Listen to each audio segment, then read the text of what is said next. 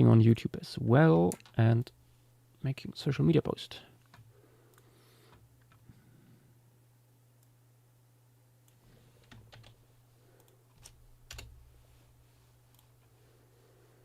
Fossil ladder's wanting up. What's he gonna add? Some fossils? I mean, yeah, that's why I said quote unquote mating, because they weren't actually doing it. Yeah. Which is sort of surprising. What else were they doing then? I saw a paper that was still saying they would do that. No, they specifically wouldn't be. It's only like being together while they molt, like for rule of like high numbers.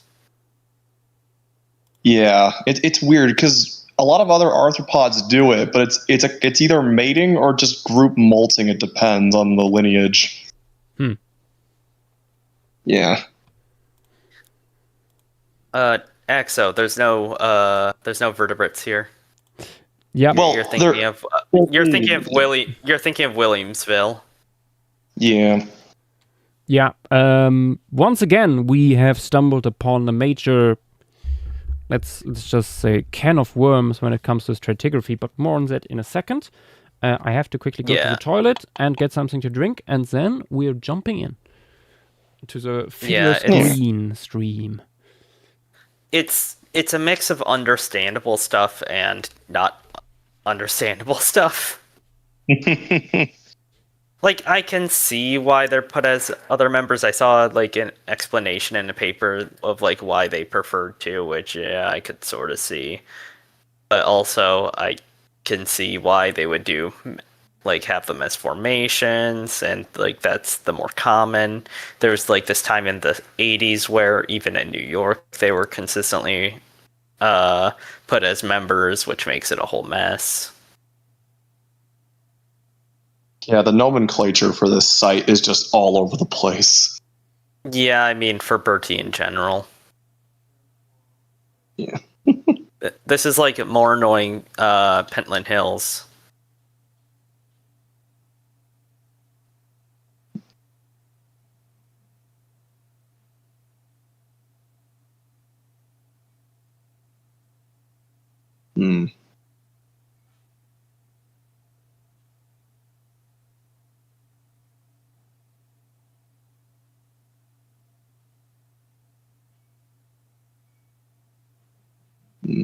But yeah, Axo, the Acanthodian's only known from Williamsville, which sucks because it's like one of the earliest known Acanthodians that's like actually known from really good remains as well.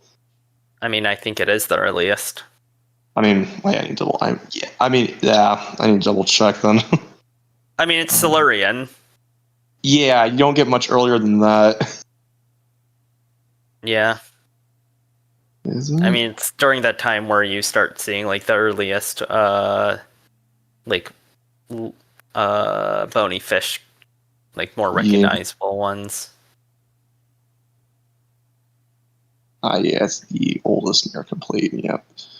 I think this is pretty coeval with the Chinese Silurian site we did. Yeah, Quanti. Yeah.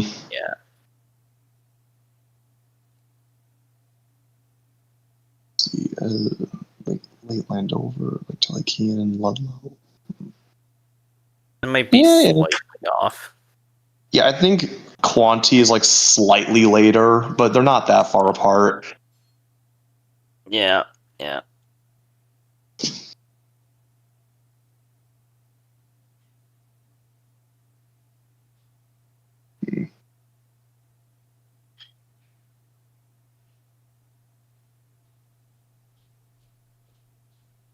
But yeah, there's some interesting stuff here. We have a few macrobiologies here. Yeah, I think very nice ones too.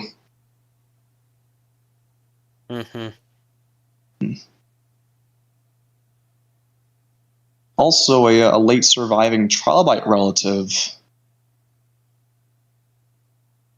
Which one? The Naroya, the Nectaspid from here. Oh, yeah. It's pretty big. Yeah, it is quite large.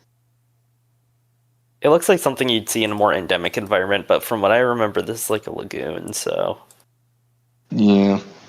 Which I'm not surprised by, like 9 times out of 10 with these Silurian sites, it's just going to be like a lagoon. Yeah.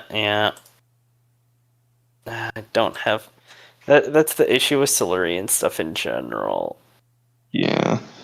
I mean, you do have some deep sites, like Colebrook Dale is pretty deep water, but other than that, there's not really that many others.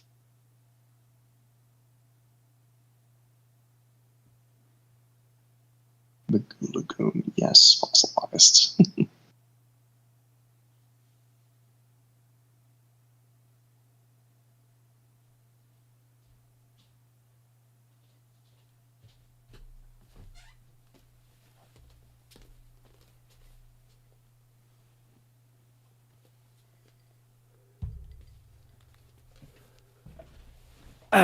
There we go.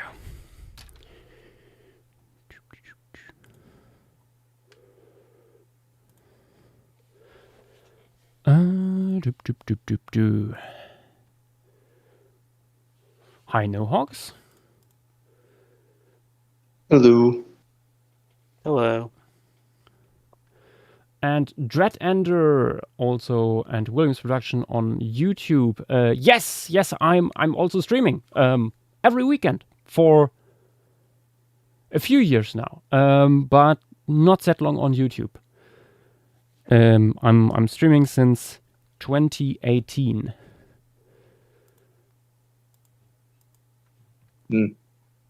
He's going to be doing this till he's 90.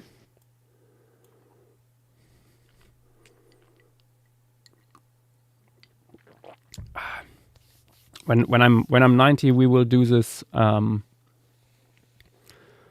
like all virtual reality and stuff.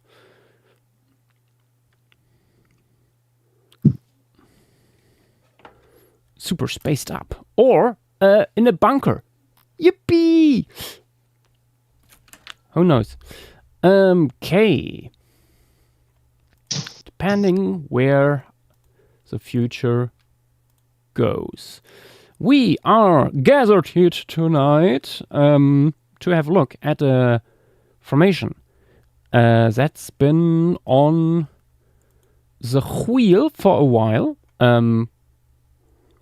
and that is, or it was on there as the Birdie formation, which is known for its Eurypterids. However, Birdie formation is no longer really a thing, or it depends a little bit on the literature. What you ask?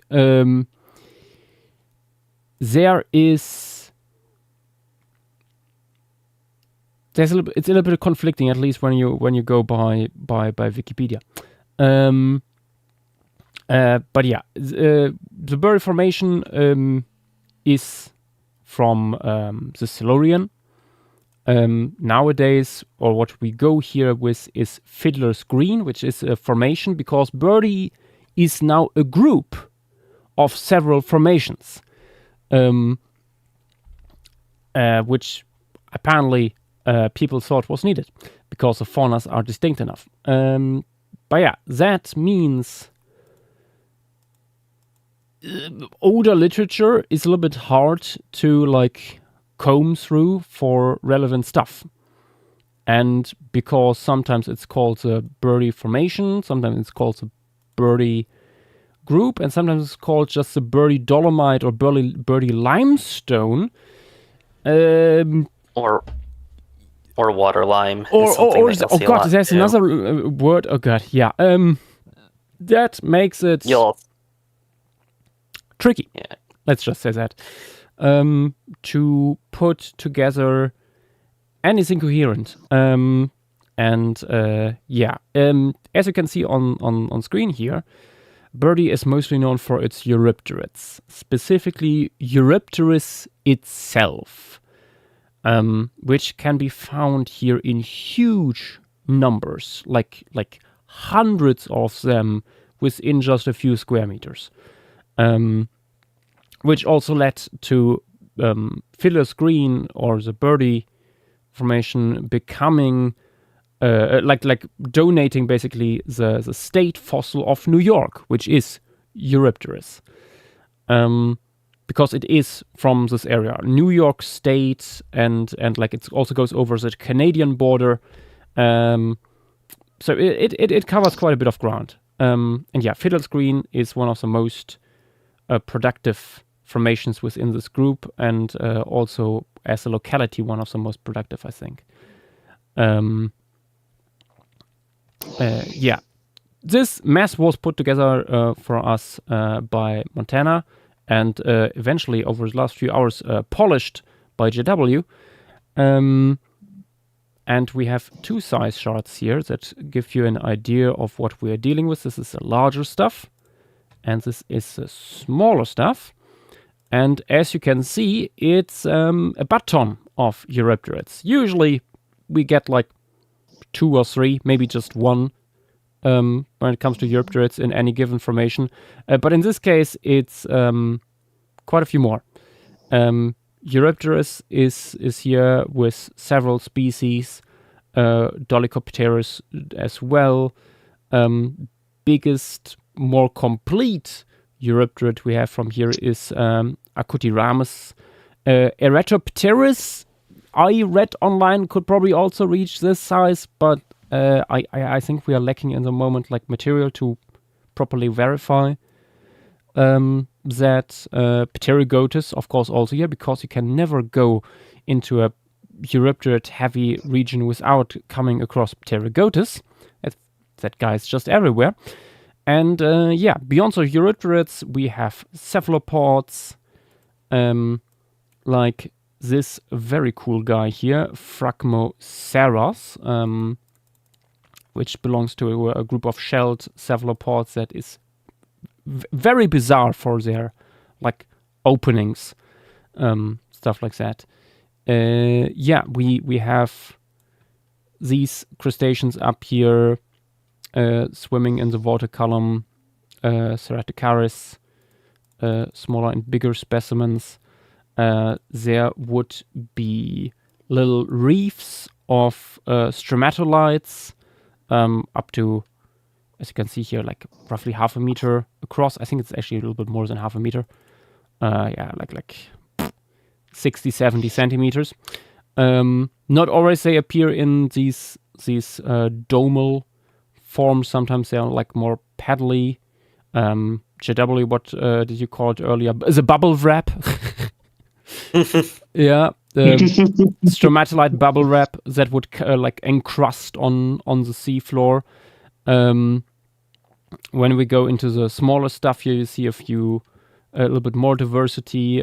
Here another Eurypterus that is like the overlapping element here. We have macroalgae, 2 forms at least. This long, like a little bit seagrass looking thing, and on the other hand, oops, that's something different. On the other hand, we have this, what from afar I first thought was a crinoid, but no, this is another macroalgae, which is very cool. Very, very weird shape for something like this. We have a worm that is surprisingly well preserved, and some more mollusks like various snails and brachiopods as well. So yeah, it's an interesting assemblage. As you will have noticed, looking at this, we have not a single vertebrate from here. There is, from a neighboring formation, a single acanthodian, but it appears like this environment was simply not good for vertebrates or not good for their preservation. Vertebrates certainly were around. We have them from elsewhere from the same time, but yeah, here in the Silurian of the Fiddler's Green Formation, they appear to be absent. And since they are absent from the fossil record and we don't know what species would be present, we will also not show them. Yeah. What else is there to say? What we have here preserved is a very shallow marine environment near coastal. There is plant remains found here, so close enough that Cooksonia, for example, famous early plant, can be found here, like drifting out to sea. I'm not sure if the scorpion we have here would be terrestrial or not, or if that's more like an amphibious form. It looks quite terrestrial to me, but yeah. I think it Yeah. might be yes. Yeah. Pretty sure. It's one of these cases. So yeah, you have some interesting overlap here with terrestrial environments, and yeah, it wasn't a reef, that should be said. Like we have the stromatolites, but we don't really see like big reef structures around. Like this would be probably more like patch reefs with little lawns of algae between. And these shallow waters would be just used by the Eurypterids as a safe space from larger predators, probably to mold and maybe reproduce in some cases. Also, according to discussions just before stream, what I read on this is apparently no longer up to date, and the idea of them coming here to mate, at least for Eurypterus itself, is no longer thought to be true.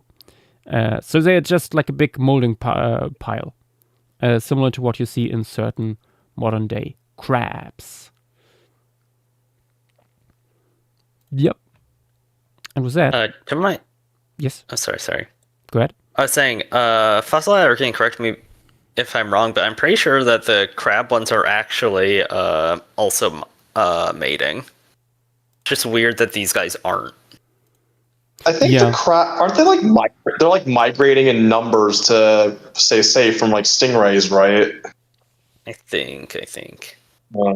Yeah, like what I read in a paper was that looking at these big aggregations of exuviae was that they mostly represent females, and that the idea was that they would come together here, would mate, the females would then mold and go into like even shallow water or onto land to lay their eggs, similar to horseshoe crabs or something like that. But I'm not sure if that is still holds any water. But yeah, with that, we're going over into our composition here. Don't be alarmed by all these oval shapes here. That will be all Eurypterus later on. Yep. I should put this on. You see a little bit of light effects here because of wave action overhead. So this the whole scenery here would be like 3 meters deep, maybe 3 to 4 meters, I would say. Very shallow marine environment. You have 2 big Eurypterids here patrolling alongside a swarm or a molting pile of Eurypterus and some smaller Eurypterids also here, or medium-sized around them. You have stromatolites growing around. You have some. You can already see a little bit of the bubble wrap forming here, as well as algal lawns and stuff like that. But yeah, let me disable here the animal layers for now, and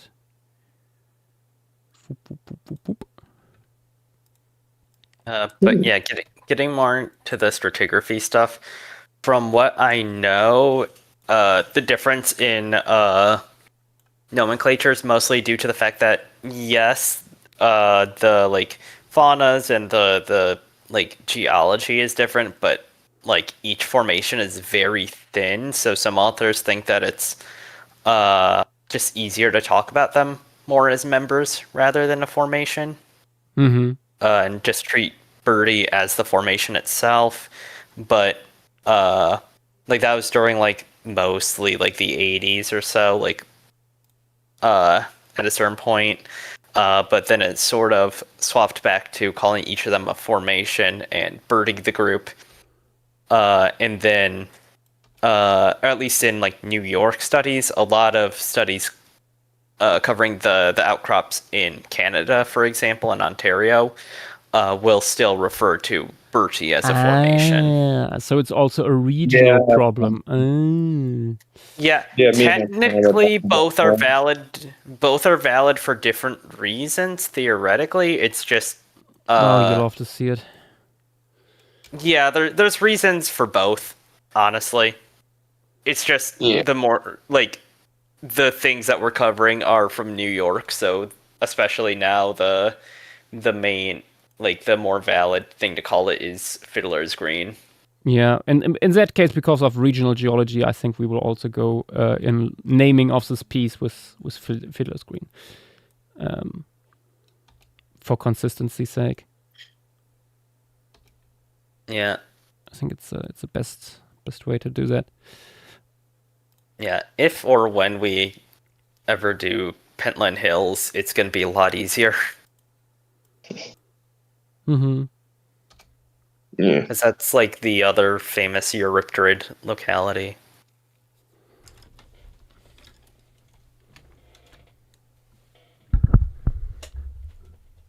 Oh, we quickly have to. And one thing that was an issue with this and why the size chart honestly was not too far along until today, I think. Montana has been powered through a lot of it over the last few days. The Wikipedia page sucked and a lot of things were wrong. Yeah, she was bringing that, in like with the Wikipedia server, but like a lot of the references were just like fossil works. Yeah, Oh, which caused a God. lot of things that were wrong. So like she went into like the actual literature and stuff. Yeah, you love to see it. It's largely done. The arthropods are done right now. And she's also put up a discussion on just turning into a group page, which I agree with. That would Yeah, be me too. That might be good. Yeah. Yeah, because there's enough to talk about each of the formations and stuff like that. It's not like that one group in Africa, that Jurassic one with the thyreophorans, where it's like this is always referred to as a group, but there's not really any work. Yeah, where here Atlasaurus and stuff. And Yeah. Tyrannosaurus comes from. Yeah.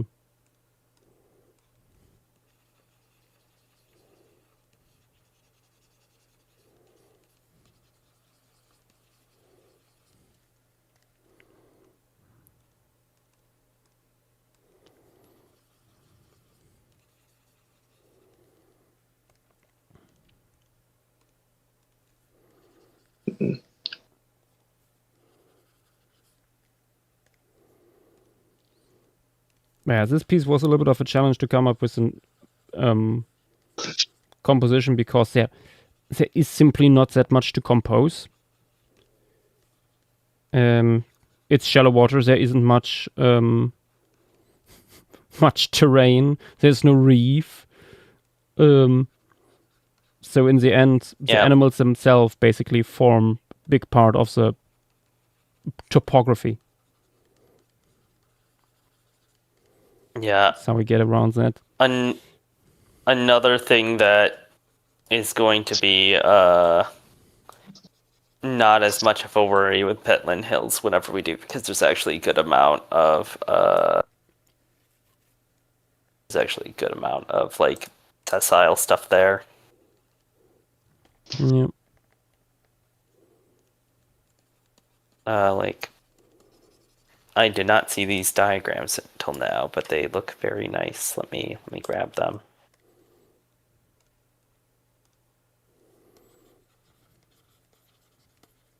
Yeah, Petland is also a bit deeper from here. Like compared to here. It's a bit,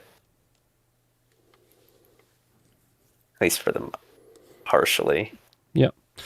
For people who wonder Like- about like the lighting going on here, that is based on like wave action above, like some big waves rolling in, and they're leaving like in their wake the light, and then you have like the shadow of the actual wave. Oh yeah, something you bring up that's super cool actually, now that you say that. We actually have evidence of a tsunami happening towards the top of the formation. Oh, true. Yeah.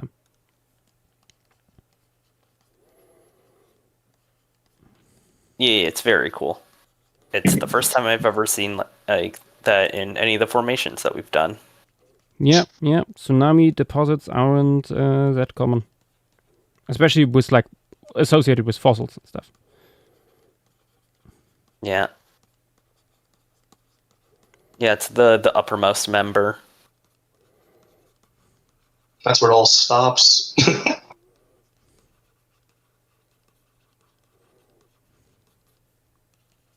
Honestly, I'd assume that like a lot of the conditions that allow for fossilization would have stopped there because wouldn't that have like redistributed the oxygen?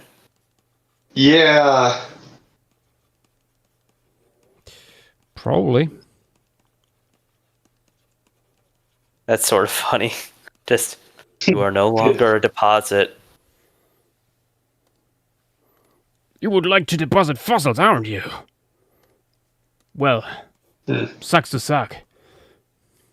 Do you love your Lyre-Stoughton preservation? Well, too bad.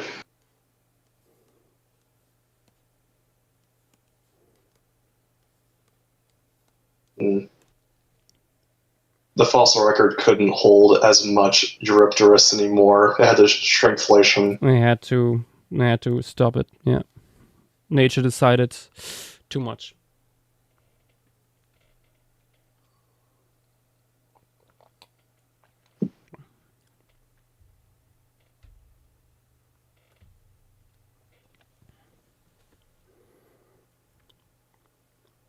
It is still amazing that we've only had, I think, one piece of the Paleozoic of Scotland.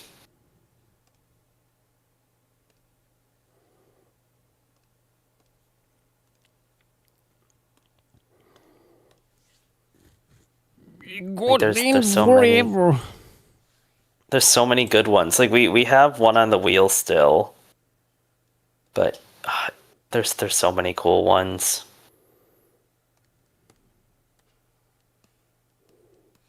I mean, we technically had it one from the UK since part of trying to think what it's called, part of the Cooper Schaefer. Some of the deposits there are from the same like inland sea.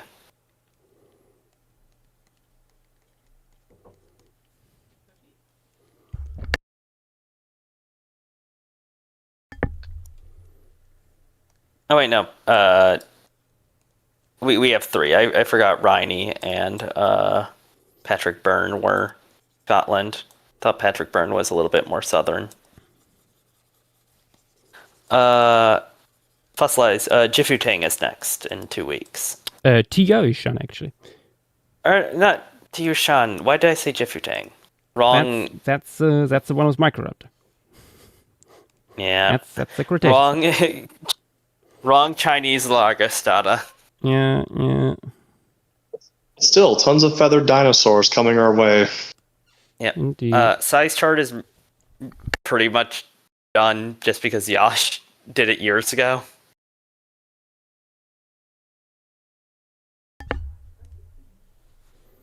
The main thing that I'm looking into is like the plants. Which is a little bit annoying because there's a nice paper going over the plants of Tiushan, but they don't go into the exact species, so I've just had to collect The species from similarly aged localities throughout Asia.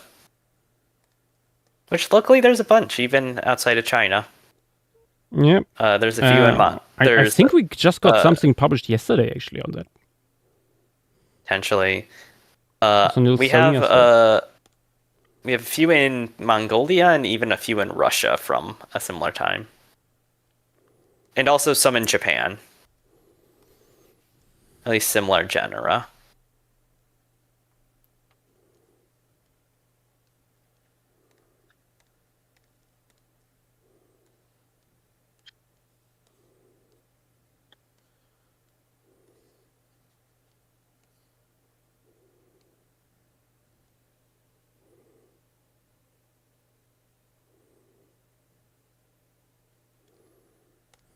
I'm very interested to see what you do for the composition for that piece because oh my gosh, that like it's probably gonna suck to make it look natural.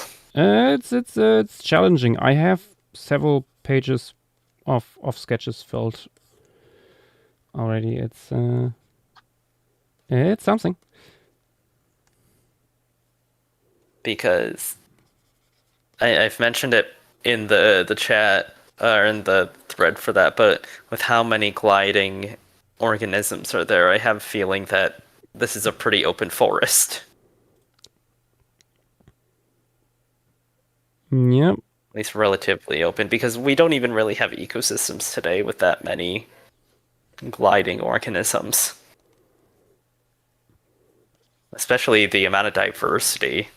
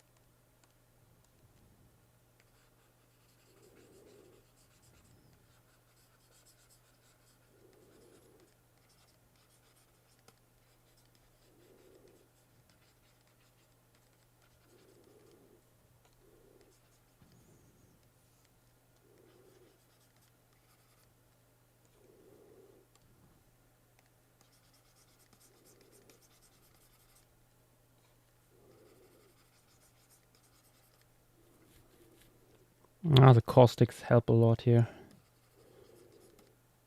With a perspective effect.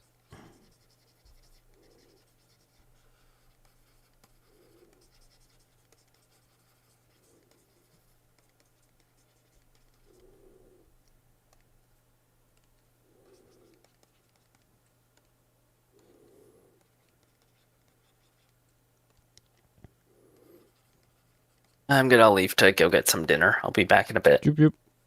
Get food. All right. I will.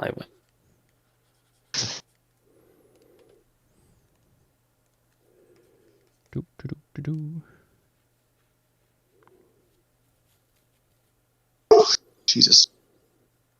Yes, Dynamo, this looks like a fun place to snorkel, unless you have a major issue with very large arthropods.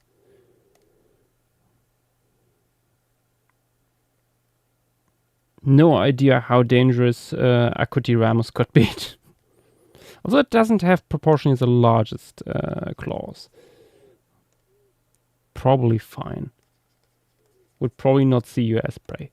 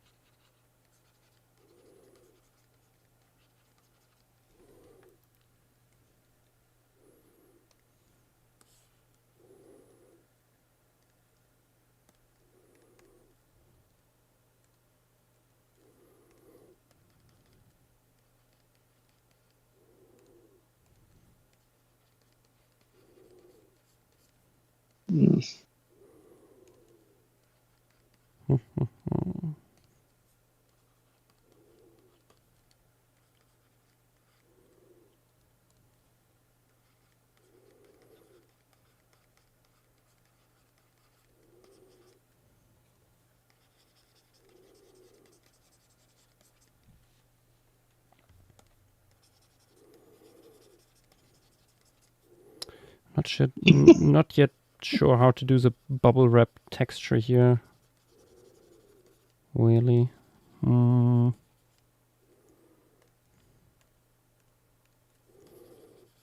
Guess we will find out as we go along.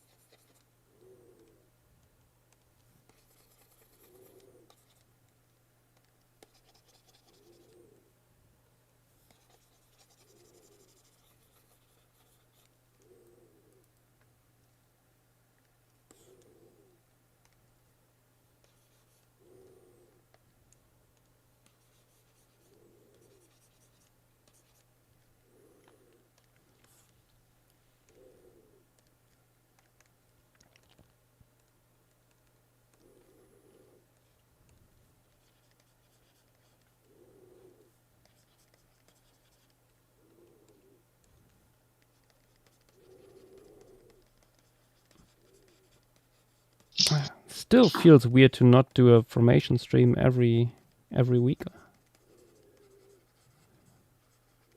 Yeah, honestly, I'm trying to get used to it as well. Yeah. Although it might also be because the Pocket Prehistory stuff is now a thing. So it feels like a different thing taking its place. Although it doesn't really do. It's just like something that also is now happening. Yeah.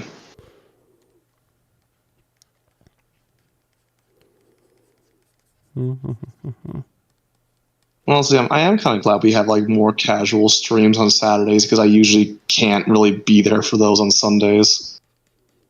Yeah, I also felt like sometimes what was happening on Sundays was oftentimes relegated only to like, oh, the newest stuff that happened. So couldn't really do fun, interesting things that have been around for like decades or so. Because hey, of course, first wanna cover like all the new shit that was published since last week. Yeah.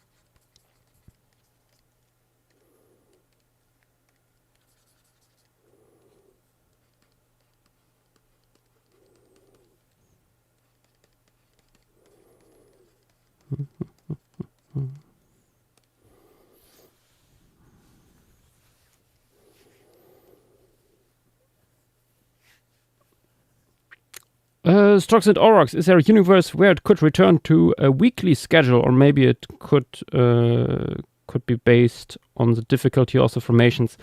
I think in the long run doing it like bi-weekly is for the better. Honestly. Also at this point we have close to 100 of them. So I wanted to like slow down with that anyway, and then Fluorescent coming in was basically the straw that broke the camel's back, and I was like, yeah, no, we are changing now. Yeah.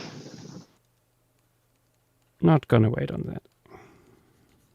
It gives a lot more prep time for like the larger formations that definitely need it. But also like in case we know people who work on the stuff, much more likely to be able to invite them. Yeah.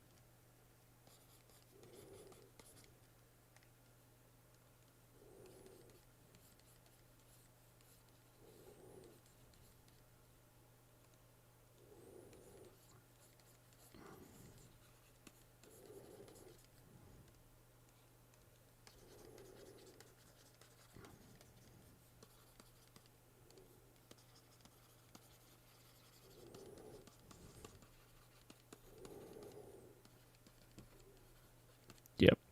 Also, Strux and Aurochs. I mean, if it was my decision, and if we had the resources, I would just do like formation pieces like all day, basically every day of the week.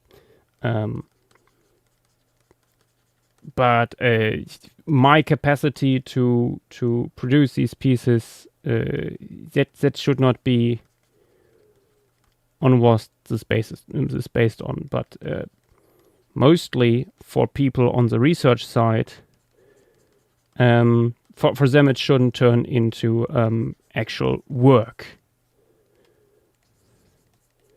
At the end of the day, this is all unpaid labor.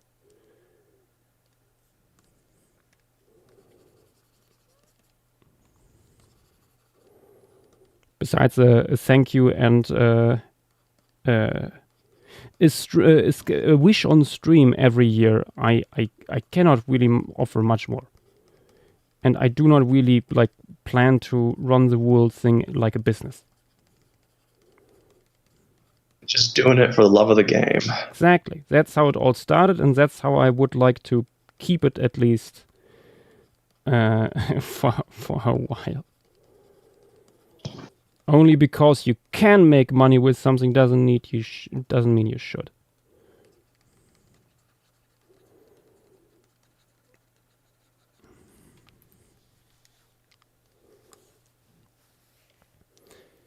Okay, let's put in some algae.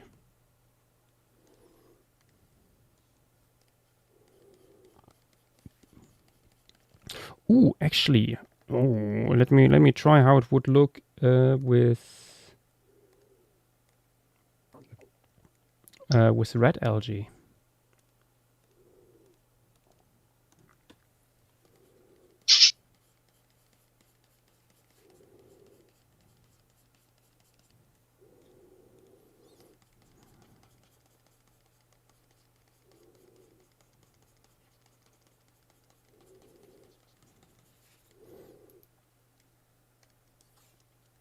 Or would be probably best to do first like a color test with like very quick brush strokes here, all over the place.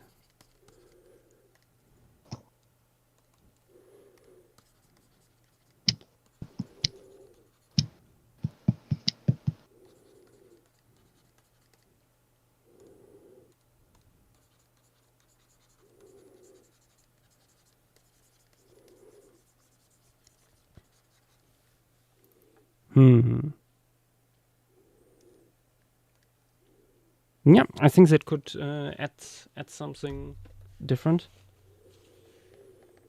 Oh yeah, the contrast is going to be nice with that. Yeah. Little patches of red just covering everything. I think I'd make this on a separate layer.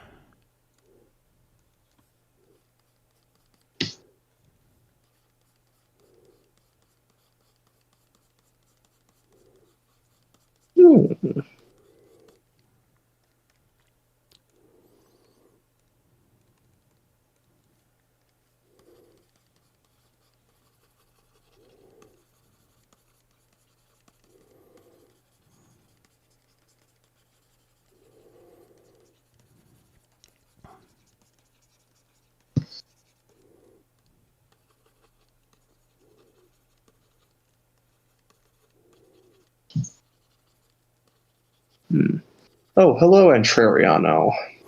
The Entreriano.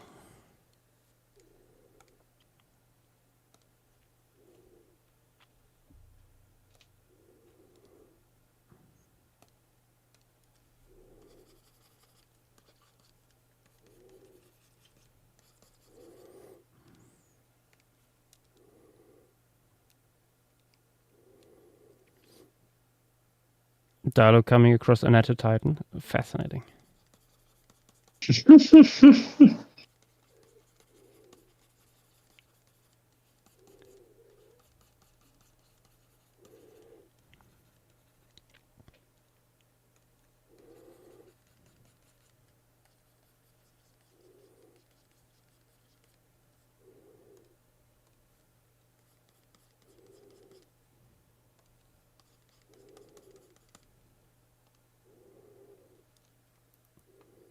Oh, let me turn on the caustics here.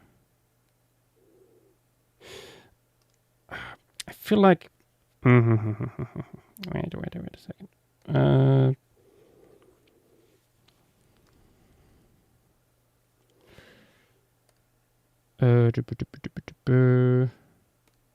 Color.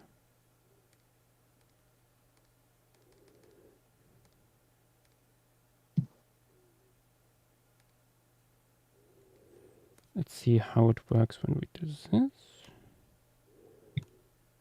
Oh, no, more greenish. I mean bluish. Woohoo.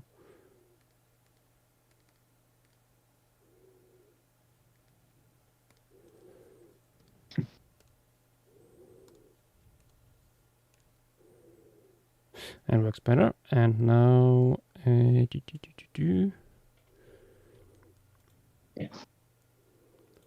softening the whole thing.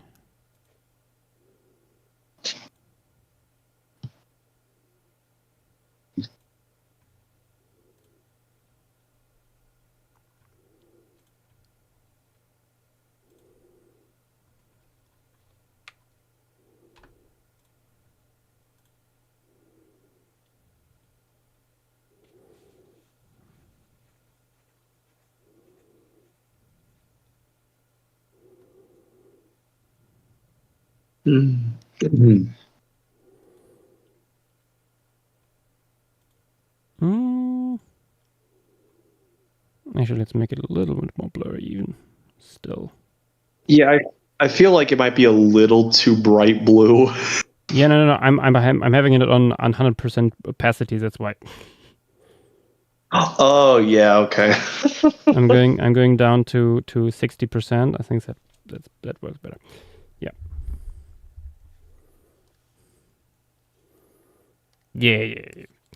And then some manual smudging.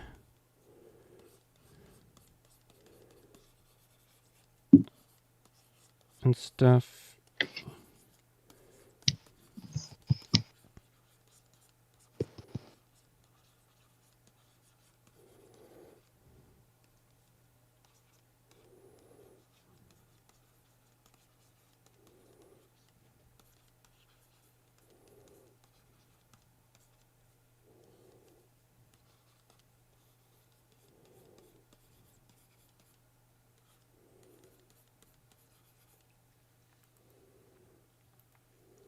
That's it.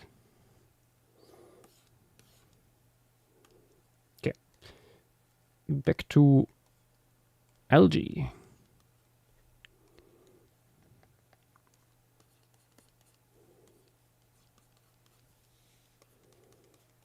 Oh, JW is back.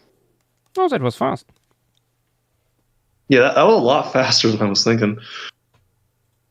And Zach returns as well.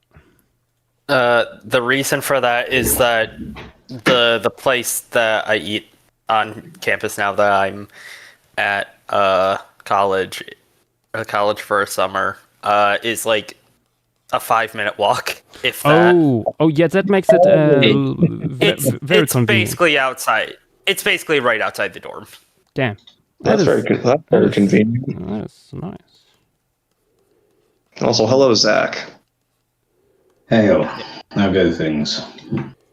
Yeah. Yash, is this supposed to be the big one? What do you mean with big one? Big coral. Not big coral. Big algae. I mean, it's the bundled thingy here. Inoceladus. Yeah, I Ant don't size? know if it would be like that because it's compared to a modern genus today. I don't know if it would be flowing like that.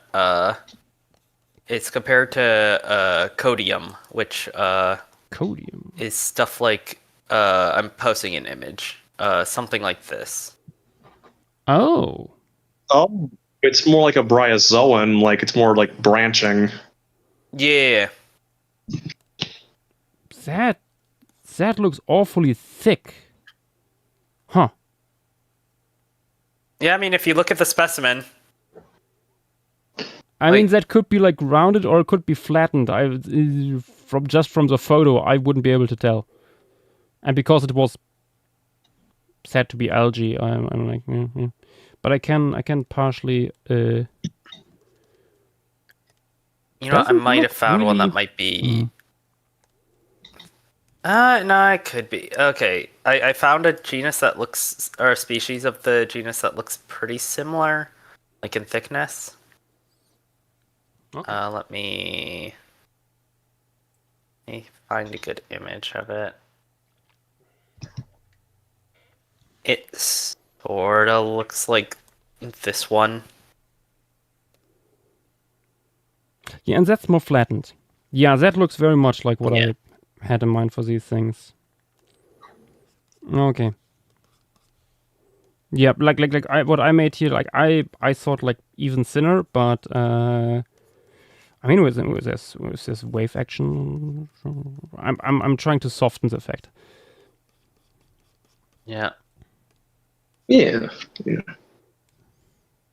There's a whole paper on the genus, quote unquote.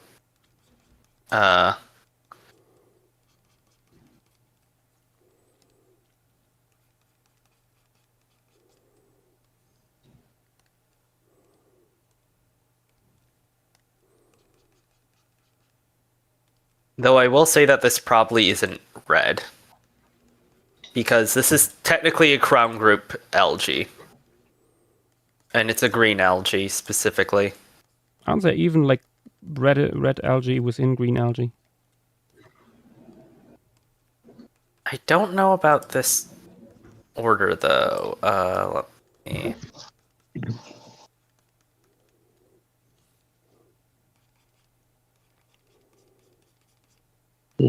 Trying to.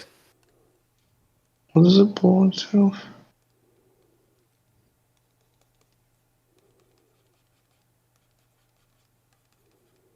So how goes the formation piece?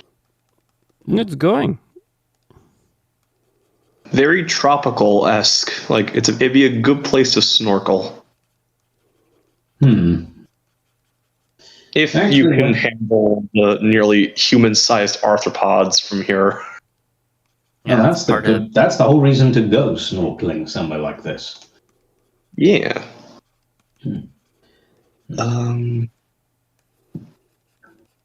How warm would it be in these waters at this time? Ooh, hard to say. I don't think. What time and place is this? This is late Silurian, New York. Yeah, Upper Silurian, New York / Ontario. So potentially warmer than today, or what is it? Very, Ugh. I honestly don't from the top of my head don't know like the climate projections for the Silurian. So or like where it was back in the day, like on the globe. New York.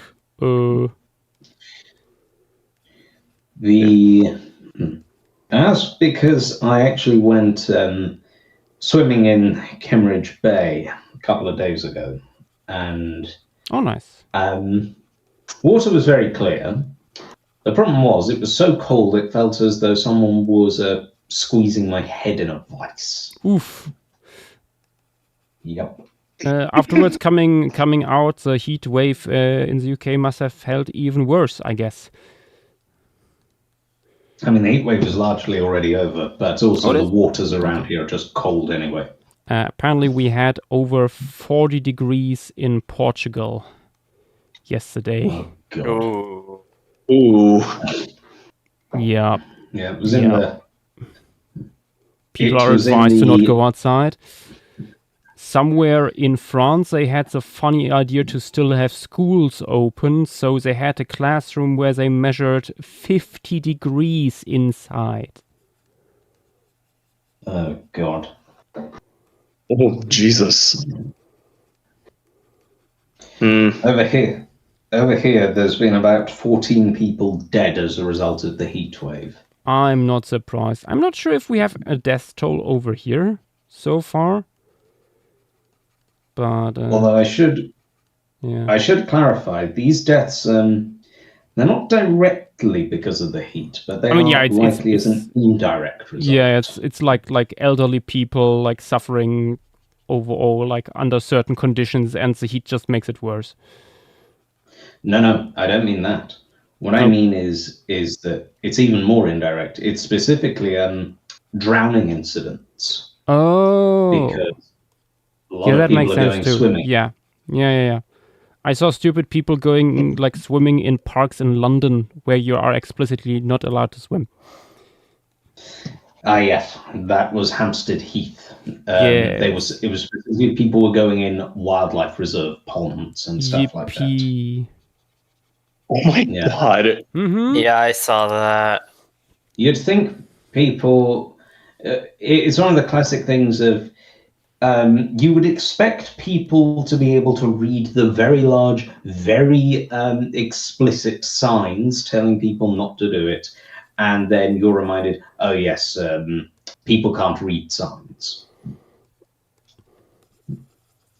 Yeah, the wildlife. As it turns Trust, out, Britain is part of the Lemuria Challenge. But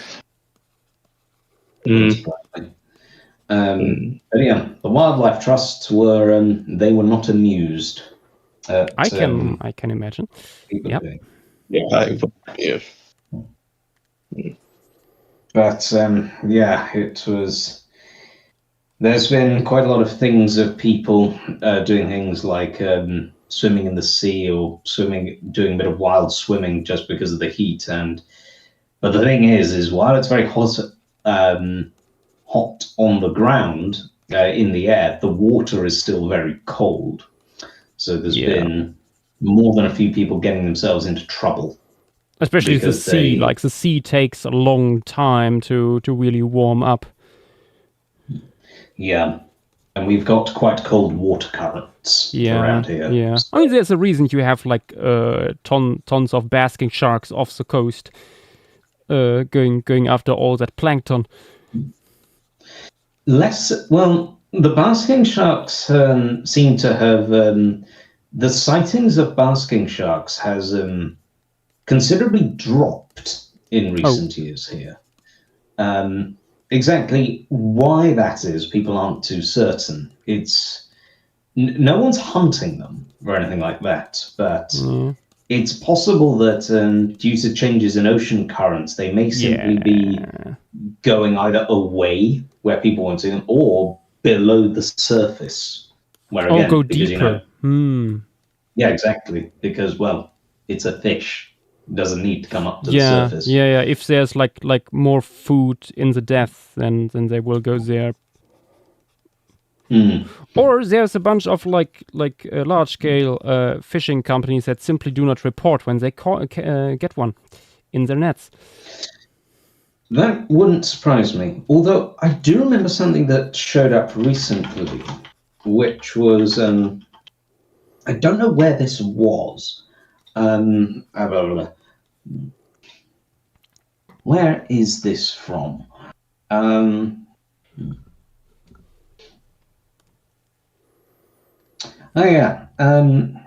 Off the coast of off the Irish coast, they actually did discover very large shoals of basking sharks swimming around in mating groups.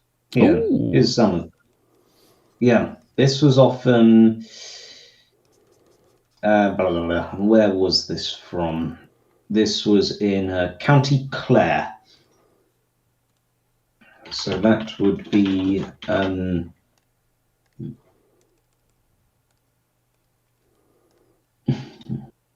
Yeah, so that's off the southwest of Ireland.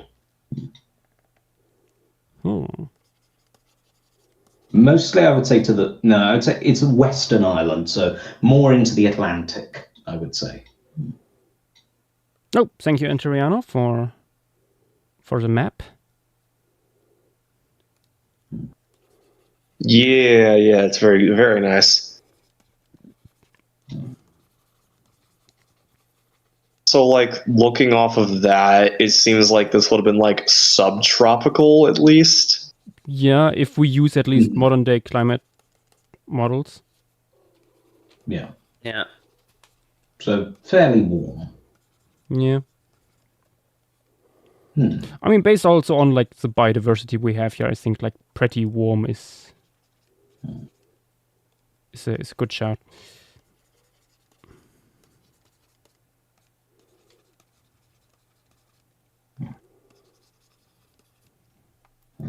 I'm very curious how you're gonna render the Eurypterus here. I will do like 10 of them and then like get rotated and copy paste it.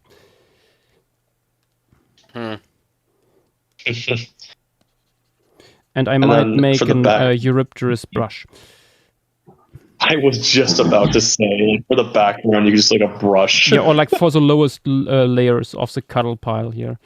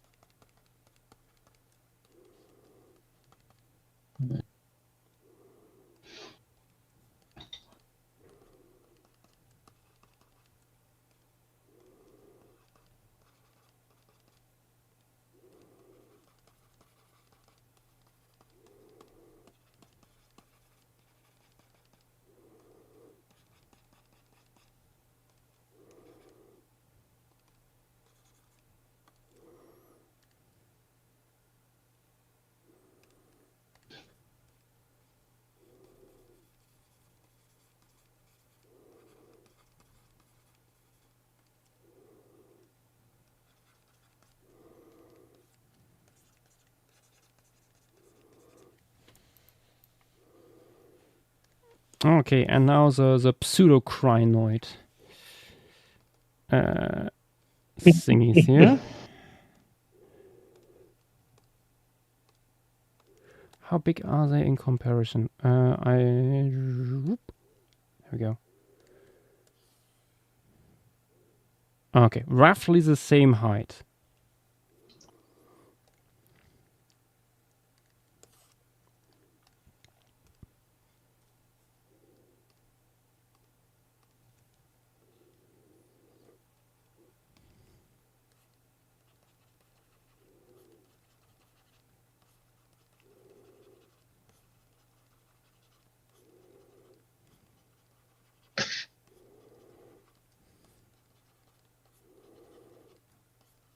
It's an excellent piece of vegetation to add because you can just do like lines and then random scribbles at the end.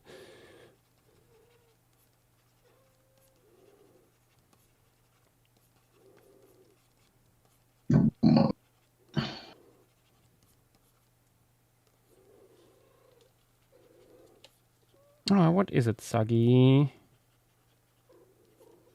First, Boulder was annoying Armin. Now, Indeed. It never stops. It's the nature of cats. Indeed.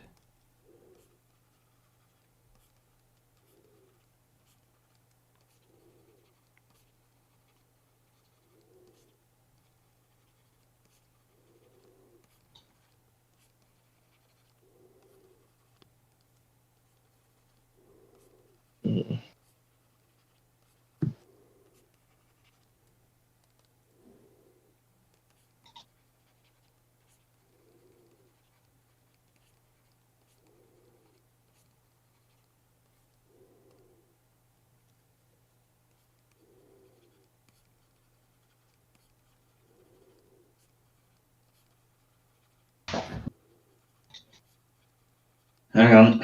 Where's my to-do list? Back in 1 second.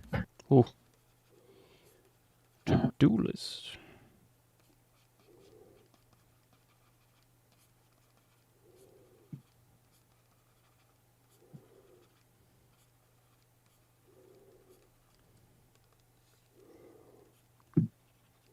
Mine is long and full of whales.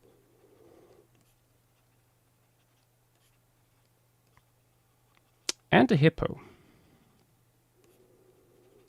Pleistocene hippo.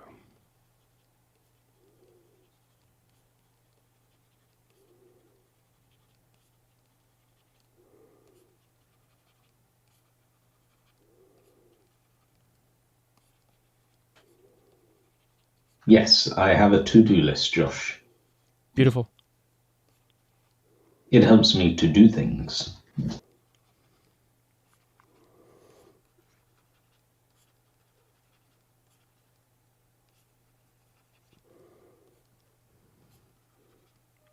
To-do lists help me as well, but only if I remember where I put them.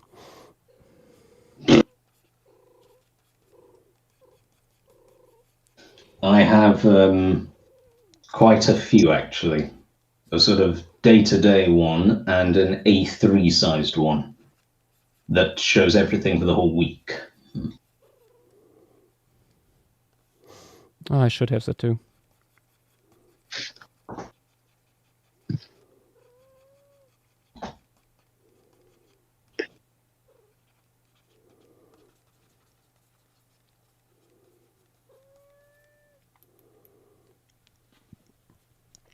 There we go, that looks quite nice. No animals added yet though.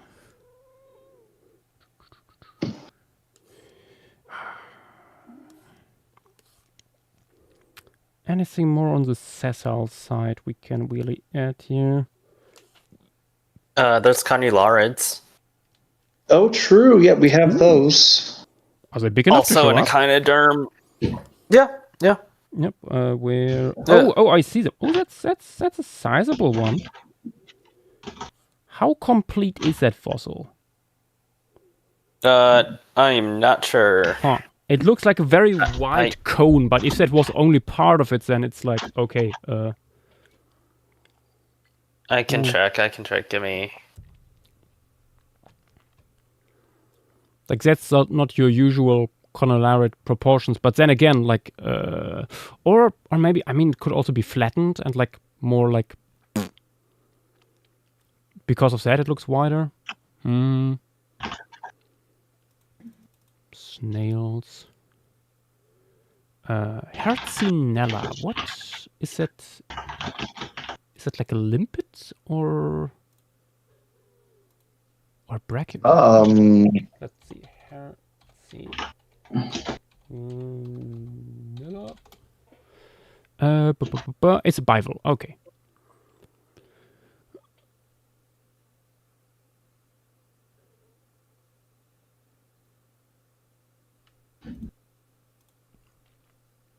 Oh, is there anything on?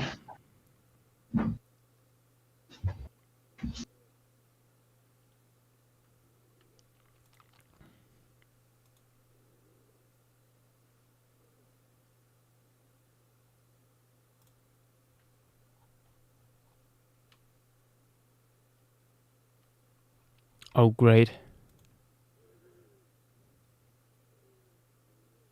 I love when you go to Wikipedia. The guy actually Hercinella has a Wikipedia page.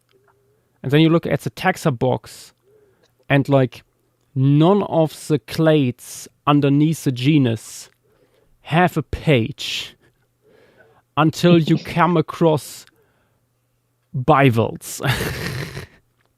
Yeah. That's decently tall.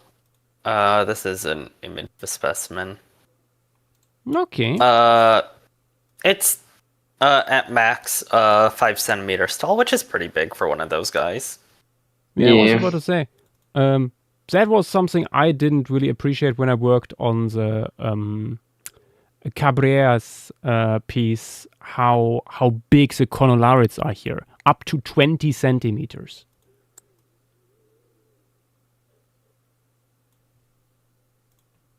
Okay, then these guys are just a little bit deformed, I guess.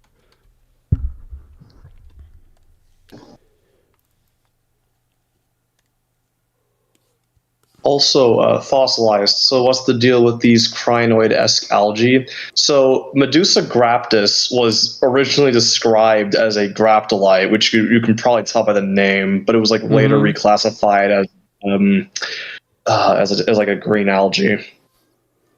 Yep. Yeah.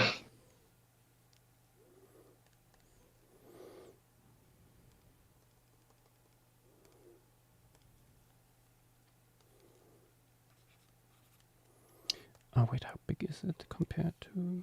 Yeah.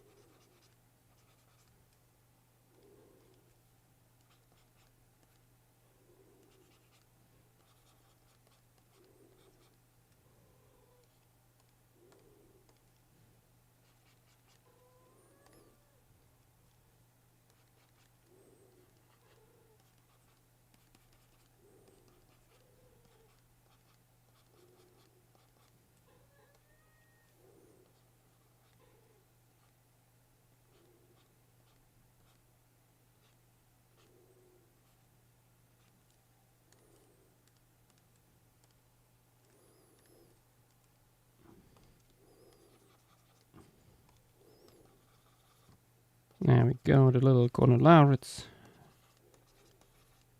stuck in the sediment.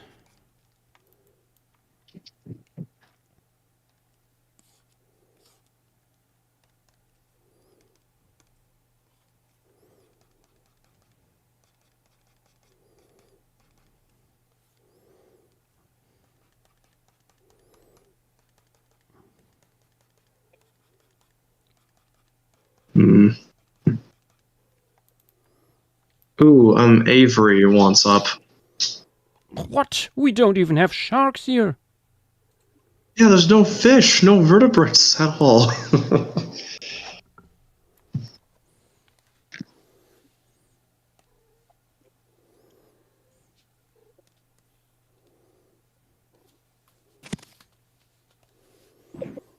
It's marine, is it not? That is true. Actually, it's fresh water, actually. No. Ceratopora. What is Ceratopora? Is it because it's here together with? That's just generally shelled stuff. I believe that's an anthozoan of some sort.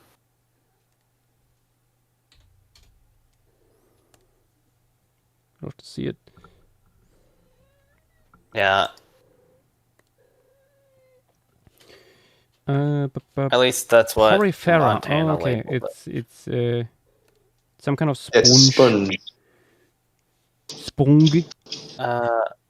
Maybe it's just labeled differently in the. Oh, I think because it's anthozoa, quote unquote, I think that there's a chance that it might be misattributed, but actually an anthozoa. I think I will not touch it. It's probably the best way to do it.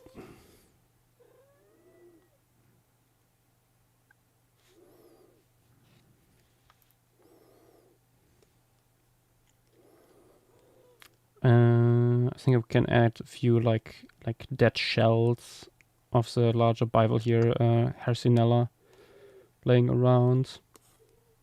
I suspect these guys would be probably living in the sediment and not on top of it. As with so many bivalves.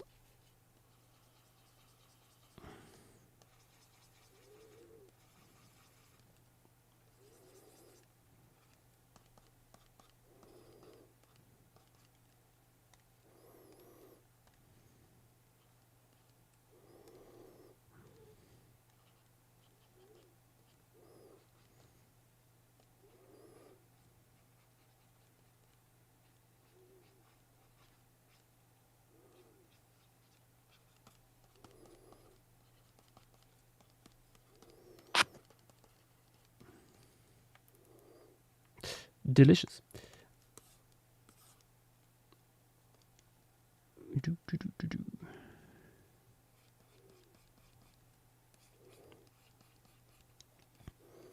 Okay, beyond that, I don't think we have much need of other sessile organisms. Might have add a few little snails later, but that's mobile.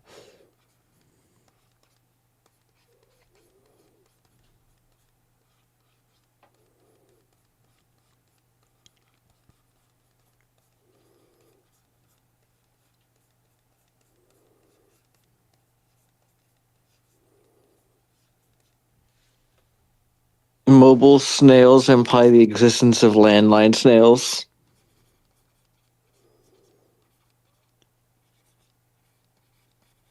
We have sessile snails. For example, in Lemuria.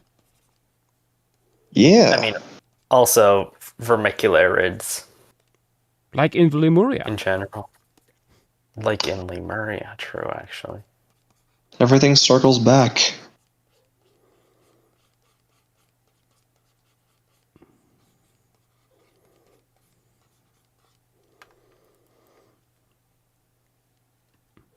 Exactly.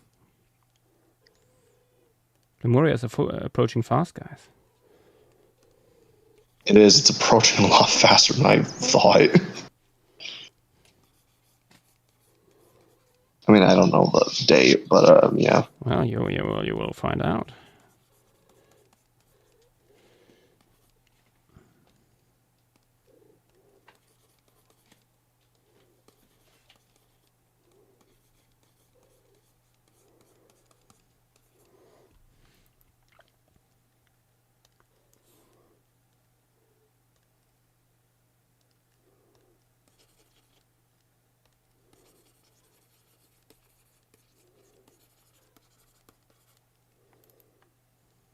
can't wait to do Formation Piece 99, and then Lemuria starts leaving us for 100 to be done later.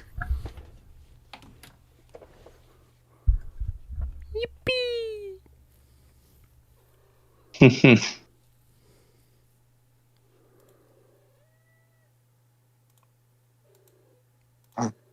But that's the joy and whimsy of it.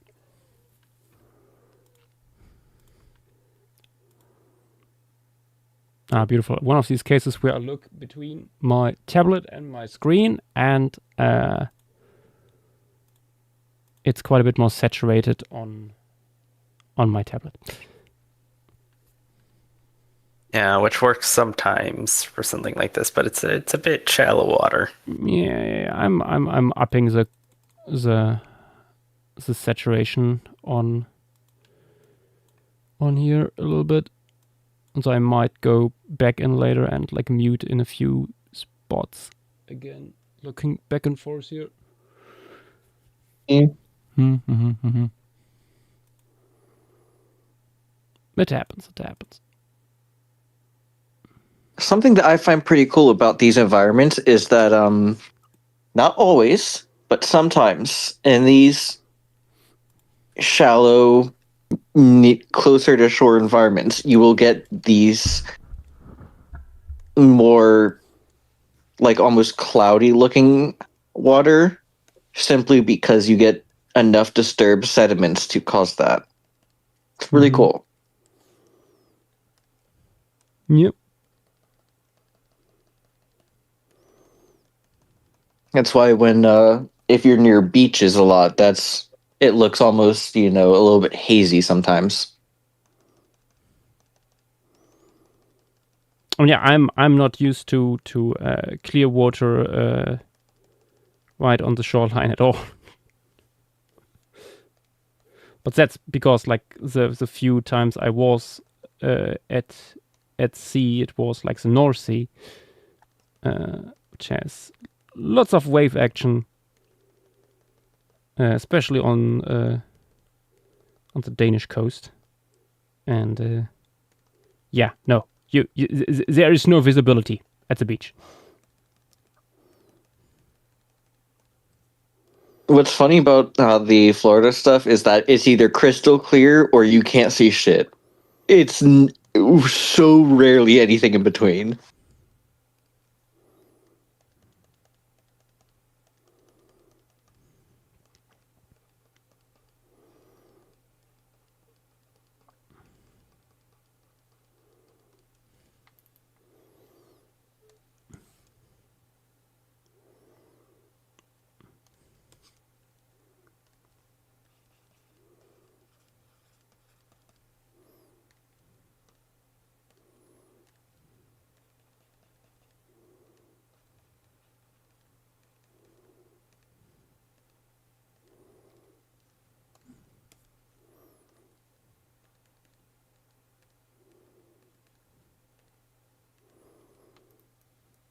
Adding here a few bubbles coming up from the algae and stuff, helping with the perspective. But I'm not sure if I want to keep these. But for now, Maybe some in like the background. I do like how they look. yeah. It helps with a perspective too, like getting a feeling for the space, I think. If we have any clams or worms here, you can have it coming from the holes they create, because that's a common thing. True. We do have. We do have a really nice worm. Yeah, a really nice worm here. We do have a then worm. you can- It's not even that small. Yeah. Yeah, then you can have it coming through their little burrow.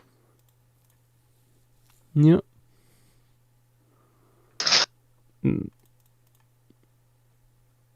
Actually, what is this guy here? Petratus. Is that a Oh, that bivalve? is a... No, that is is... a echinoderm. Oh. Something sea urchin-y, roughly. Maybe or,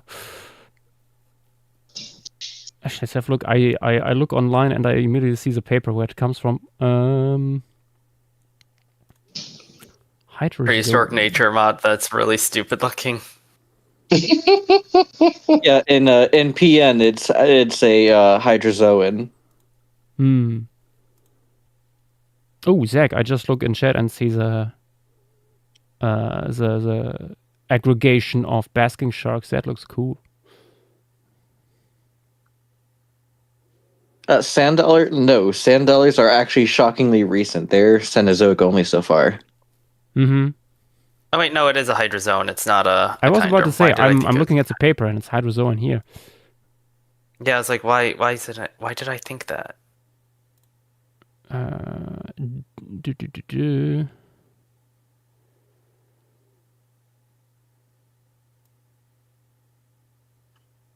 Ooh. There There would are not primarily see these living guys ones that are strictly- similar to this. Yeah, I was gonna say you would not see this guy strictly because they float on the water surface. Yeah. I just looked at things here. Yeah, these guys would be like floating on the at the top, like Portuguese men of war. We would not see that stuff You unless should we have a simply little bit of have some- surface here.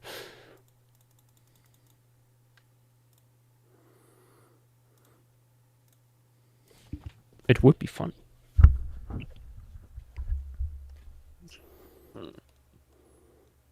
Honestly, let me try something.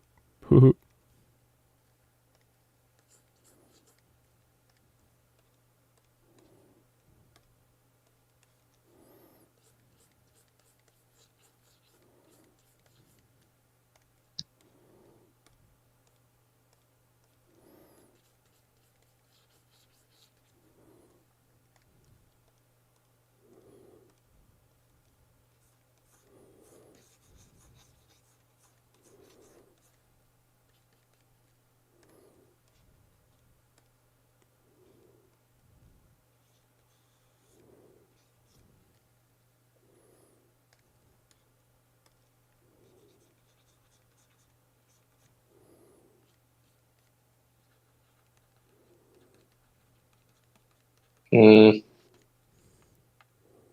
Nah.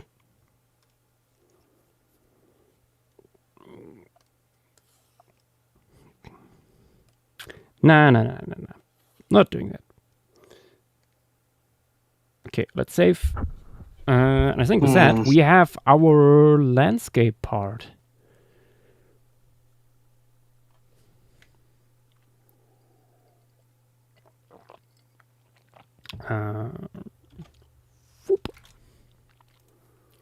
I am looking all over for this worm on the size chart. I cannot find anything on it.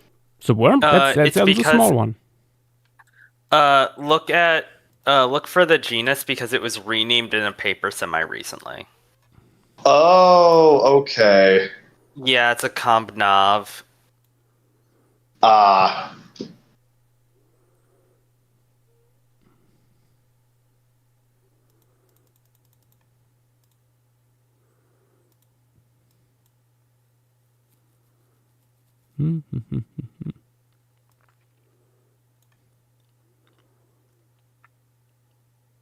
Actually, do we have... Oh, wait, no, we have...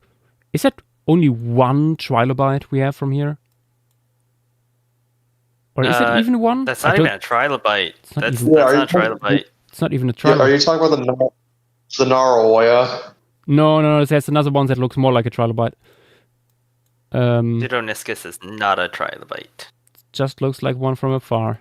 You'll love to see it. We have no trilobite. Interesting. We have a Trobotomorph, though, so kind of close.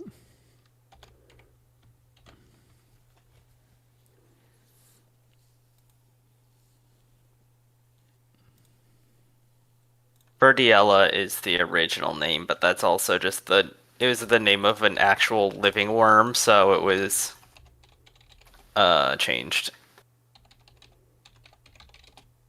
Oh, I see.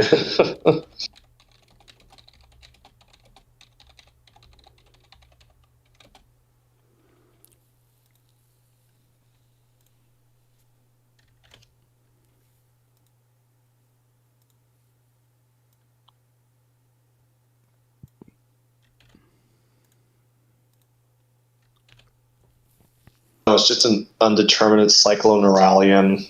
Okay. Oh, you found the worm. Fantastic. Yeah. Worm. Yeah. Which, that's a very large group. It is certainly something. Yeah, it's something. It's a segmented worm, that's for sure. Fossilize really wants to see Bertratus in. He's saying to have a Eurypterid eating one in the grasp of a terry-goated claw. What? Bertratus, the Hydrozoan. Oh, what? Would they be going after those? No fucking clue. I mean, I wouldn't imagine those wouldn't give you a lot of nutritional value. Fossilize says yes, parentheses, no.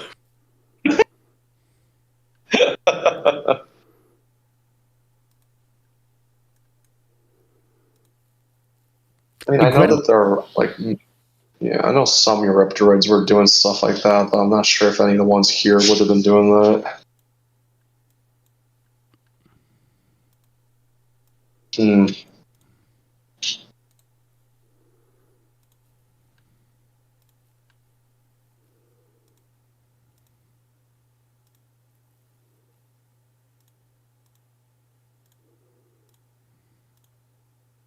Birdie Shale, we have Eurypterus, Eurypterus, Eurypterus, Eurypterus, Eurypterus.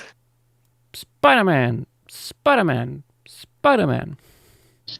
Yeah. Also, a tsunami that seemingly just took out the preservational quality of the site. I have a feeling, at least, that would make sense. Love to see it.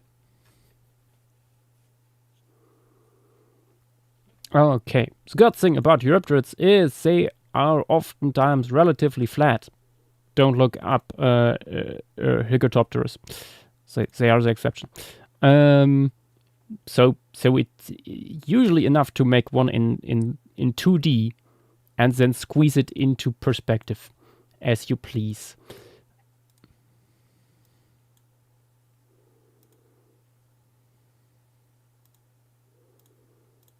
This will be probably a few hundred.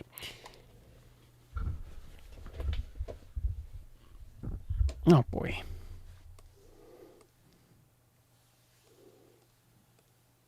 You just gonna do this species of Eurypterus, or you gonna include some others? I'm only doing one species of Eurypterus. At this there goes, like, half the diversity. at this resolution, would you actually There. be able to tell the difference? I mean, Probably not. yeah, you have the diversity. There's 2 species.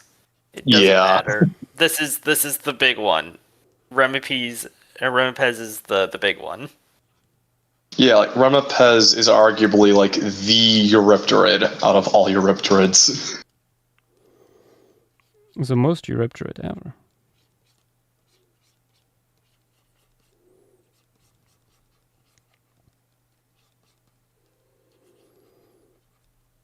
For once, we have a group that somehow isn't named by a weird member, because this is the most generic Eurypterid ever. Mm-hmm. Yeah.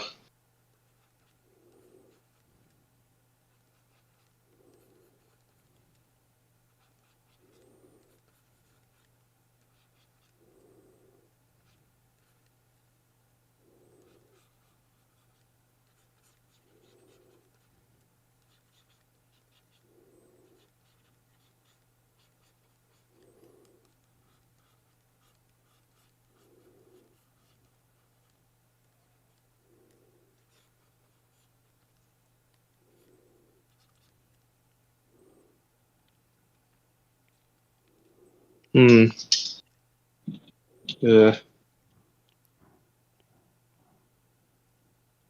Prehistorica is making some good progress on that Radiodont thing. Oh. On the 3D model of the new guy. Yeah. Yeah, it looks really good.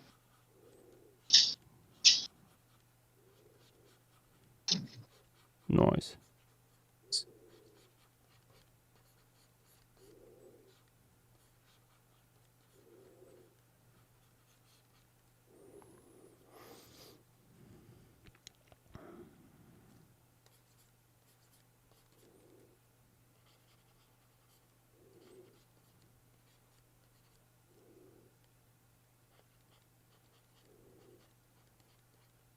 Hold on, I just checked other sites. Fossil ladder. What do you mean by what does that abstract mean? Yeah, I don't know, man. What was posted? It was in Other Science General. I can go grab it. Oh, is it or the I can- spider one? Yep, it's Yeah, the it's like, spider one. What? We should use what's that? spiders for cooling data centers, and it's like, what the fuck am I looking at? It says, and I quote, "We What? suggest using living spiders as cooling devices for data centers." How would Yeah, that let me even grab that. work? Let I me mean, see. it sounds fascinating, prior but work- also, what the fuck? A prior work shows that spider silk has high thermal conductivity close to that of copper, the second best metallic conductor. Spiders don't not only generate silk, but maintain it. What? The solution, release a few bugs into the data center and let the spiders come in. Yeah, hold on. I want to say recruiting spiders for the job. Recruiting spiders.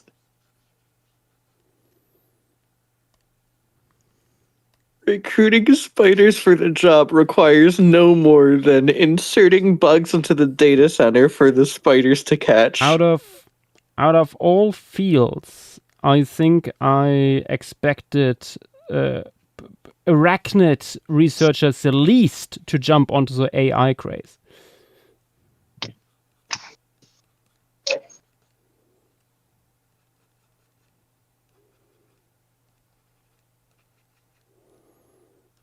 I mean, it sounds like fascinating research.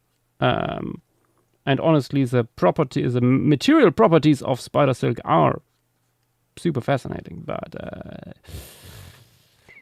yeah, I wouldn't be surprised Nah. if this was actually a material engineer talking to an arachnid specialist. that sounds about right.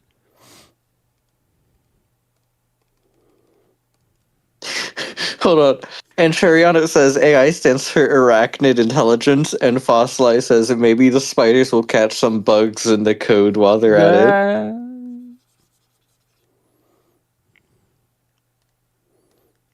True that.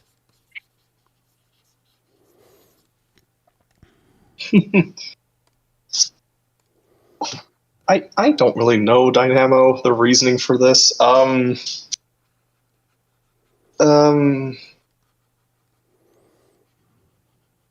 But it sounds funny. I think Dynamo, what they're trying to say is that like spider webs are really good at like thermal conductivity, like copper, so they could be used to like distribute energy across the facility to like cool down. I think that's what they're trying to get at. I suspect so. I mean,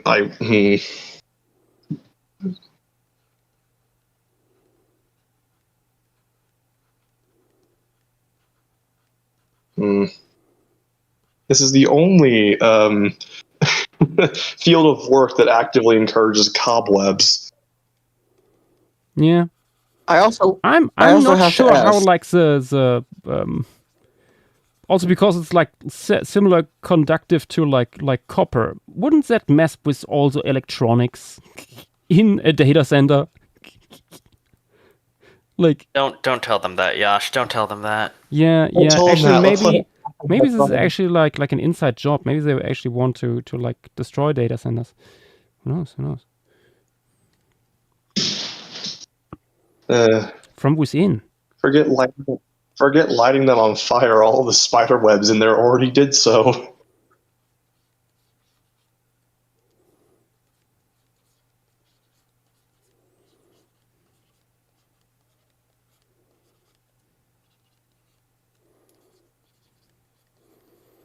data centers turning into spider dungeons was not on my bingo card. Yeah. Then again, many things were not on my bingo card this year.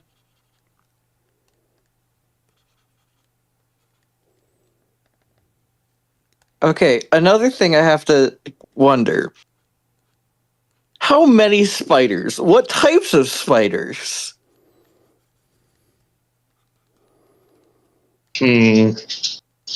Imagine like 10,000 giant golden orb weavers.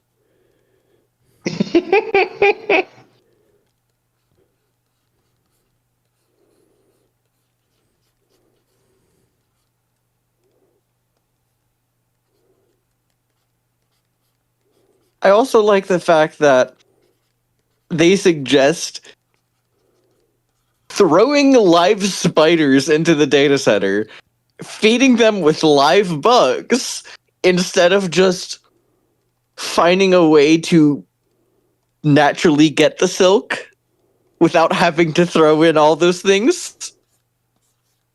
To be fair, it might be in the long run easier to just put spiders in something like this. But as Dynamo points out, until some spiders build some webs in wrong places, they get everywhere and gunk up or short circuit everything. Yeah. But that's the funny part. How do they how do they expect to feed the amount of spiders that they'd probably need for that? They send interns in there once in a while. Or hobbits. No, I think they just go to like a local Petco and just buy all of the crickets. I think at that point it might be better to simply have your own cricket farm.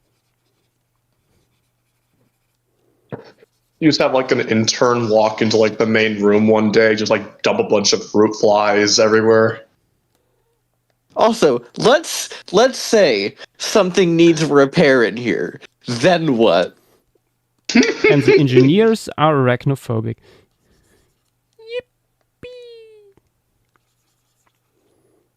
You heard that, Gary? You're going to the tarantula. No, not tarantula. You're going to the orb weaver room today. I was about to say, like tarantulas don't even do much in terms of... Yeah, they don't spin webs. Yeah, I caught that mid-sentence.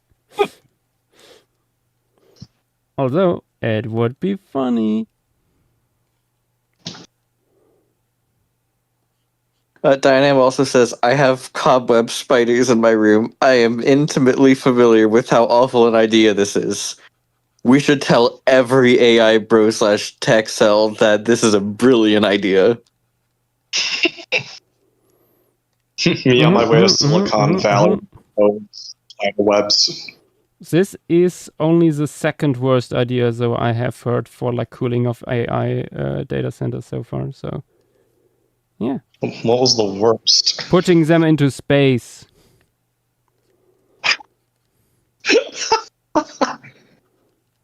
Because like space, it's cold up there, you know?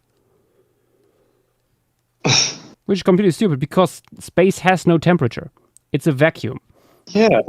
It's a vacuum. It has no air. Giant radiators to cool it all, not to mention like the cost of bringing all of that shit into orbit. Also, you'd think like the solar radiation would like instantly fry it if you just sent it up. Yeah, it is not a good like environment for electronics. Like the amount of shielding the ISS needs for all its electronics. It's like, fuck me, that is so incredibly stupid. And the fact that Elon Musk was one of the people who suggested this shows once again that he has no fucking clue of anything. Like, I'm not a space expert. And I looked at that idea and was like, fuck no, you aren't.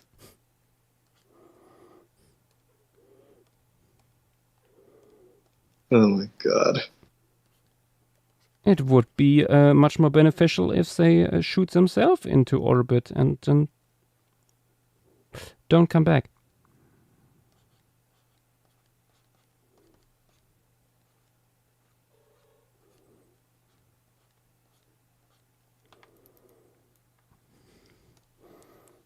There we go. We have our Eurypterus.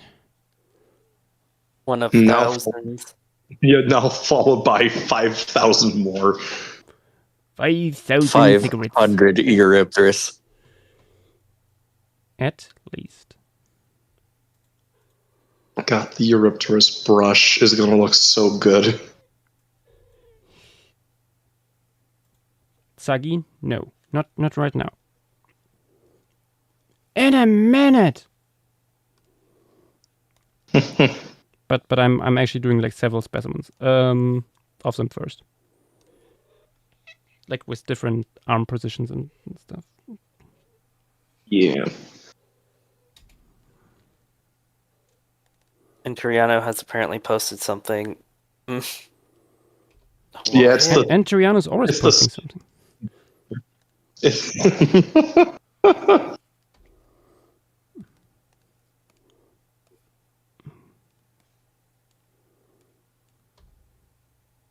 My whole thing is like, is it just spider webbing that does this? Because I feel like there's like way more simple ways of just getting silk. There is, but it's funnier to just say, "Hey, go to the spider room." It's like you could have gotten this from like caterpillars, but no, you're going for spiders. I mean, caterpillars only produce it for one portion of their life. We've done worse things to silkworms. That is true. Yeah. Their existence is suffering at this point. Mm-hmm. Wait. Oh, Mud Turtle posted the full paper. It's not very long. Hold on. I mean, Where it sounds where like is it? something that nobody Pop, really pop. put much thought into, like minimal amount of brain power. Who are these people? The title is just putting bugs in your data center might actually be a good idea. What are they saying? Golden silk spider. Okay. That's what they're suggesting. Golden silk golden- orb weavers. Golden silk orb. I orb joked weavers. about Yeah. that earlier. My God. That is possibly the worst one you could use. They make pretty nets, though. They make pretty nets.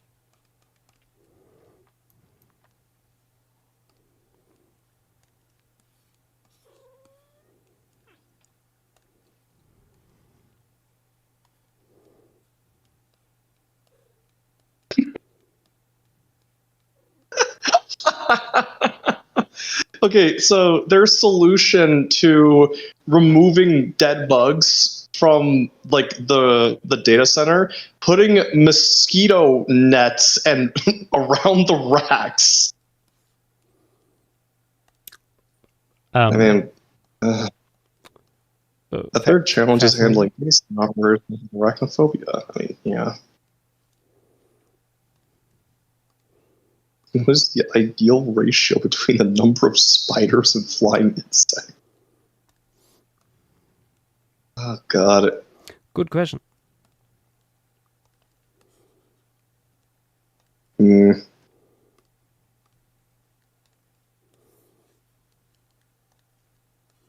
See, my whole thing is that, like, according to this, like, I don't know, like, this isn't a good source. These spiders are only found in, like, North Carolina at their northernmost point. This could just become, like, an invasive species nightmare. Oh yeah, no. Golden silks are common here. That is, as I said, the worst spider you could use. But they are Mm. pretty.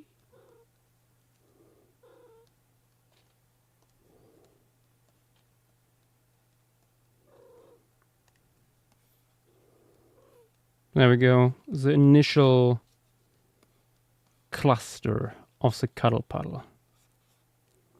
Ooh.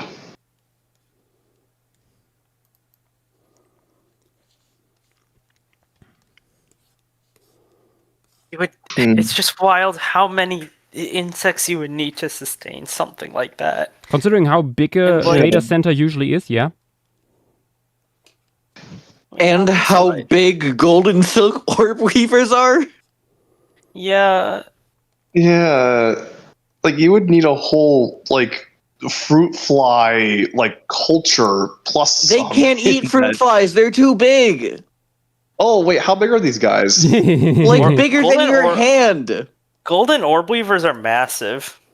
Oh, wait a minute. Oh my god, you're right. Yeah, they're gonna need like butterflies or some other kind of just big flying insect. Yeah, and what could you like actually breed easily? Yeah. Fucking locusts.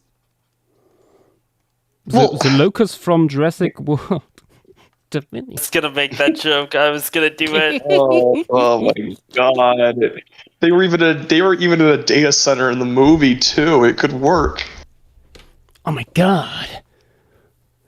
That is the idea. We are cooling them with dinosaurs. It's like the thing I'm like thinking like a lot of large insects have like aquatic larvae, so it's like how are you going to As you I simply said, need to locust. put the. No, you simply put the aquatic larva in the water that is cooling the. But That the surely whole won't. point is to not use water. That's the point of this. or Listen, actively killing there's not gonna be enough silk. This is a wild idea. It's not gonna work. Yes, 500 that is what million we've been saying. 500 million to spider data center investments. Oh my god. Ooh, fossilized. Thank you for the image there. Yes. I'm doing that with these guys. Oh yeah, Also- how they move. Yeah. Also, like, don't golden orb weavers like usually build it like through reeds and stuff like that? You can't just like Yeah. put them somewhere to make them wet, like You- make, you have them make see- webs, You right? see, I you didn't think far enough, JW. You simply have ponds with reeds in the data center. Like it's not they're not like cobweb spiders. There's a reason I said you picked quite possibly the worst spider. Exactly.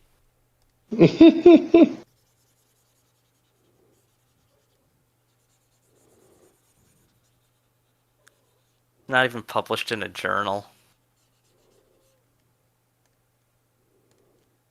God. Yeah, there's no god there. Yeah, well, God has left the server. Like it feels like they definitely just chose the largest spider that was also pretty common.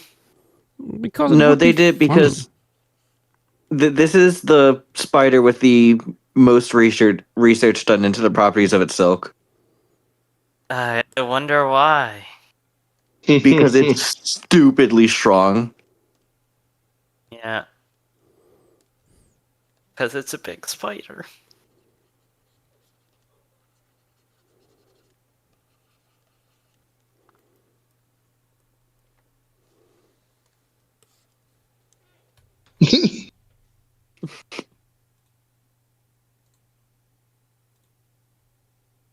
Ricardo on YouTube chat says they're gonna partner up with Colossus to make the giant locusts. I'm wondering, like, with how big orb weavers are. I'm assuming they're like the strength of their silk is related to them being larger, needing to like support themselves on it. If that's true, I'm wondering how strong the silk of Mongol arachne would be. Yes. These guys are about the size of Mongol arachne. Okay. I thought Mongol Eh, arachne. Mongol was acne bigger. is not Like, that big, actually. Yeah, these guys are about the same size. Plus, they are in the same family, so I would say probably the same strength. Okay.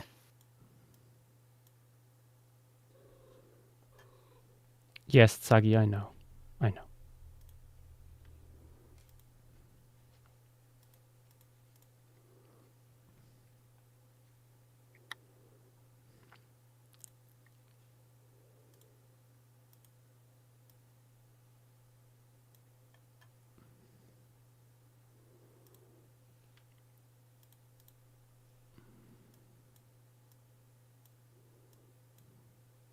You gonna have any molted carapaces? No. That gets too much. Boo. Boo. Silence down And there. Teriano says, I'm the one who has to draw these. I'm really curious how you're gonna do this properly. and Trariano says we should just put spider monkeys in the data centers. Mm-hmm. Yes, spider monkeys. It's like at this point you're gonna need like a whole ecosystem just to support the silk. One of my favorite Exactly. things is in this isn't even in one area, just across the world where people will make Bitcoin miners. They have to make sure that cats absolutely cannot get in because cats will go in and lay on top of everything because it gets so warm to the point where they will decrease the efficiency of the mining. And we know this because repeatedly the people who do this will like be a flat line, like average, and then just a sharp decrease, and it will just decrease with each cat.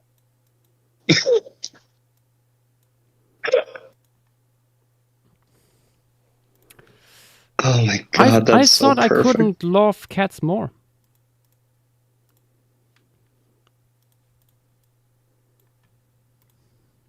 There's pictures of the cats on everything.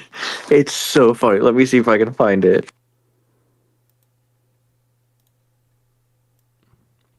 Mm.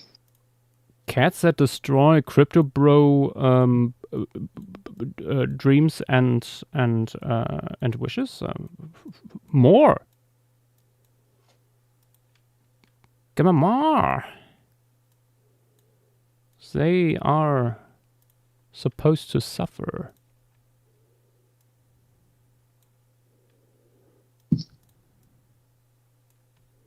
Ugh. In other talk, here's one of Inner Mongolia. Oh my god. The cats. The creatures. Oh, let's have a look. That's so stupid. Incredible. It's absolute beautiful. I want you to guess how much money these cats costed the people running this. I hope a lot. I hope a lot, yeah.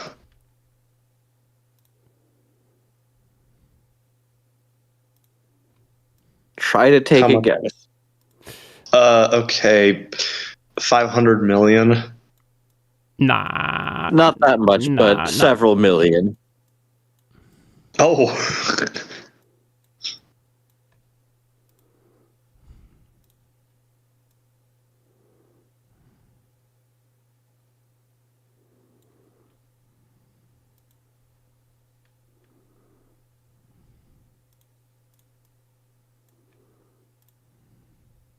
Hmm.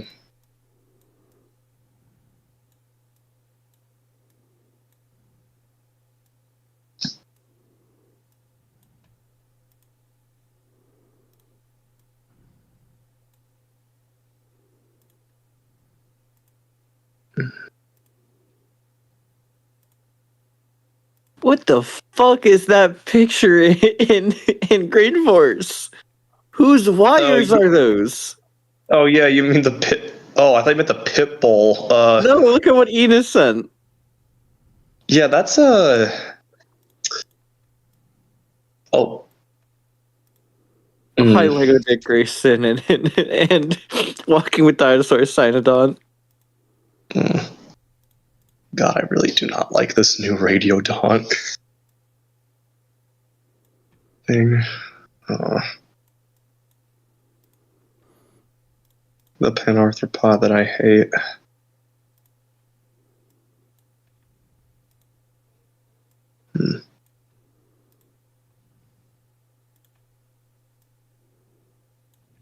I do really like the coloration you chose for these guys. It looks very lobster-esque.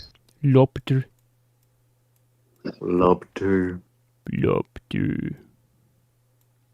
Don't ask Charles de Gaulle about lobster. Good to know.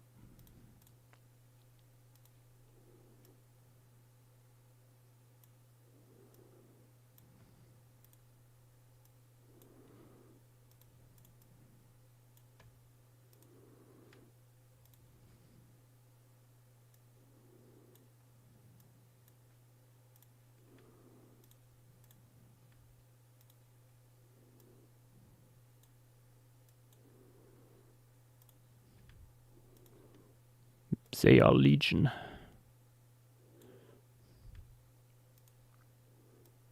Mass Effect was just a bunch of fucking Eurypterids.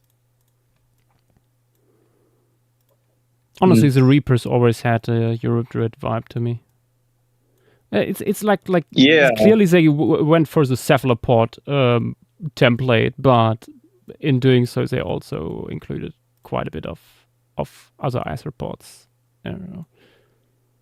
Yeah.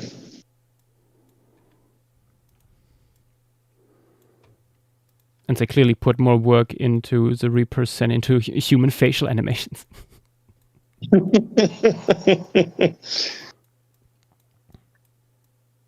Especially for Andromeda. Especially for Andromeda.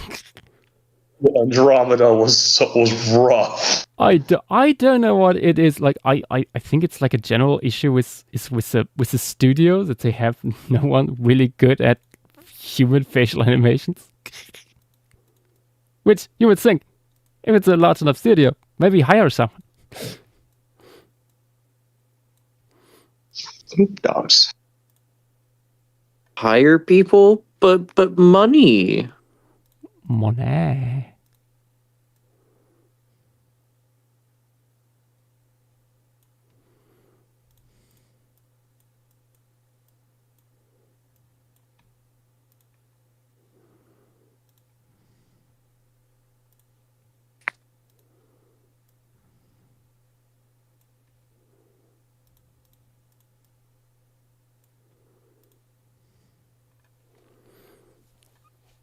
This will be fun because there will also be shadows needed for this bull bunch.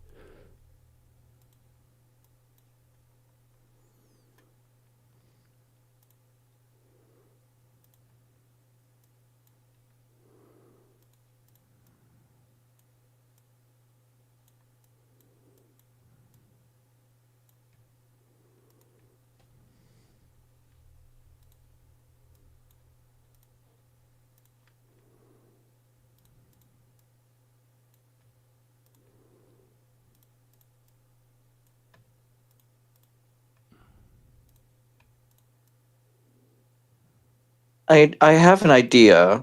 What if instead of filling the data centers with spiders, we filled them with cats? Excellent. I feel like that would be like way more of an ethical issue. Could be. I mean, it would destroy everything, but that's yeah. Okay, but what if we have an open air construction plan so that way they can roam freely and destroy the environment even more?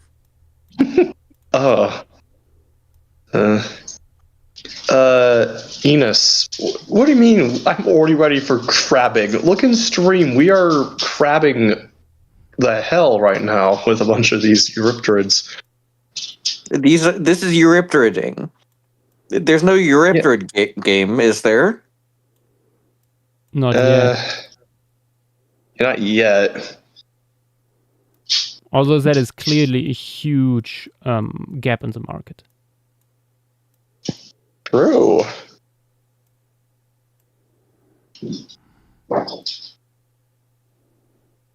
Technically, this stream is shrimping. You know what? Shrimp check.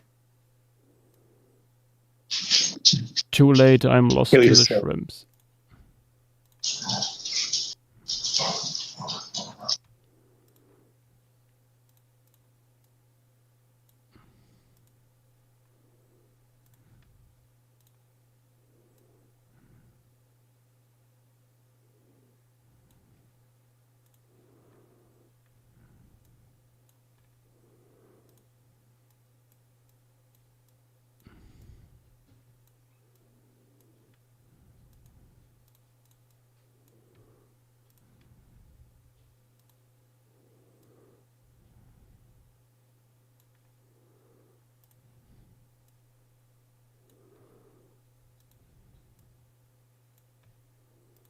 I wanted to look for a bit, and I am like 90% sure that cat story isn't real. Aww. Oh. Where does it come from? It is just from like apparently originally like a Facebook post, like no actually notable news source brought it up. Like it's just a bunch of people reposting it,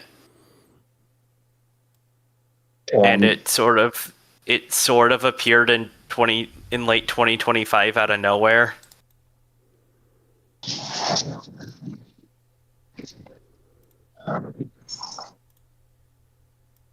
Damn.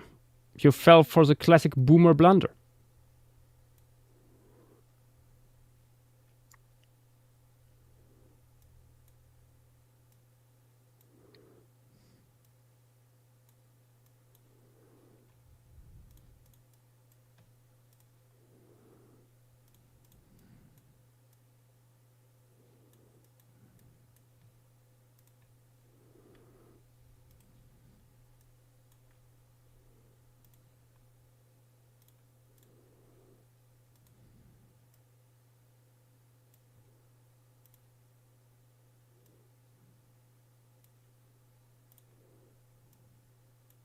Okay, yeah, I see what you mean now. While it's possibly not real, I still hold out hope.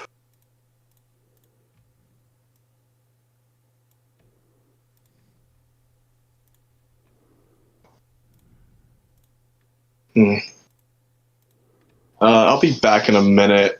We recently adopted a long hair cat from a family relative who couldn't take care of her anymore, and I'm just gonna make sure that she's like acclimating properly. Aww. Okay. Yeah. We think she's like part Maine Coon because she's decently big. Oh boy. Yosh, Enos says, gonna be crabbing my game so hard till I pog jam from winning 6,000 crab dollars later. Wow. Only 6,000?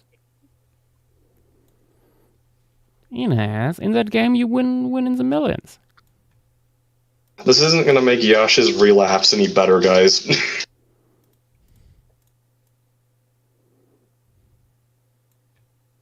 Made you go back to it recently?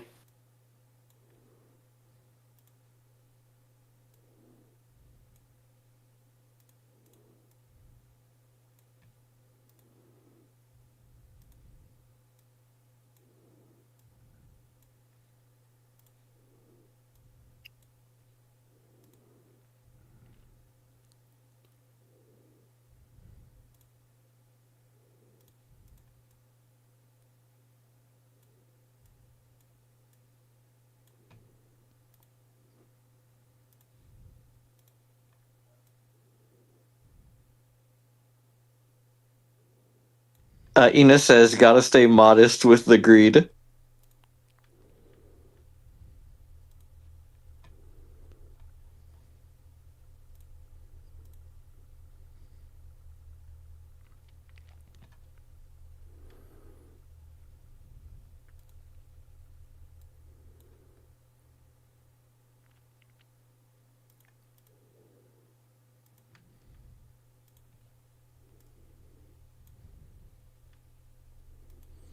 Ah, yes, the modest greed.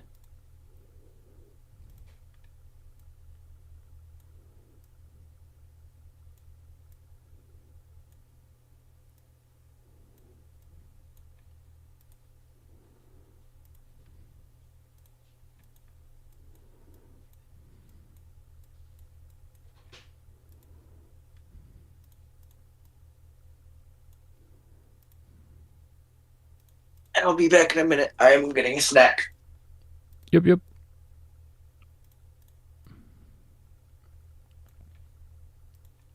Move out the way, cat.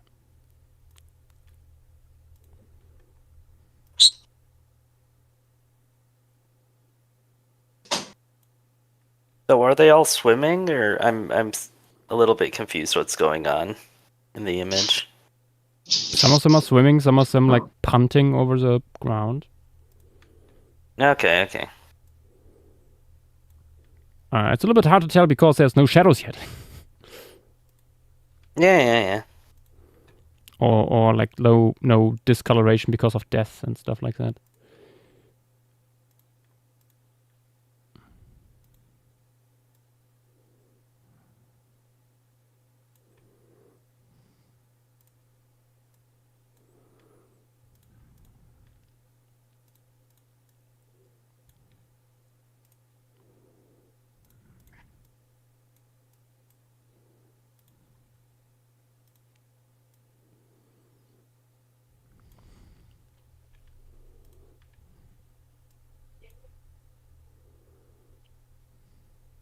I'm not sure, Enos. I don't know what you would call a group of Eurypterids.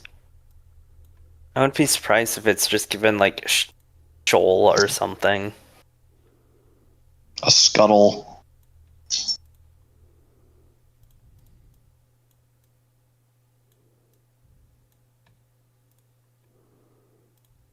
Scuttle of Eurypterus.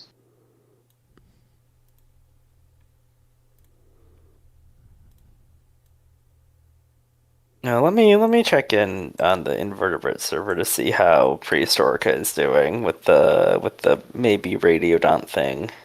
Yeah, it's in the Lobopodia channel.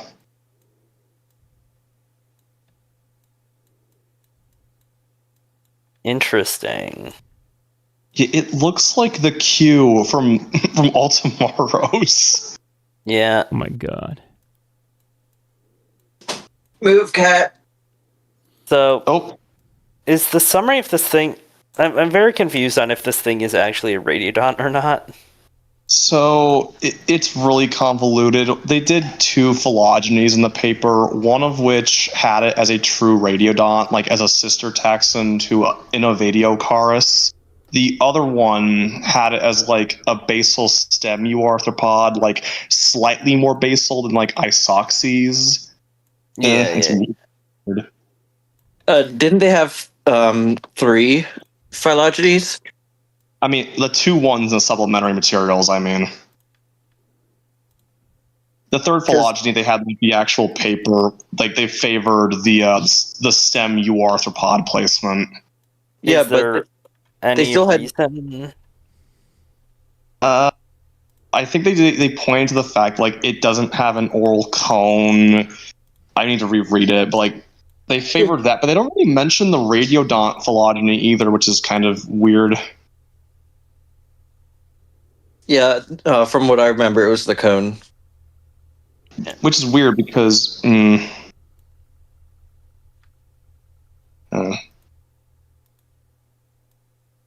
Yeah, based on what Prehistoric is saying, I trust his interpretation of it, that it is Amplectobeluid related to Innovaticaris, and that these things are just fucked up. yeah, I mean, it has a decent amount in common with Implectobeluids. Like the frontal appendages arguably aren't that weird. Like what's the weirdest part about it is that it's got like a sort of pseudo hypostome covering the mouth, as well as these like ornamental tubercles along the dorsal body. Yeah, I mean, would that mean that it convergently evolved a hyposome or something? Yeah, I'm not sure if it's like homologous to like actual like labrums and stuff, but it does seem to be a convergent structure from what I can tell. It seems Which is- like the most notable thing about this guy might be that one, that, and two, that it helps us understand how implectobelid appendages worked a bit better. Yeah, like it shows how like a more proper orientation of them. Prehistorica himself straight up said, we might have been restoring implectobelud appendages wrong, and this is actually how we should be doing it. Which I mean, is yeah, pretty interesting. like most fossils we have are completely flattened, so this 3D preserved stuff here might actually help a lot with that. Yeah. I would also like to give everyone a message. Yes. Is it? I assumed so. A cat. Excellent news. I mean, this is good news.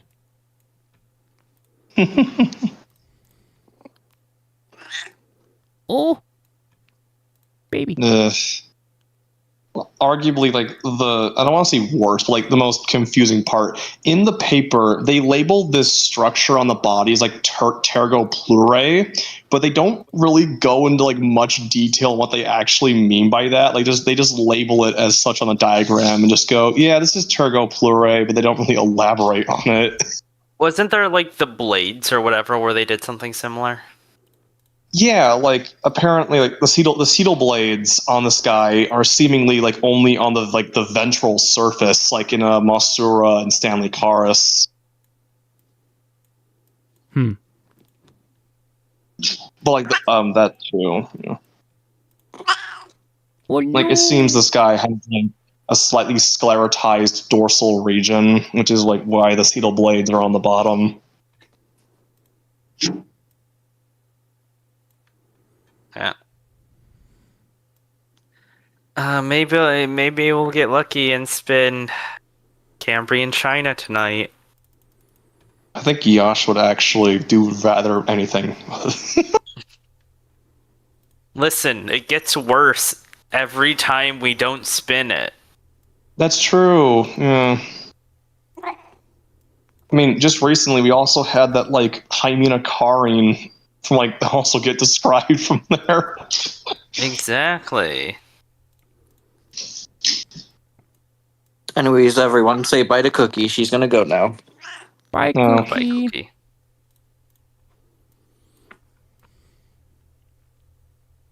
Bye, Cookie. And Why does she Enos. meow so much?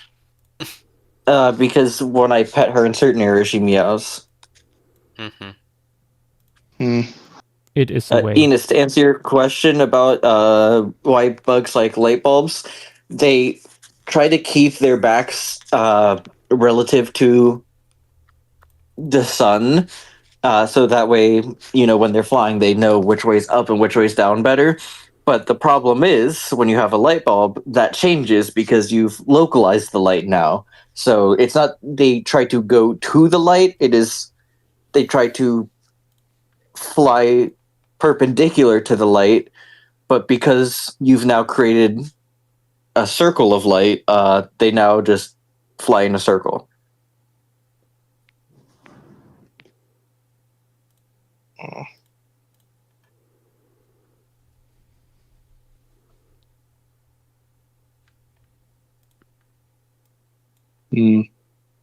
Also, another really interesting thing about the new guy, apparently, like the first segment bordering like the frontal sclerite has enough plasticity to where it could have evolved a median eye, if I'm reading this right.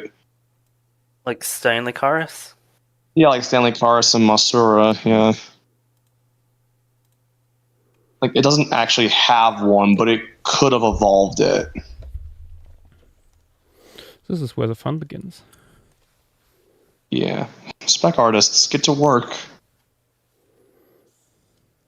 True.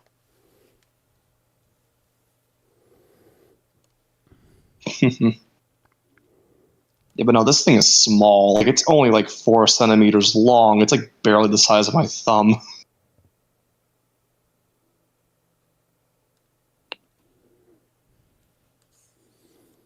Yeah, Enos, that's why I say unless you have to, if you have like a porch light, just turn it off. It helps the bugs get to where they need to go just a little bit better.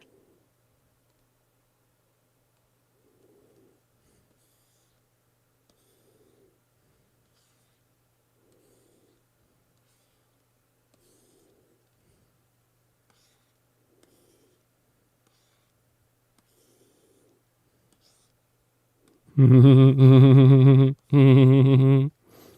no! Oh no! Yash, Yash, Yash, Yash. Beautiful.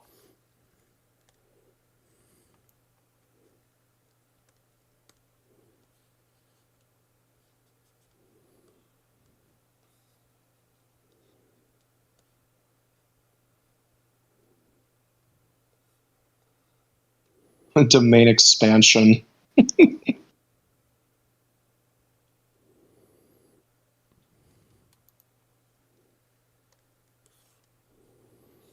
Just a few.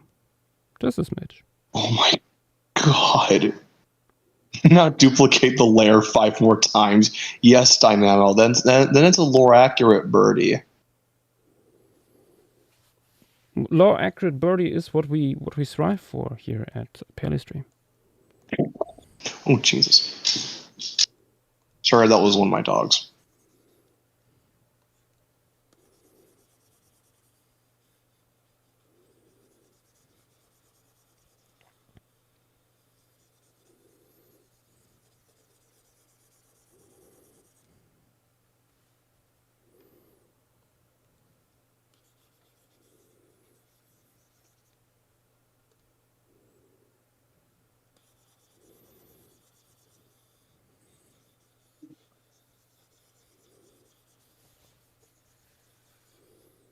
This is messed up.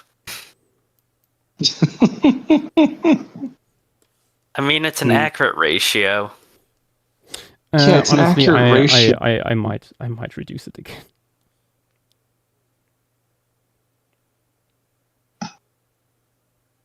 Maybe a bit. Maybe a bit. Or well, I'm putting that into the background actually. No, Razor deleting it, and then I'm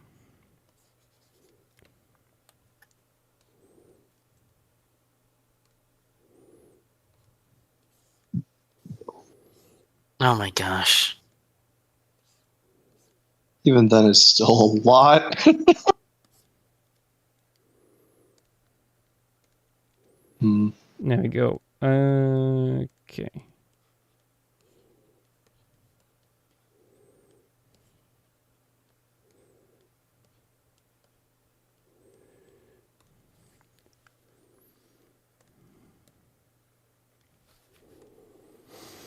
As a mask for the background here.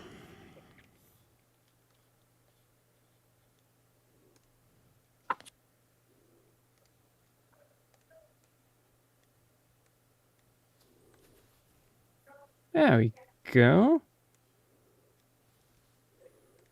Yeah. So it's the idea that all these guys were on the ground and then they, like once a larger Europe Dread came by, they all started swimming away. Basically, yeah.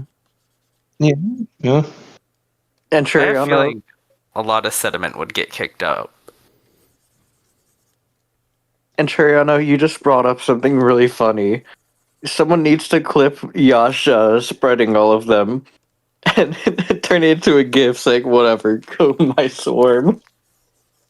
It'll be Fang's job. Fang isn't here.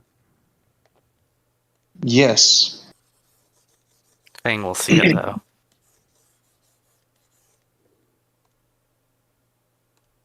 I can't be bothered. Yeah.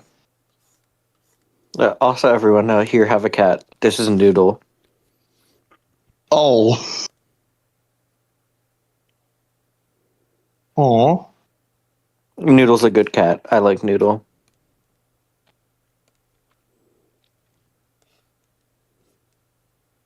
Hmm. Oh, the little head and the snoot. Look at the goo. He is often described as having every thought and no thoughts simultaneously. All the thoughts. Overwhelmed by thoughts. Stun-locked by thoughts. Yash, question by Enos. If you guys found yourselves to be more empathetic towards bugs after drawing them, I think this whole Elf T-Rex's drawing made me appreciate them more. Yes, but not after drawing them. I have a newfound understanding for so many things after Florissant. I mean, the issue is that you didn't appreciate them before. You shouldn't need to draw them to appreciate them. Yes, however, whatever floats your boat, I would say. Whatever Yeah. gets you to appreciate them. Yeah, it's one of those things where I appreciated all these things. But now learning about the fact that, like, there's daggerflies out there that will literally perform mating rituals of gifting prey to the females for her acceptance. Like, when was anyone going to tell me there's flies that do that? Flies can get really weird with their reproductive behaviors. They're I cool. mean, I know there's crane flies, which not crane flies, hanging flies, which have their own very specific ritual, but I wasn't And then there's- expecting nuptial gifting. And then there's stalk-eyed flies, my goats. All 5 independently evolved families of them. Eek. Beautiful. Like, it's so funny. Like, yeah, one of the main ways you can tell them apart, this certain family of stalk-eyed flies has their antennae directly on their eye stalks, but this one doesn't. They're just beautiful. I think that's a good number of Eurypterus. Yeah. There can be a couple more. Now, this is where the fun begins. Shading. Oh boy. I think the best way to do this might be bees. Now, how to best do this? I feel like I have to like differentiate between like upper and lower specimens, honestly, in this. You know what? Let's make more layer groups.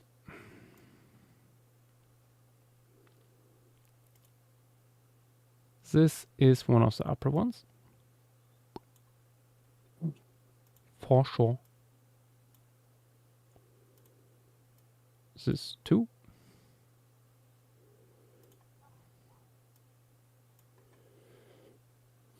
I'm sorry, it's not very riveting painting process in the moment. It's a little bit like watching people let's play and mostly doing like inventory stuff.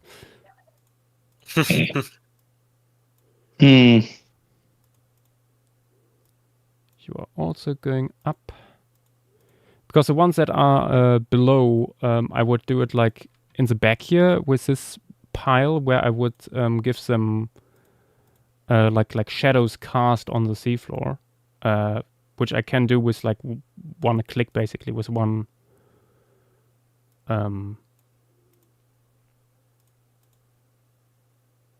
one effect put on top.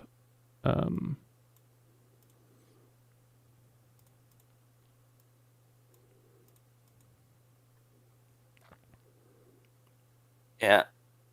Just unfortunate that some taxa that are in this ice chart are too small. It won't appear. Yeah, I don't think the Nectaspid. Yeah, the Nectaspid should get in. I'm more saying like Diploaspis. Yeah. I mean, it could swim, right? I'm assuming it could. That thing looks so benthic. I mean, yeah. It's a bit disappointing. It's the only Chasmatus fitted we have from here, I think, right? Yeah. Hmm.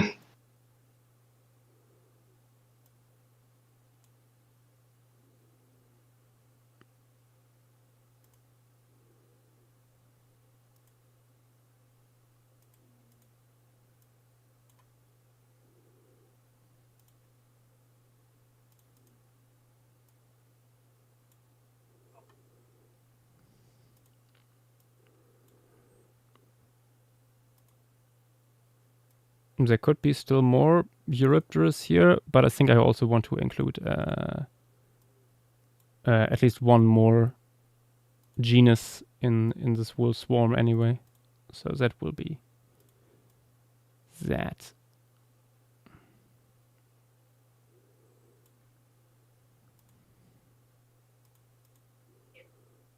Oh no, you go into the upper group.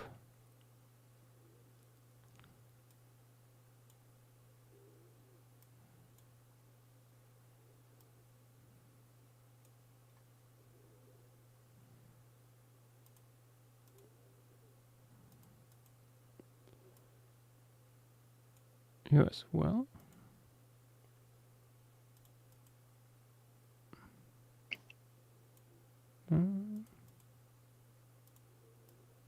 You go lower group. Hmm.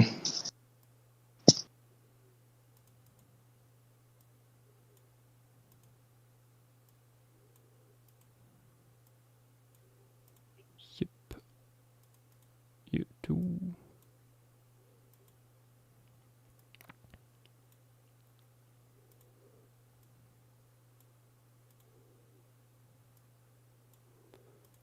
Absolutely. You as well. Yep.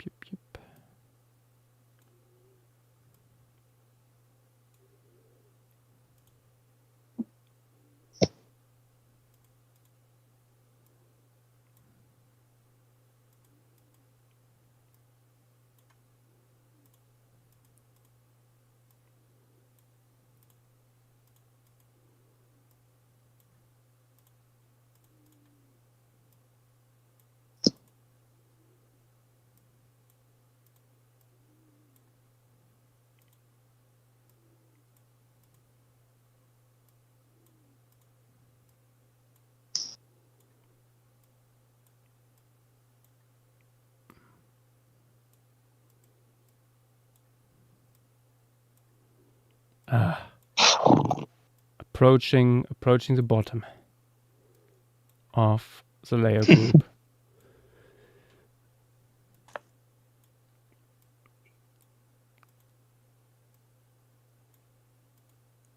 Too many layers. Oh, and you. Oh yeah. Wait. When was the last time you saved? Now actually. Oh, okay. Good. Who tagged me? Ooh. What is that? Captain Trululu, I'm not sure about any that are like particularly notable for Graptolites. Yeah, I think they're just everywhere.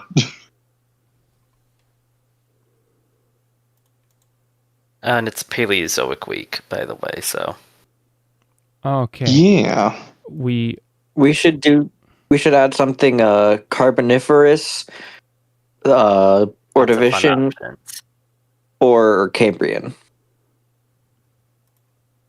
I mean, I'd argue Ordovician. We barely have anything on the wheel right now for that. All of those only have one. Oh well. Oh wait. True. Yeah. No, wait, sorry. Carboniferous has two. Oh. But it's still a lot less than it probably could be.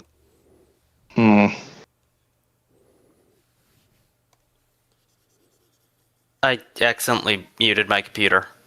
Uh-oh. Oh, Oh, we can hear you just fine.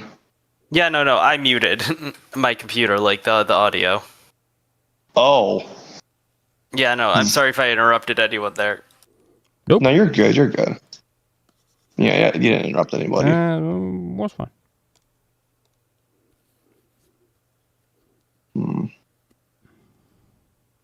Issue though is that there's not really a lot of Ordovician sites we can pick from right now. The Autovision was never that big. In the first place.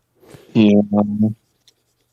And the ones that we do have are not well studied enough, I'd argue.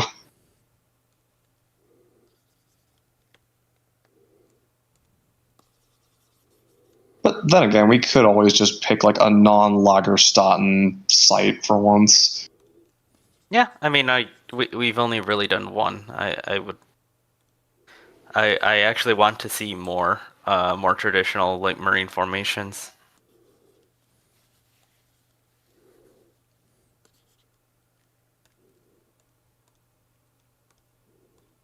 We have a single like coral reef.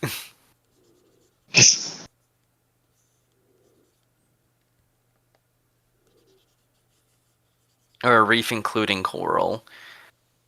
That's not just like the outskirts, like Monte Bulca.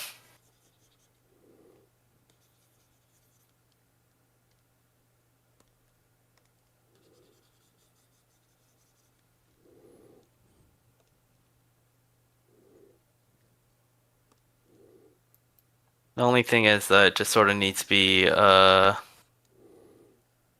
notable, or like it needs to have enough stuff.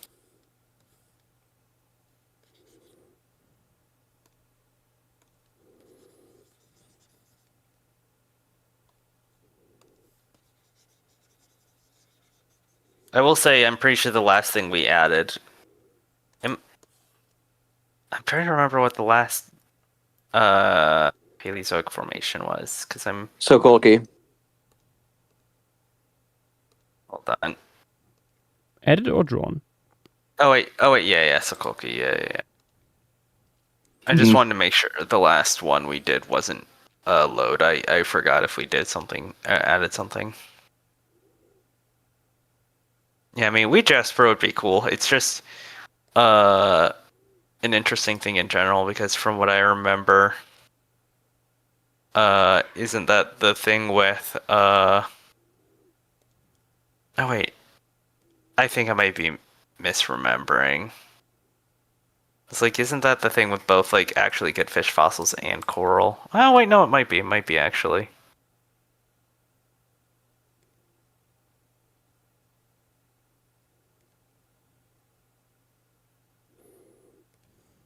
See, I was thinking it would be cool to do one of the trilobite sites where it's just like a billion trilobites and then a couple other things. I mean, that would be the Beecher's beds. But Yash doesn't want to do Beecher's beds. Oh, wait, why? Apparently there's stuff from what I remember. I mean, yeah, there is a good amount of unpublished stuff.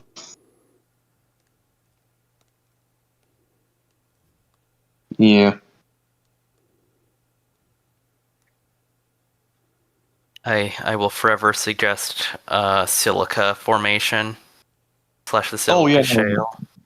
Oh, you know, silica would be awesome, just seeing that like transition between like shallow and deep water stuff. I mean, it's also one of the few coral reefs that's actually got enough stuff to be like a proper reef piece. Yeah. Also, the phyllocarids from there are like massive, from what I remember. Yeah, I think they were originally misinterpreted as being placoderms. Yeah, Placoderm yeah. jaws. Like their molars, not their molars, like their mandibles are so big that like they were just originally confused for like vertebrate elements. Damn. I mean, if you see them, like they really do look like mammalian molars. Oh wow. Yeah, let me get an image of one. Yeah. Plus, it's extremely notable for a Paleozoic reef in general. Like it's Yeah. one of the few. It's one of the few famous formations only known from reef assemblage. Like that's hard. You have to be very like diverse or like large for that. See, there's a couple of them in Florida that are like that, but they have the downside of it's just coral. It's coral, echinoderms, and that's it. It's also basically just they're so young where it's just like, oh hey, this is a modern reef sort of thing. From what I remember. Yeah, it's like, hey, here's this reef that's 100,000 years old. Oh, and by the way, it's one of the largest reefs to ever exist. Yeah, I just have bias because I've collected from silica before. Mm. I have gotten pyritized trilobite from there. Ooh. Speaking of coral, look in Paleo News, Devonian mushroom coral. Yeah, I looked at it. Looks really interesting.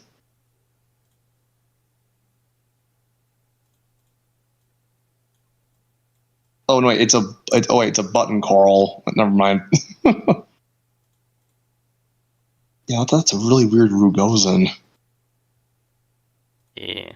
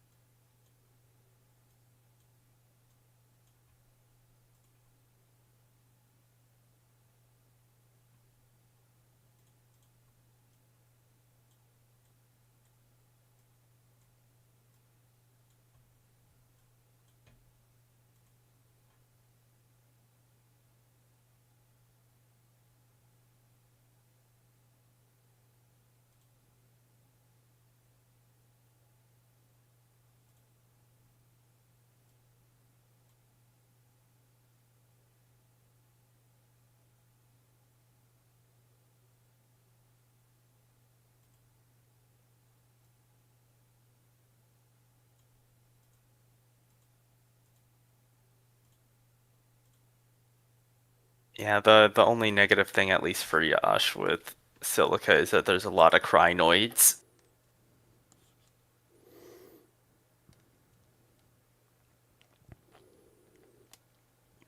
And who would want that? It's a lot of the cool ones though. It's like some of the like really cool complicated ones. Exactly. They're like fully articulated. Horrible. What's up?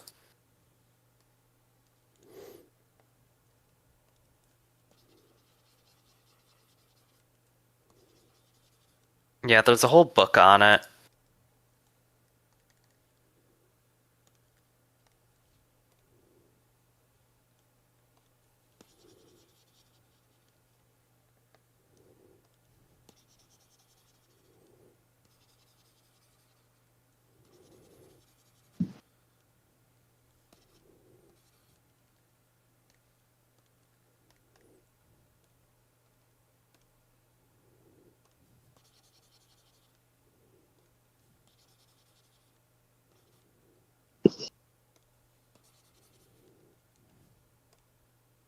Also, Zach, are you still here?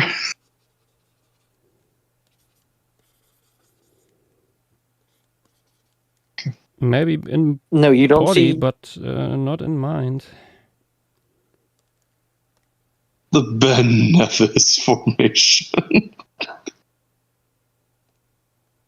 And no, you don't see Eurypterids. You see Eurypterus. Just Eurypterus so far. Mm-hmm. But Mm-hmm. big. No, better yet, fossilized. Another Burgess locality, because we need another one after. Real. Marble Canyon!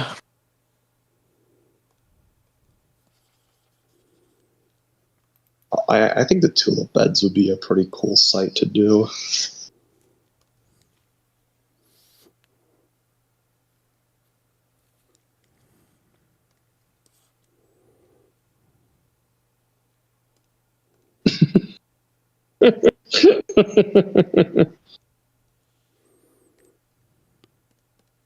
Fossilized, are you turning into a crab?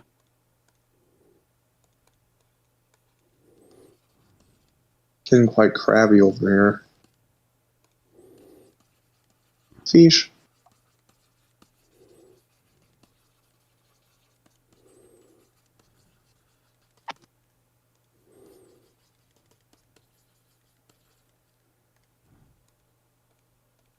I love how just a third of this stream has Ooh, just been burger's weird. ready. I'll be right back. Alright.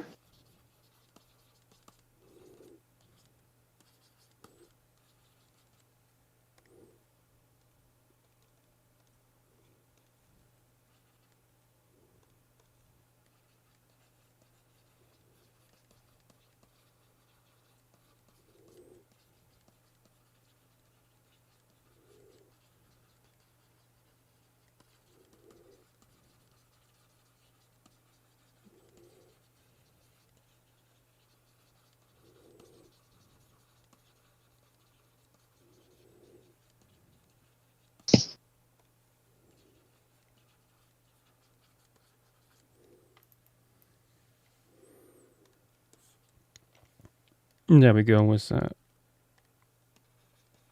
dirt.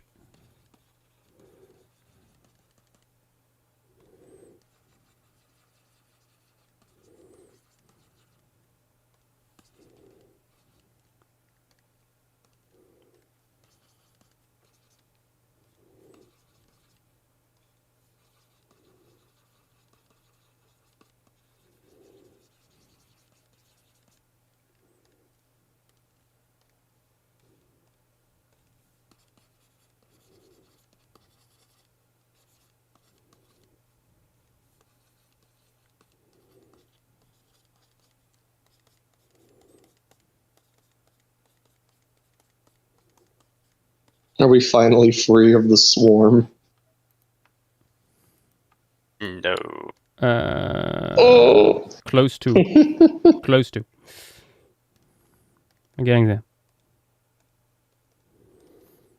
Are we ever really free of the swarm, though? In a minute.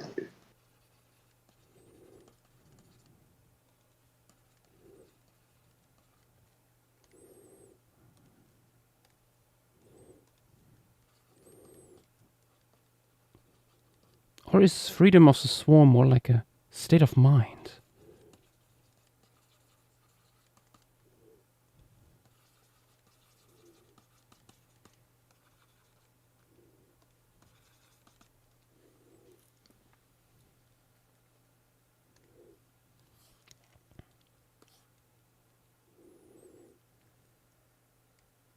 I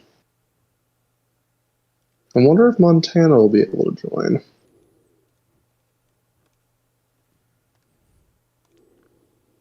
If so, I think late.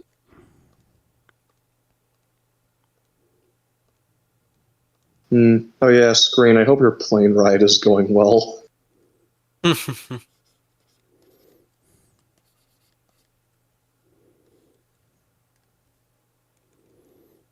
Fingers crossed. Hopefully there's a ticket this time.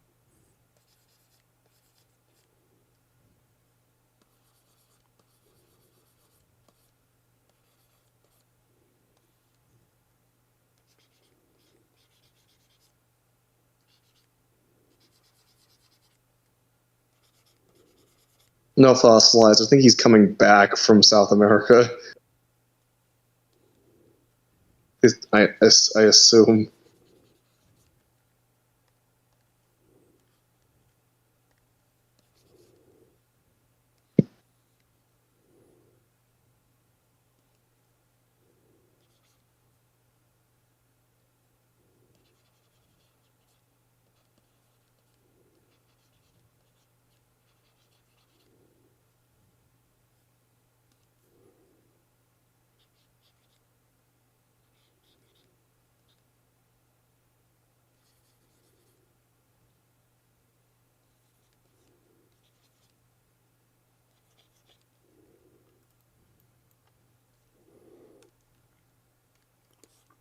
right, you were going to Honduras. Right, my bad.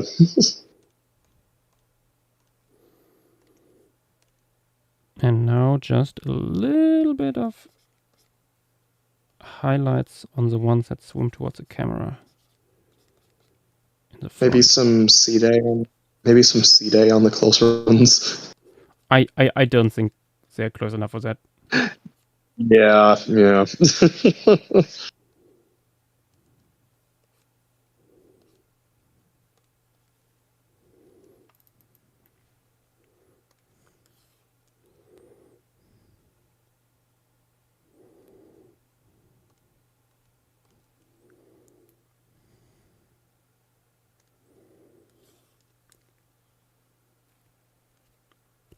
There we go.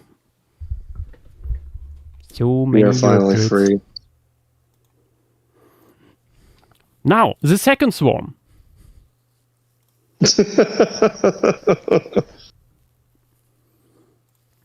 Yes, we had first swarm, but what about second swarm?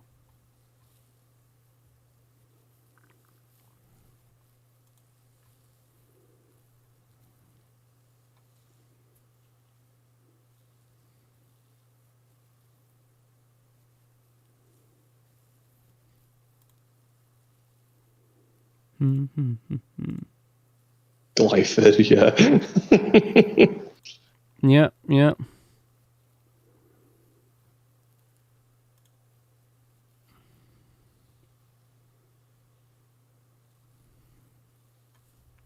How many swarms are there screen? 500.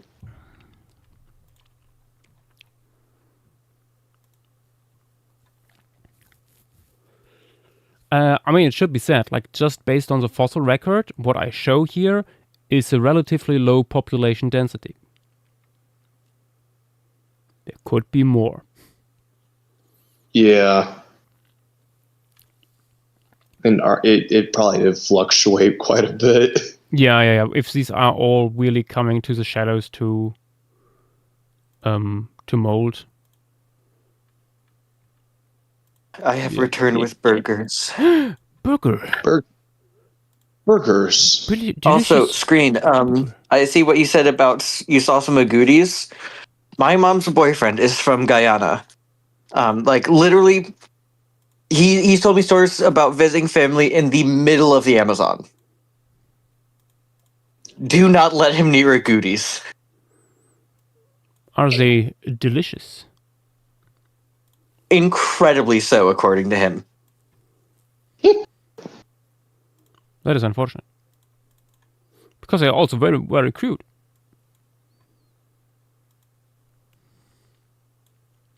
Like, whenever we watch those survival shows, whenever they're in the Amazon and a goodie comes on screen, he just goes, Who does? My mom's boyfriend, he's from Guyana. I mean, raccoons apparently taste really good according to Dynamo, so I'm not surprised.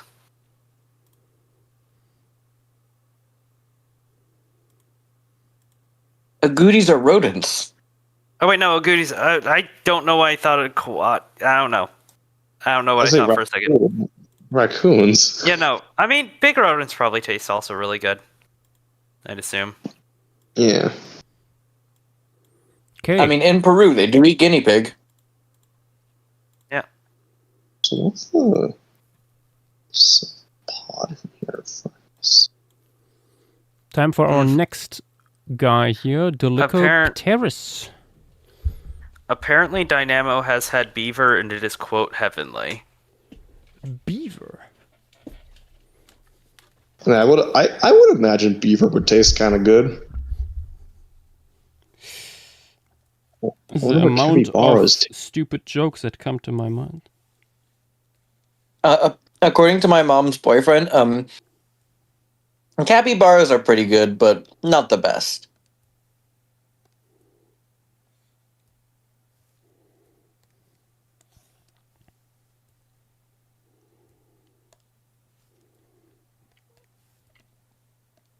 Dynamo is a trash compactor in a lot of cases, but not all. There are things that he doesn't like. There are limits to his stomach. You eat you eat a lot. So that's the funny thing. My mom's boyfriend is the same way.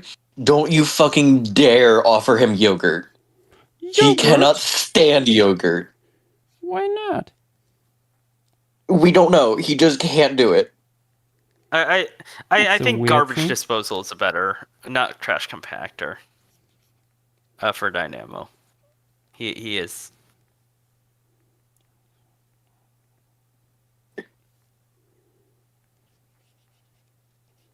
Screen the goo. Be honest, Dynamo is in the south and is like has done like trapping stuff. He's going to eat like a lot of like woodland animals at least once a year potentially. Only some random animal. I mean yeah no like he's like when you like the first year we started dating like he told me about like a banquet they went to or he not banquet but like a sort of thing where everyone brings something. Like a potluck? Like a Yeah, potluck. Yeah, like a potluck of a bunch of stuff. Wait, What's Dynamo, funny what is- is... What's funny is my mom's boyfriend, he's had possum, he's had raccoon, he's had all that stuff. The one thing in terms of like southern critter food that he doesn't really care for is frog legs. Never had frog legs. Too French. He's just like, yeah, I just Dynamo doesn't seem very pleased with that. Frog is amazing. it's just I don't know what type of frog he eats or you've eaten. I assume both bullfrog. According to my mom's boyfriend, it tastes like fish. Like just pure fish. I can't wait for one day where Dynamo will post that the Florida skunk ape is indeed real because he has one on the grill.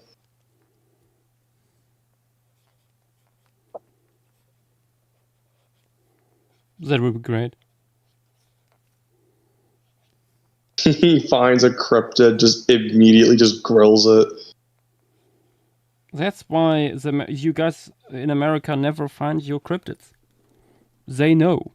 This is true. They See, they I know. like to think of it the other way around. It's not that they know, it's someone's already gotten to them and eaten them. But do you mean, there have think been legitimate- Americans could hold back with boasting about their kill? Rural Americans? Fuck yeah. Would eating Bigfoot be considered cannibalism? Depends on what Bigfoot no. is. Oh, Oh, unless Depends on it's what a Bigfoot is. dude. I mean- it's a dude. I mean, yeah, eating. Us eating, even eating. No, honestly, If we were Bigfoot to eat eating an- Bigfoot might be cannibalism because Bigfoot is simply a guy in a costume. So yes, it is cannibalism. Yeah, I mean, if you go to the Like- Patterson film, Like, even if you were to theoretically eat a Neanderthal, it wouldn't be cannibalism. I'm not sure. I would. Yeah, I would- I was about to say, I think that's blurring the line too much. Yeah, I guess we view it as like cannibalism as same species, so that's what I'm saying. But I'm Yeah, getting it's just- if Neanderthals were a thing, I'm sure that the definition would change or be different. it's like you go to the Patterson filming shoot and then eat Bigfoot there, then yeah, it would be cannibalism. True. Yeah.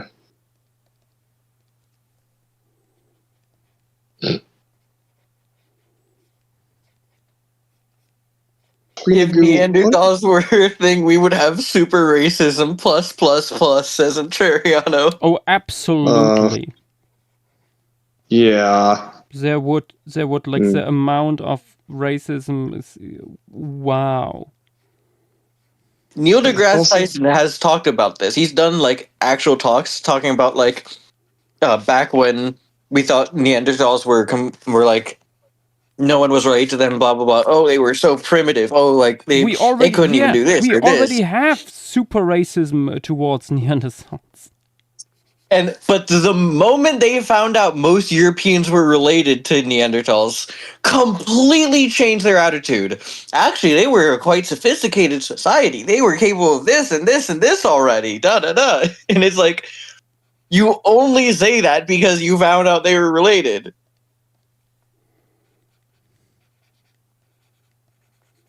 I feel like it's more valid to say they put more effort into researching their behavior. Yeah. I'm not sure. I mean, we know Also- that they were fairly intelligent. Like, Oh no, we- I mean we have- they must have been on basically the same level as us. yeah, Just a little bit Yeah. different quirks to their psychology, probably. yeah. Also, Screen the Goo, what is the Denver bone knee?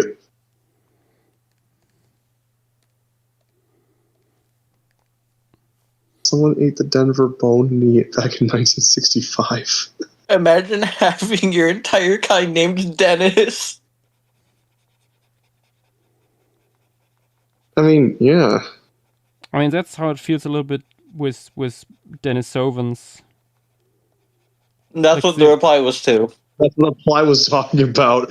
Oh really? I mean it's like they're all usually like named after the one cave where they found. The first ones were Denver. found. Also, to be fair, same thing with Neanderthals. It's named after the place. Same thing.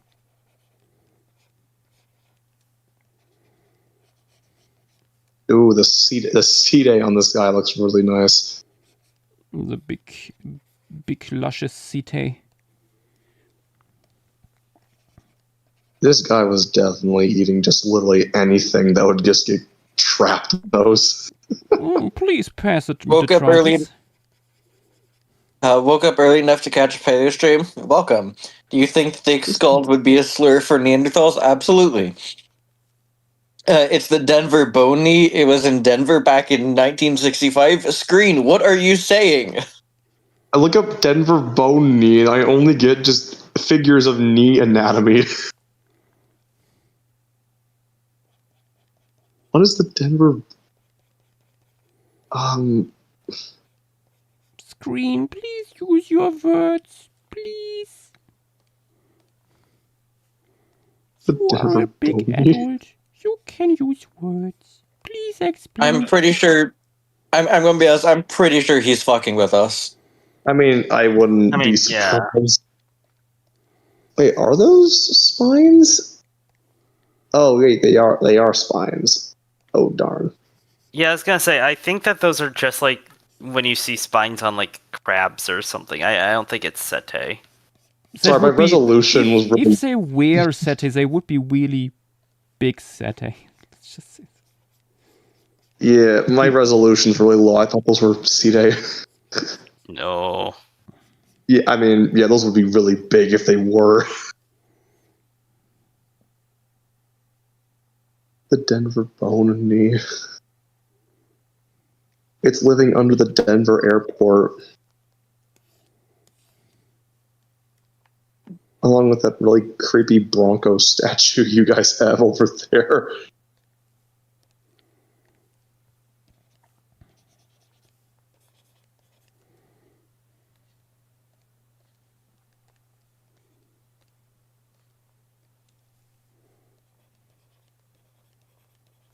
It's going to turn out the Denver bone knee is actually Denversaurus and someone ate one. Oh god.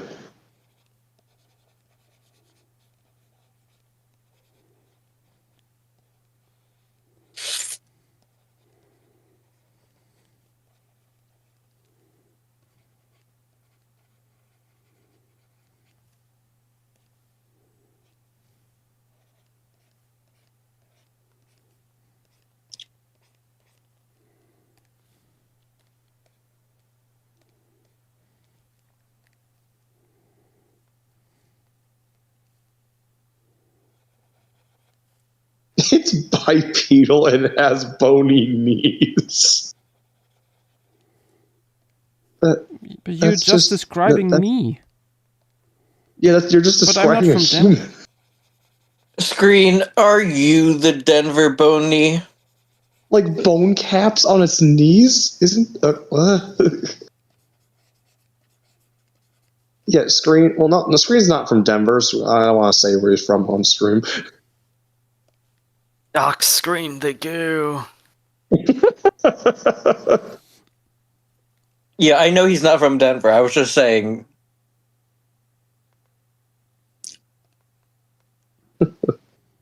Uh,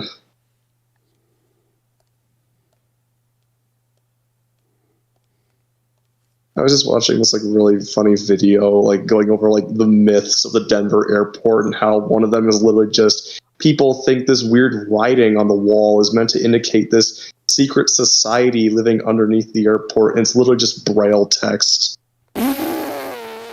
That's awesome. it's just Braille. Wait, Fosslider, look at what Screen just said. Post my full address right now. Okay, I'm just making shit up. Yeah, okay, I guess so.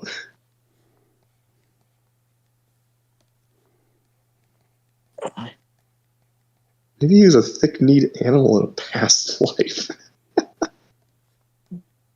I think everyone is a thick-kneed animal in this Yeah. life. Screen, you're... Oh my god.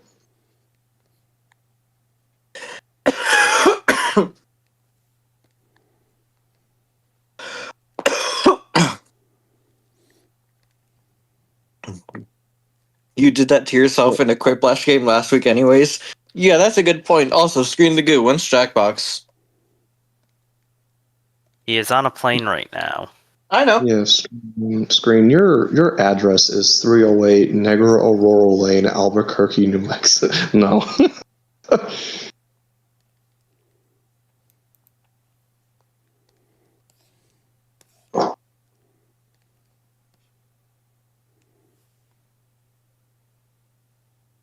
That was an Arby's in Denver. Yeah, that's your address. Oh, true.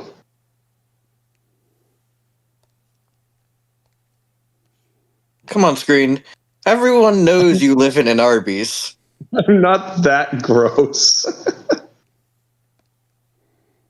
That would be really gross, I mean, yeah. based yeah. on what I know about Arby's.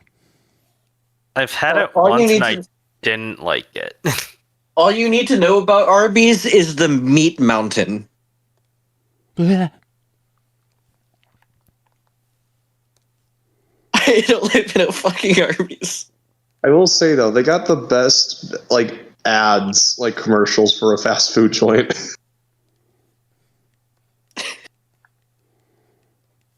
Chicken. We'd like to take a moment to announce that All our food keeps blowing up. they had a CS Slice, joke. what do you mean you were a gumboot chitin that was cooked to death by the scorching low-tide sun? The poor gumboot. That was what I was in my past Just life. like I remember it.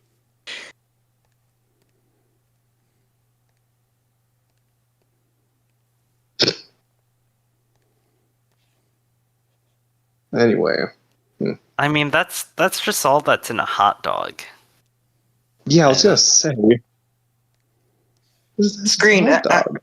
Screen, have you not had Rocky Mountain oysters? Oh my god. Like you've had gelatin, you've had like hot dogs, you've had everything that you've mentioned in that comment. Like, I'm sure you've at least tasted glue. Maybe not eaten it, but like you've gotten it on your fingers and then accidentally licked your finger. I'm sure you have. Everyone has. No. Oh my god. I do like how you're mixing the Dolichopterus with the Eurypterus, like a mixed shoal.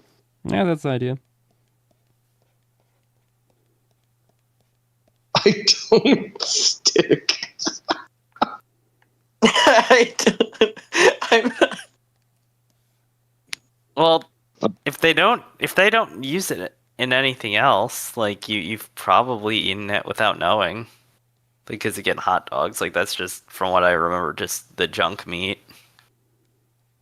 No. What's real junk meat is scrapple. Have I told you guys about scrapple? What is scrapple? Scrapple is the state dish of Delaware. I am not proud of it. It is so.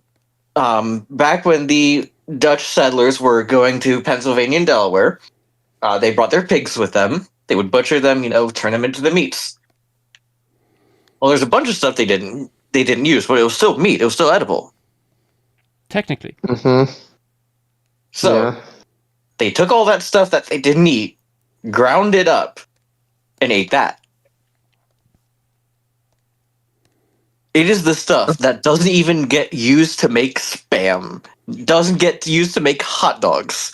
No thought, nothing. It is truly like the leftover carcass turned into food. What is that even at that point? Is that just like Is that just- skin?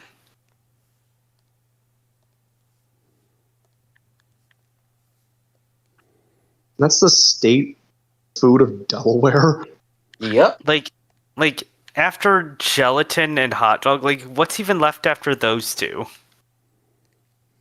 Well, after that is the stuff for Spam, and then after that is the stuff for Scrapple. No, but like, what isn't used by those three things? Enough to make Scrapple, apparently. I need to look this up. And the thing is, it sounds like I'm bullshitting you. I'm not. It's a real thing. My mom has Oh my stories of going to her God. best friend's house in high school and literally having to walk outside when they were cooking breakfast because she couldn't handle the smell of Scrapple. It looks like a cement brick.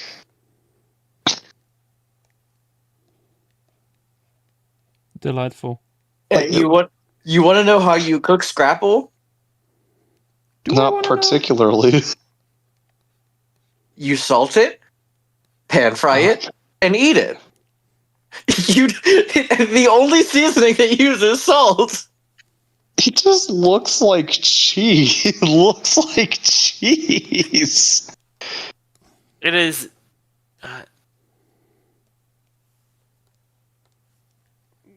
And that's the state food of Delaware? Yeah, because there's fucking nothing else going on there. Like, My taste buds feel insulted just by the idea. it's like the most boring state in the union. Yes, I'm aware. I'm from their screen. Remember, I've spent years of my life there. Okay. It's literally just head, heart, liver, and like organ. Yeah, it's literally the stuff that isn't used to make anything else. Oregon? That's And it's not- not from Oregon?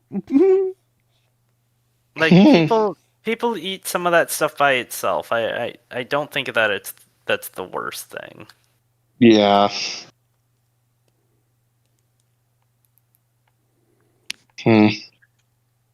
So my mom's boyfriend, when he was up there, he tried cow scrapple because he doesn't eat pork. The person who I've already said, lived in the Amazon, will eat almost anything you put in front of him except for yogurt. He describes it as one of the worst foods he's ever had, and he's never fucking having it ever again. His own words. Hmm. Huh. That was just beef.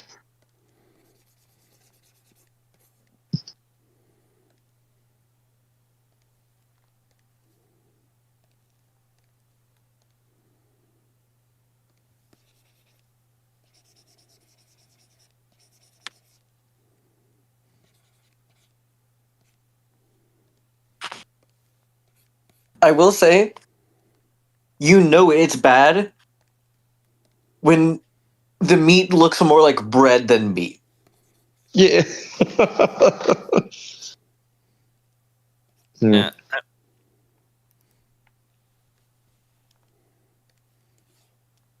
Give some to Dynamo. Let's see what he thinks about it.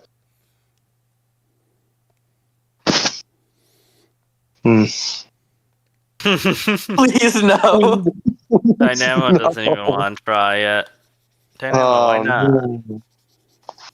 So you'll have raccoon and possum and frog legs and all that stuff, but you draw the line at Scrapple.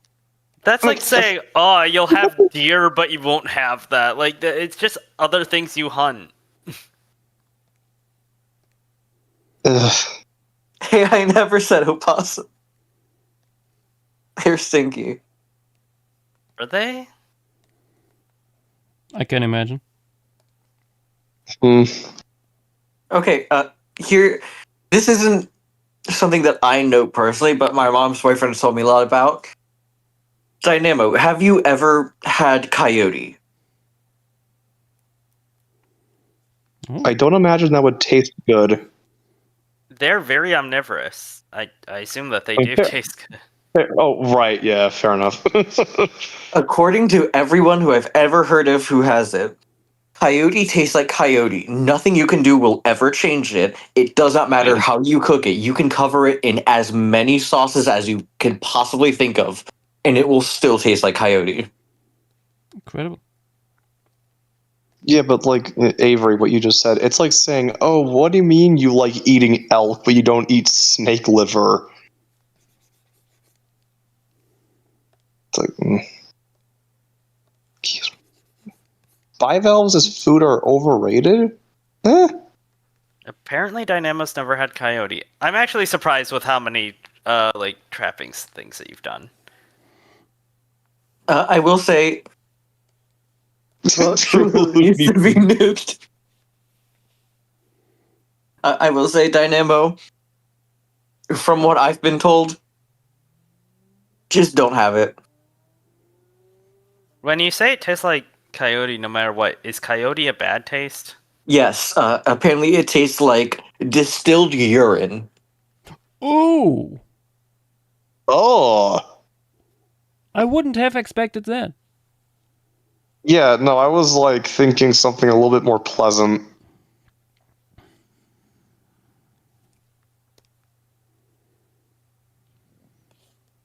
You guys ever had you know- ants?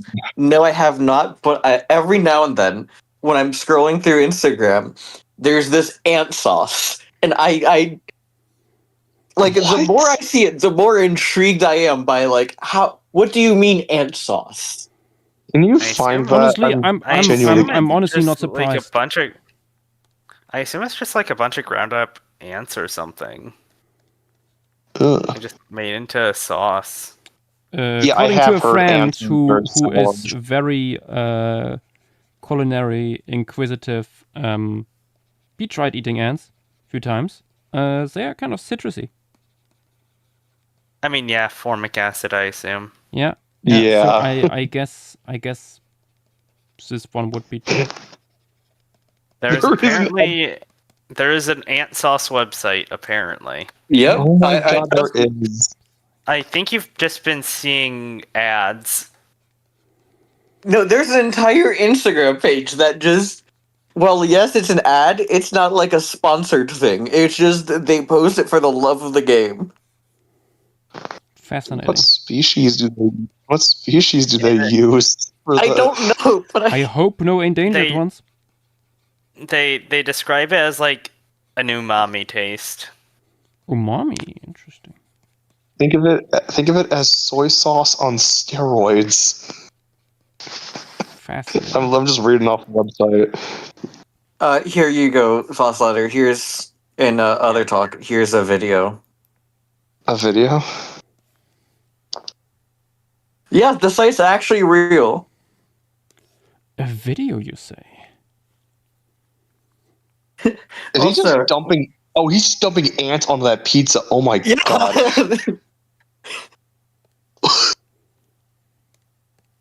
I mean, they're in Texas. There is the chance that they're using like fire ants or something.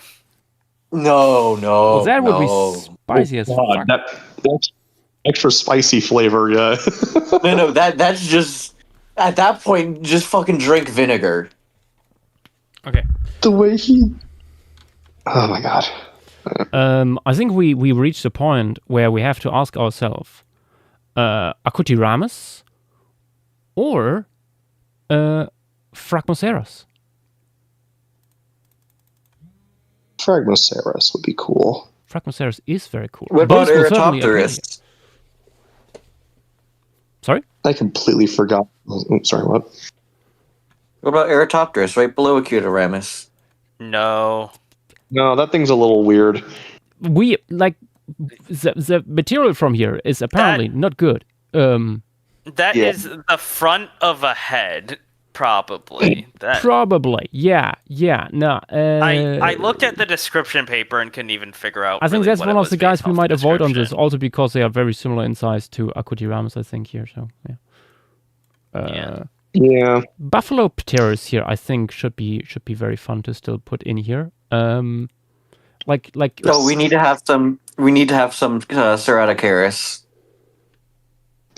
We will get to those, I believe, Wait. soon. we get there when we get there. Honestly, I think you're gonna finish this tonight because you've done most of the animals and you're only 3 hours in. A big portion at least, yeah, and a large portion of that time was put into like duplicating and rearranging. So yeah, no, Acutiramus will be central here, and the second one behind that. Here on the side, already sketched in, I would like to have this a little more crazy looking Crenopteris. That looks very interesting. I hope we have some more schematic images of this because it's a little bit hard to read that thing. I can probably look yeah. when you need it. Actually, what is it down Fossilizer, here? Metroceras. What? Probably Is it a- cephalopod. Oh yeah, no, I see the chambers. Yeah, that looks like something coiled. Sorry, what, JW? I was saying to fossilize. As much as I would love Diploaspis, where the heck would it be visible? Yeah, it's so small and probably very benthic. It's like a centimeter long. How many Maybe- Eurypter attacks are here? I think 2 currently. Oh wait, in all, Here, like 8, I think. something like that. There's a decent amount. Yeah, but thankfully fossilized. I'm pretty sure the Nectaspid is big enough to appear in here. I'm pretty sure, yeah, no, the Nectaspid is like a lot bigger than the Eurypterid. Yeah, actually, can we quickly see how big that is? I'm, Wait, I I'm- can just. Gosh. yeah, I was gonna say, Where is it? I also want to say, Captain Trulu has asked, "Has anyone eaten spoonworms?" What? People eat those? I assume it's a joke about giving yourself a parasite.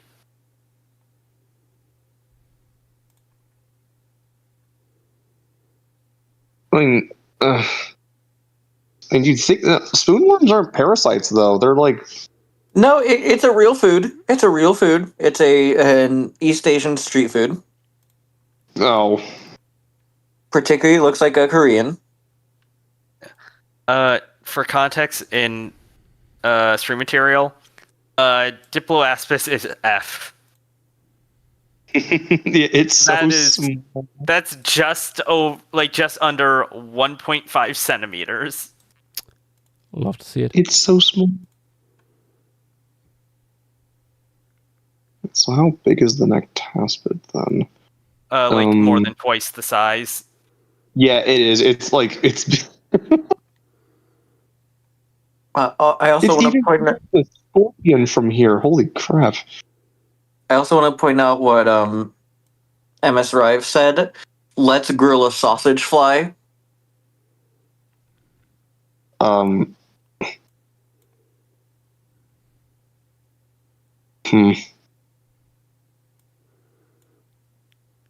Yeah, Diploaspis here on the screen, and for comparison, Metaconolaria is in the piece. It's down here. Yeah, and that's even an incomplete specimen. It's very small. Hmm. That is an understatement. Okay, but what about Proscorpius? Drowning? Yeah, you could have a dead body just floating in the water. I did not realize that it was terrestrial. Is He it? is. Let me look. I'm pretty sure we talked about that earlier. Yeah, I'm confident that it is. Like, it doesn't seem to have any of like the gill structures that like Waringo Scorpio has. But then again, that's Waranga Scorpio. What about compared to like Prearctus? Prearcturus is seemingly aquatic now due to that preprint that was published. Yeah, it's aquatic or amphibious. Ecology.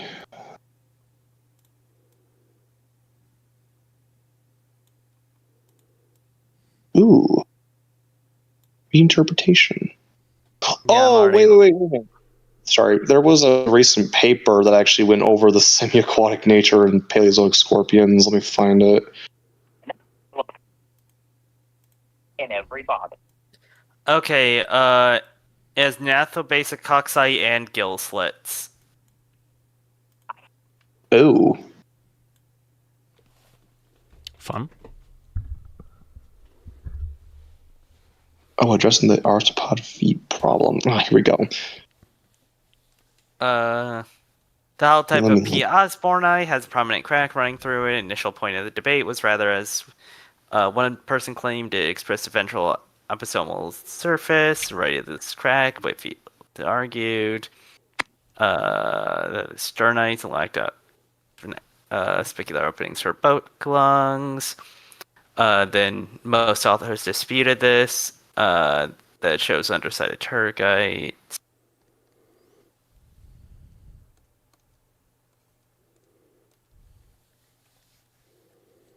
Plate 2, figure 1.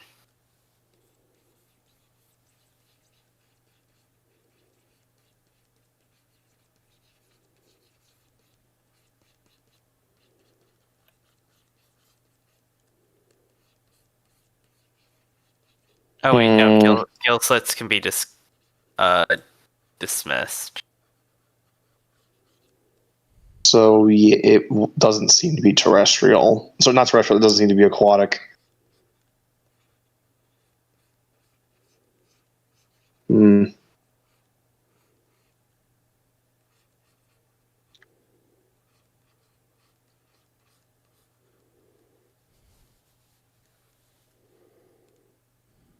Let me see the Proscorp. The like which arthropods have feet and why paper. Yeah, that was the one. That's what I'm looking at right now. Okay. Oh, it says here, neither a terrestrial nor aquatic habit can be confirmed or ruled out for Paleophonius or Proscorpius. That's very helpful.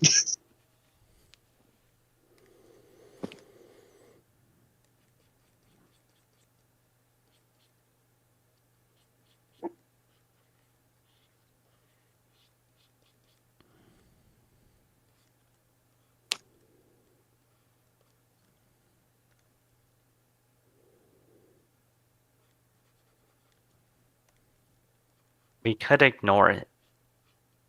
I mean, Or show yeah, it. it's so small. We could show it dead. That also works. It could be eaten by the big one.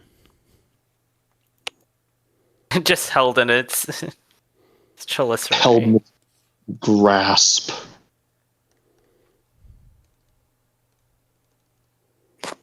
That would actually be really funny. false scorpion eating an actual scorpion. Scorpion or scorpion violence. Also would be going back to walking with monsters. Oh yeah, true.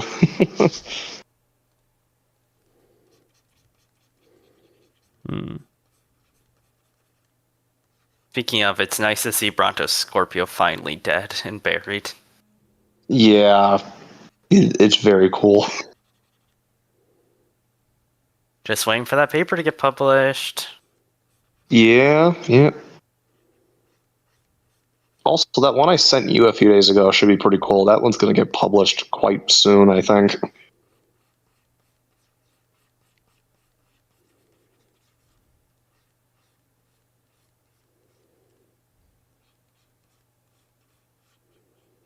It could be cool to show like younger individuals of this species in the piece, just to like highlight how weird the ontogeny for this guy is. Yeah. Yash, by the way, are you looking at the actual species from here? I don't know. Wait, what's the wait? Will I?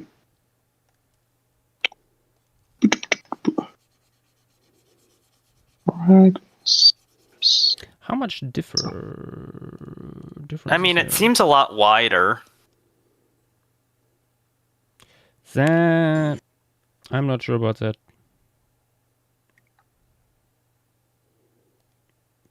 Can also be ontogeny / taphonomy. Like this part of the early cone missing here.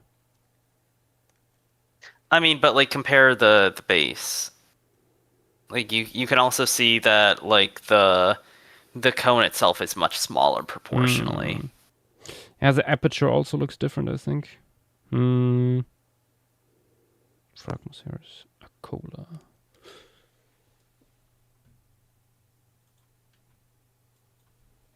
Yeah, it's a lot plumper, I'd say. I think that's probably the best way to describe it.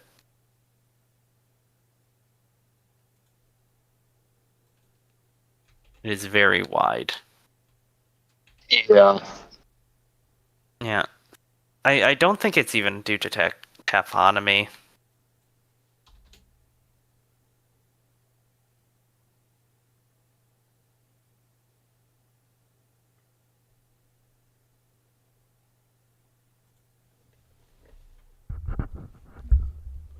Ooh, wait. Ooh. It appears at least in one species we have color preservation. Ooh. Is it some of those zigzagging lines? It might be. Always bet on the zigzags. Fossil cephalopod patterning ever. You either get that or you get like little faint spots. We have a good amount of each. Oh, we have several species. Interesting. Do they differ? Do they Yes. differ considerably, or is it Yes. the same? Oh, Here's the Oh, patterns no. preserved. let's see. Oh, sweet lord, that is quite different. Mm-hmm. There's those zigzagging lines, though. Mm-hmm. Yeah, then there's like zebra stripes. Then, like, some weird cross-hatching. And then there's whatever the heck dubium is doing with that. That's interesting.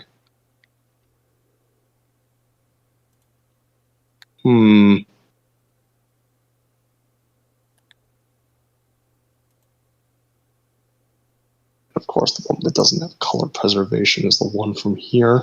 I mean, I'm sure there's more species. I mean, yeah. So we could Like- get pretty creative with this. Yeah, the one from here is also pretty poorly known. Hmm.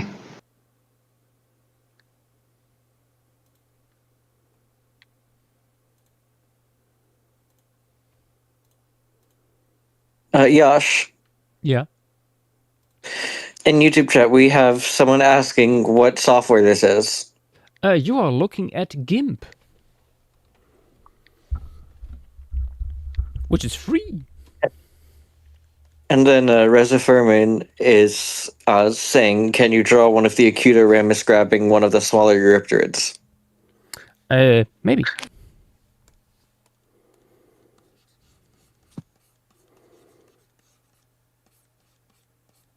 I'm actually not Yeah. sure how much we know about the ecology of these guys. Hmm. How good would like the I don't know. I would need to look at the shape of their Chelicerae because like the ones I seen like Pterygotus, like those seem good for like soft bodied stuff. Like those are really thin long spines. Like those probably wouldn't be good at grabbing like Yeah, but trilobites I mean or the Eurypterids. schematic reconstruction here makes them look also rather small and small spines. So I mean, I know some were hunting hard shell stuff because we found like jawless fish with like puncture wounds on their bodies from Eurypterids. but do we know that was done by Eurypterids really? I'm pretty sure they measured that. Let me check. I also want to say, if this is during a molding event, that they should be soft enough to. Oh, true. To be Yeah, predated. they would have been. Yeah. Like, it's Yeah. like Riaspis. Like, how do you spell that? Because the difference between, like, when they are just done molding, they might as well be, like, fish. It's genuinely insane. They're just sacks of water. Oh, yep, it's like Riaspis from the early Devonian. Yeah, puncture wounds indicate predation of a Eurypterid. What sort of fish is it? It's what is it? It's a heterostrachan, specifically a poraspid. Could you post like the specimen? Yeah, sure. It's from paper.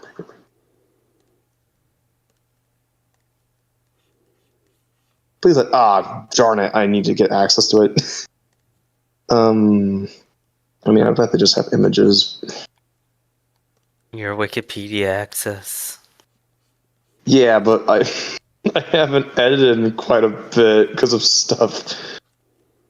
Literally just do what Armin does and edit within a sandbox. Either that, or I just do it with my own profile page. Oh, yeah, found it. Here, let me grab the image. Like the puncture wounds industry materials, like the puncture wounds it has seem to line up with like the Chelicerae of Pterygotids.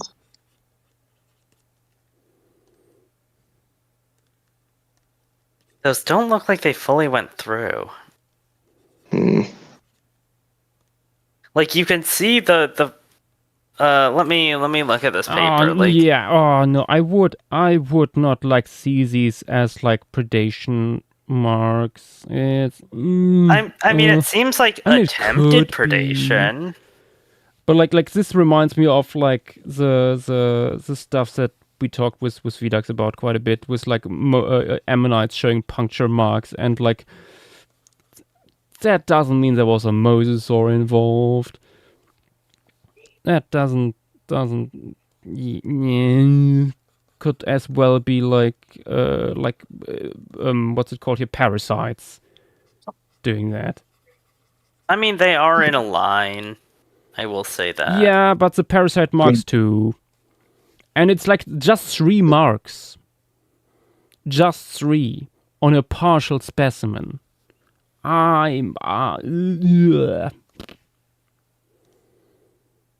thank you, Fossilized. closer look at Yeah, I was these. gonna say I could have. Yeah, That's Ramus bigger has than quite I expected. quite robust spines on their Chelicera. Oh yeah, I mean, some of them definitely like look like they're gonna be hard, like feeding on hard stuff. But like, I'm pretty I just sure don't there think was a these guys paper would. talking about all of that like 2 years ago. Captain Trulu, post that in stream materials. Mm.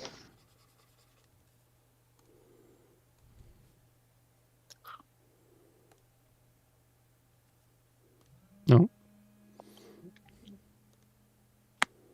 Oh, that's a nice comparison.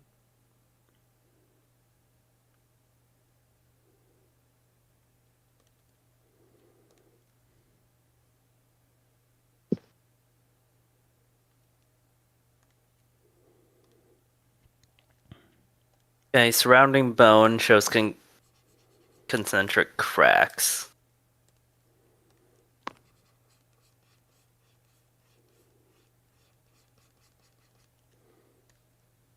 Hmm.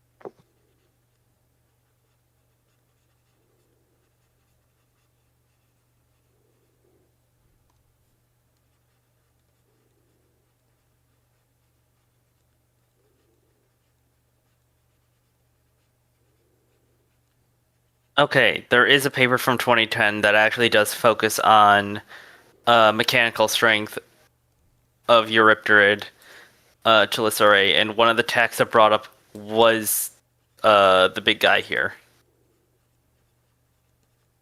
Hmm. Also, Captain Trulu said, chat, Acutaramus may not should be in this piece. Why? Huh? What? What? What's going on with Acutaramus? But why?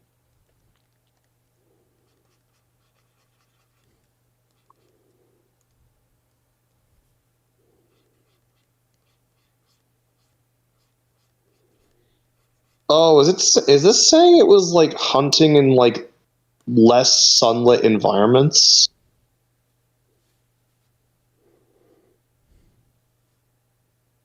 But Uh, It seems to be what it's saying. wait, I'm gonna be weren't the- honest, this is a shallow depositional environment and we have multiple complete specimens. I was gonna say the ones from here are preserved in situ. Yeah, no, it Probably. makes like it. This is a shallow lagoon. It doesn't make any sense for. Unless they were nocturnal. I guess that could also be an option.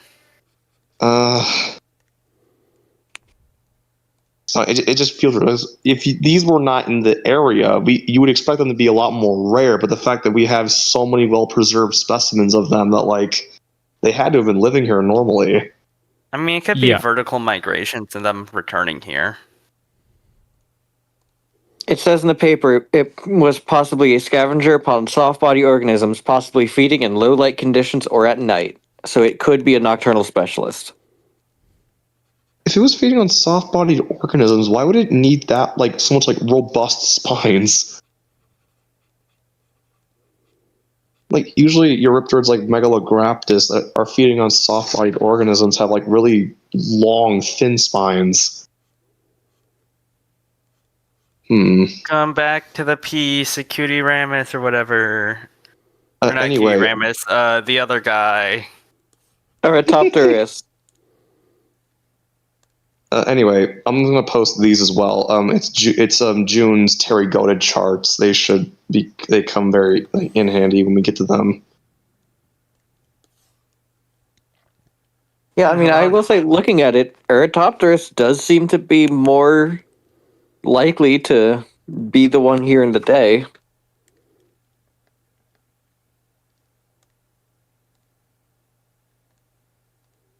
That's weird though. It's like the only one as well. It's like living in like not living, but like adapted for that kind of thing.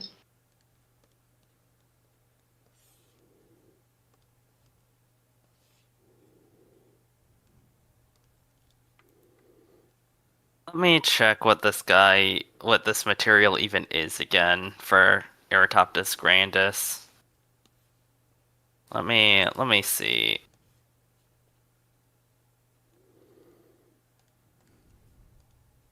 Fossilized does point out Eratopterus's chelicerae seem to be much more fitting for crushing.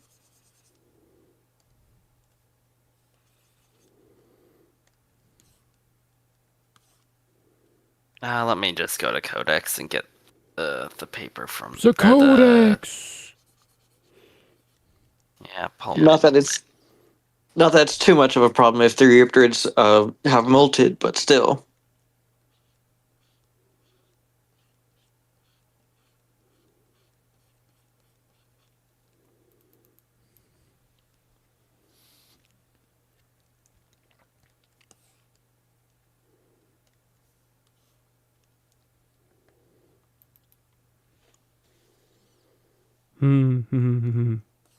I quite like that. Oh as wait, well. that's the Telson. Oh, that's the Telson.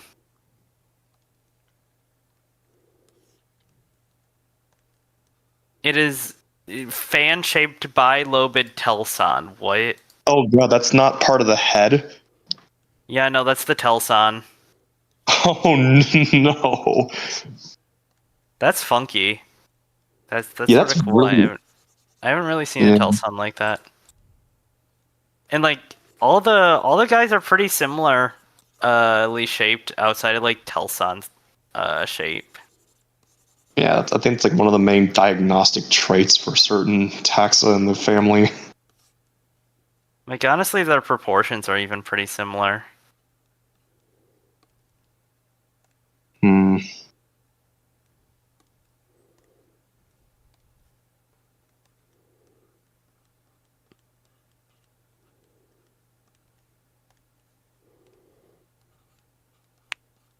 Let me just Captain, the Eratopterus from here and quickly scale it. Captain True, it doesn't really matter if any of these guys were designed for crushing because this is a molting event. These guys were soft-bodied at this time. Yeah. They were all softies.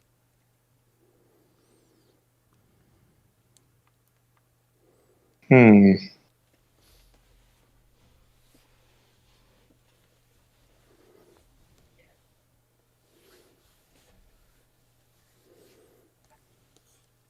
If like everything but the Telson is pretty much the same, which seems to be pretty accurate, it would just be like this size.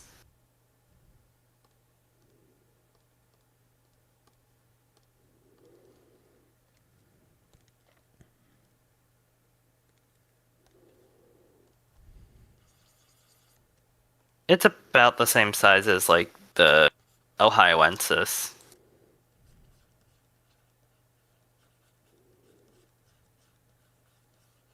We could just do the fragmentary Pterygotus species.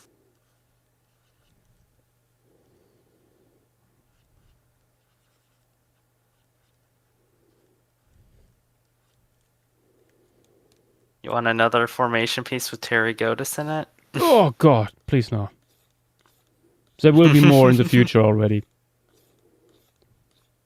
We know that much. Pterygotus is so ubiquitous. We have Pterygotus in Florida. Do you know how hard that is? That out of the, like, I think 10 things we have from drill core samples, one of them is Pterygotus.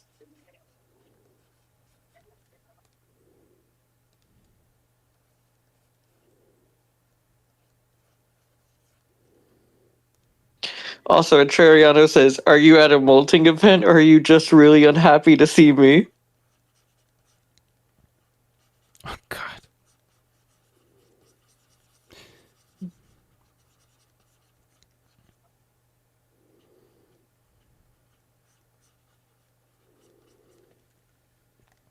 the answer to that question is maybe. Both.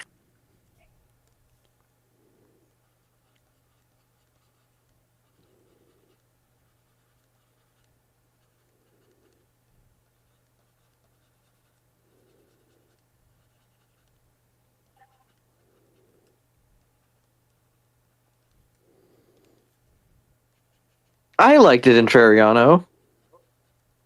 Did you? Yeah.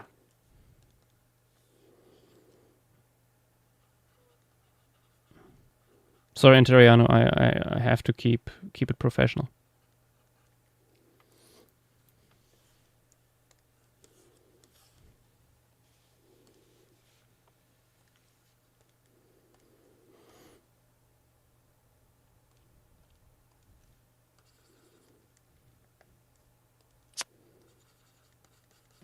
Oh, come on. Now you want to be professional?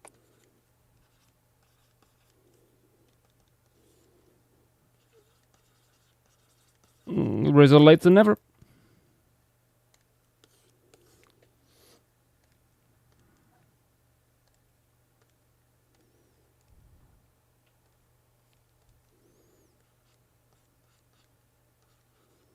I just found some really good news.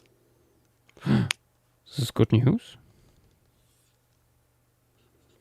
It's Hoover's 40th birthday. Who? Another talk.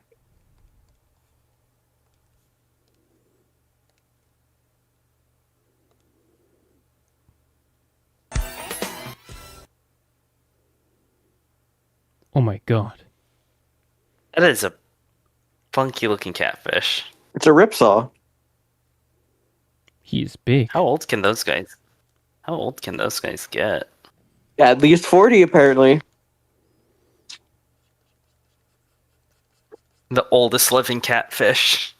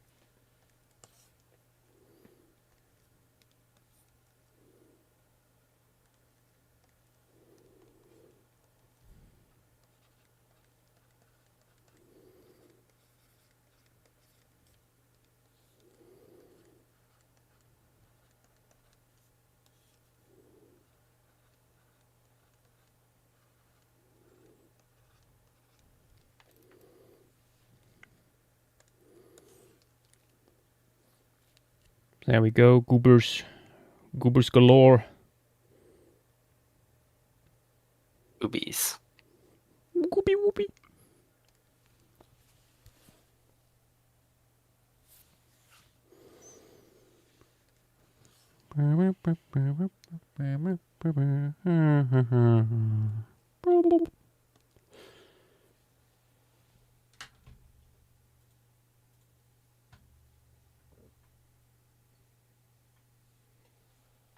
Akiri Draws says,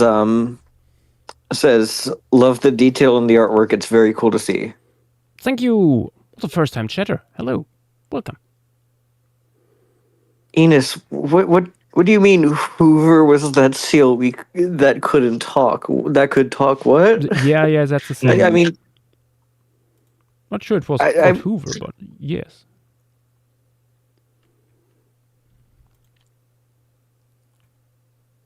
Hoover the catfish is a catfish. Multiple things can be named Hoover. Yes, but Hoover the catfish is a catfish. I would be very surprised if Hoover the catfish was a seal. But I think every it's about like several animals can have the same name.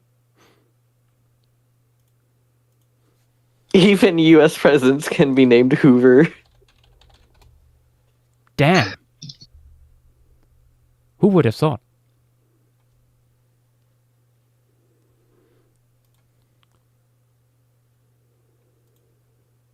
Oh, look at that. Three-dimensional reconstruction of Akutiramus.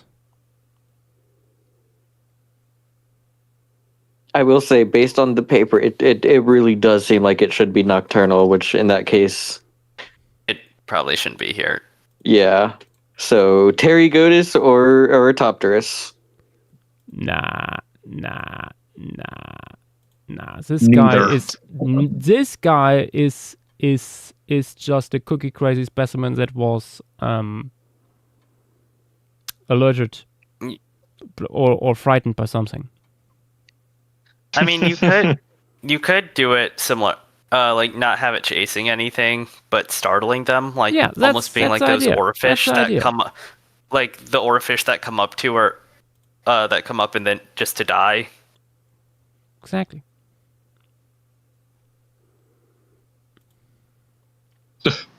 Maybe you could show it injured or something. Am I still here? No. You Yep. are. Sorry, just Discord for me crashed for a second. It was out of nowhere.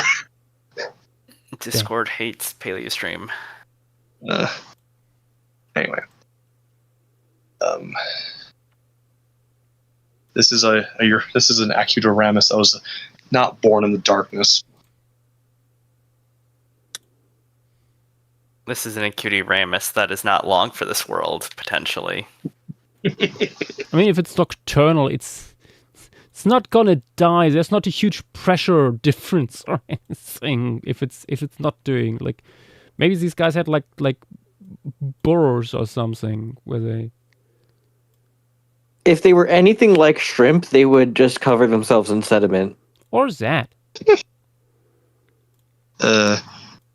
Don't forget, the Calystrae on these guys had like a really wide range of motion. Yeah, that's why I took like a figure from this paper about their 3D reconstruction and range of motion. Nice. Oh yeah, I just saw that now.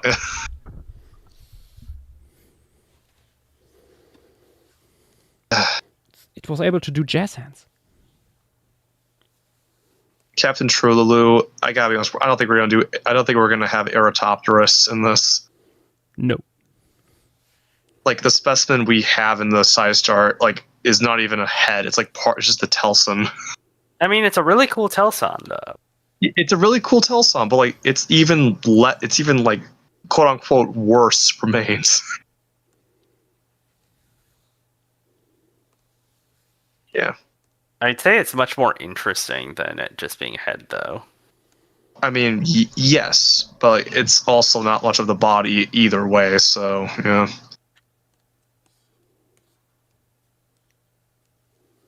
I've got to say, I do find it funny that we have 3 Pterygodids here, one of which is nocturnal. And Yash says, nah, I'd rather pick the nocturnal one than these other 2 shittos.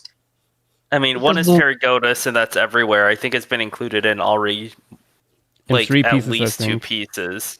Yeah, at least 2. Probably 3. Yeah.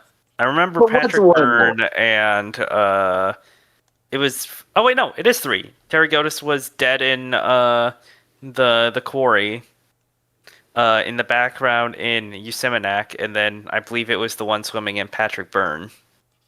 No, big Slimonia was Patrick Byrne. So it was in at least 2.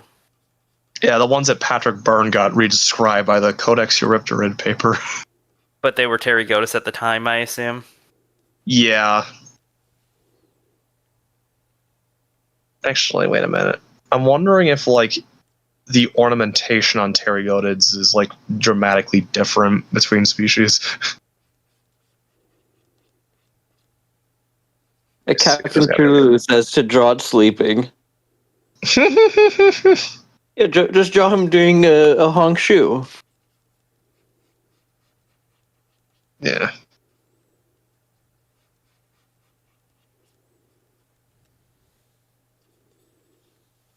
Oh, Montana just posted a bunch of Eratopterus riffs.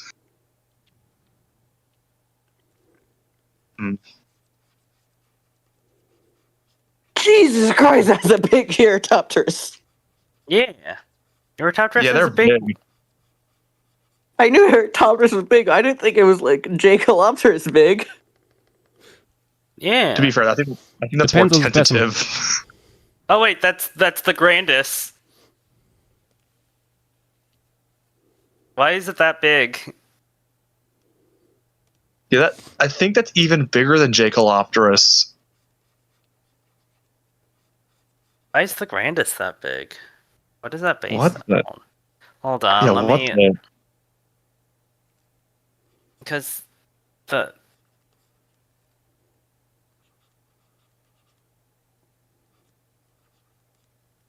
Let me see if the size chart gives a source for that size.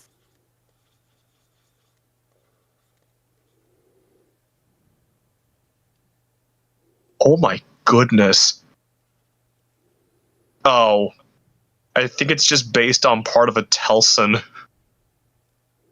I mean, yeah, it's the holotype and only known specimen. Yeah.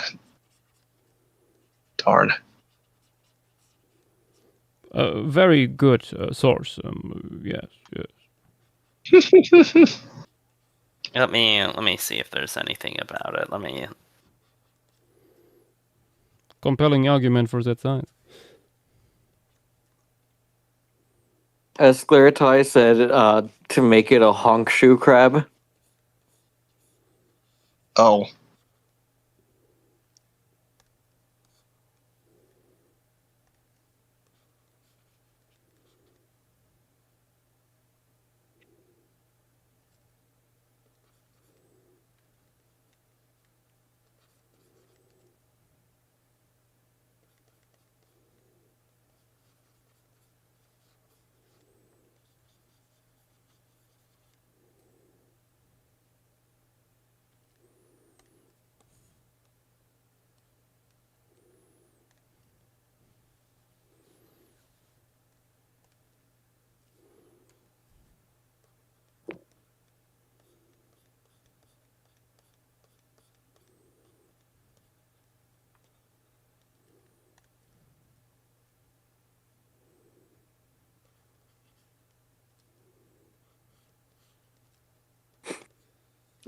Nohawks posted. I don't even know how to say it, but this is a great thread.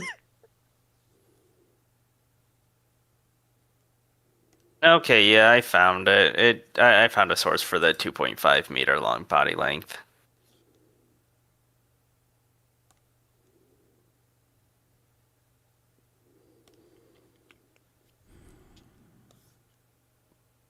Apparently, this species might. I'll need to check the source, but it might be the only Eurypterid with a Telson aspect ratio of more than 1. Damn. Huh.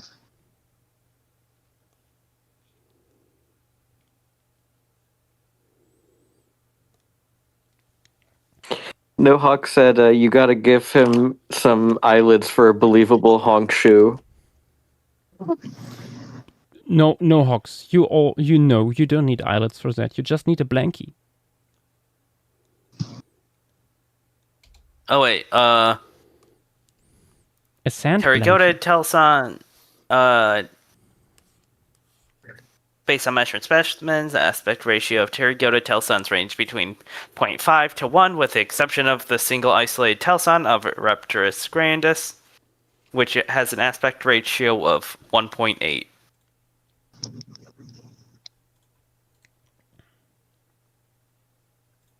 Okay, and Yash, I just want to say, if that's the case, why not give him a sand blankie?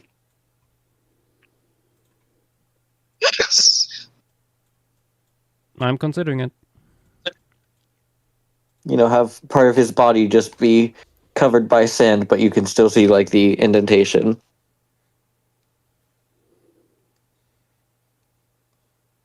You know, it's like those crabs that hide in the sand, but you can still tell it's a crab hiding in the sand.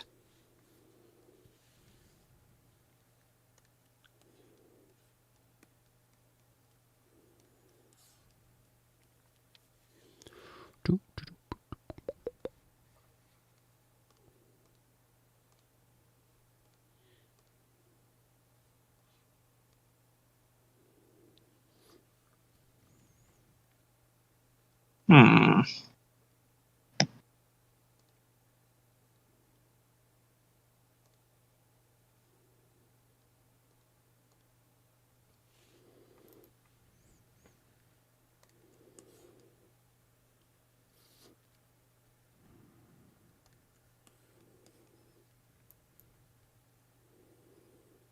And how much? I have to check again, like how much bigger this guy is than Europterus. Oh, You might have made it too small. No, I think I can make it bigger. Yeah. I think it's too small. A little bit. This is just a young individual, guys.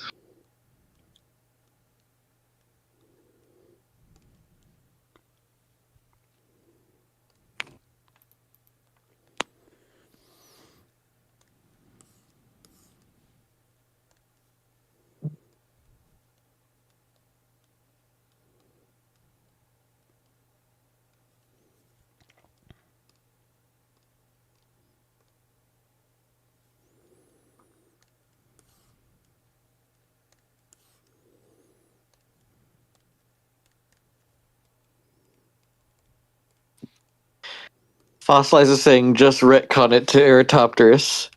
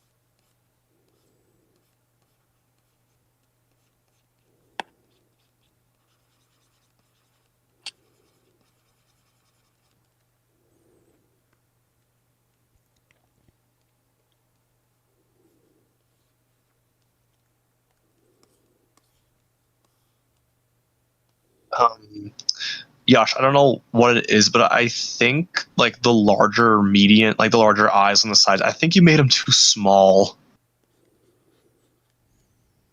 I don't know if it's just me. I'm not sure. Maybe a little bit.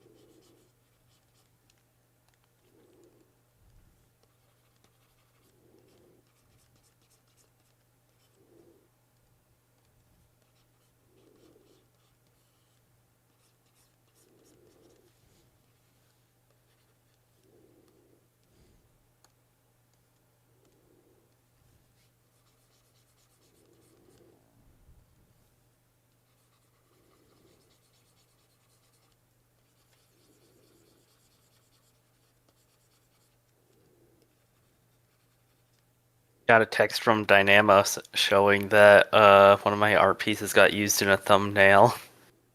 Oh. It's fun. By which channel?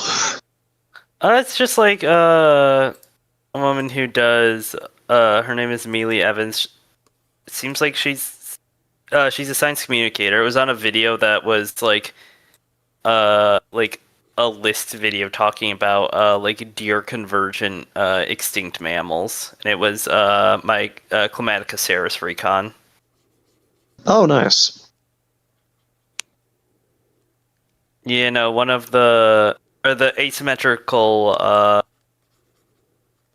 what's it called?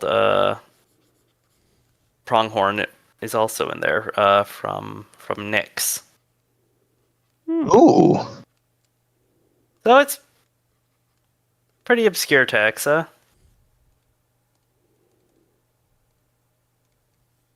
She also puts her sources in like all of her references in the description, which is nice. Good. Yeah. It's a bunch of Tandef online, a lot of Springer. I mean, yeah.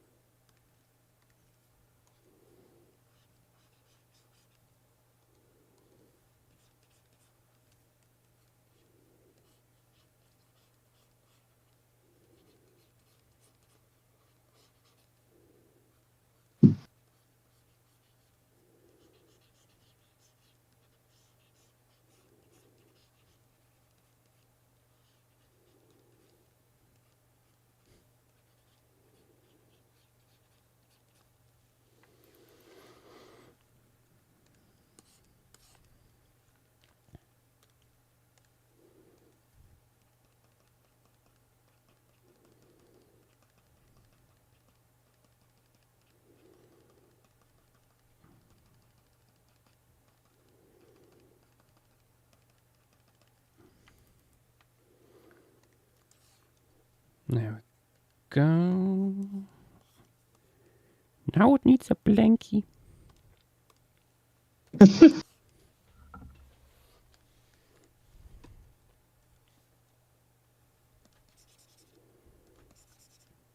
Wait, what's... Oh, wrong. That.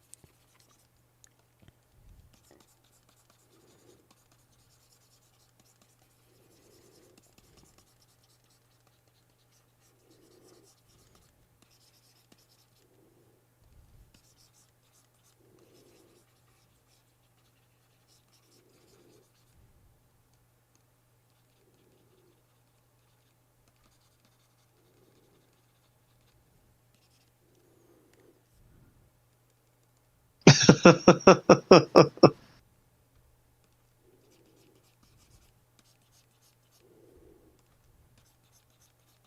guess that's one way to not deal with the ornamentation on this guy.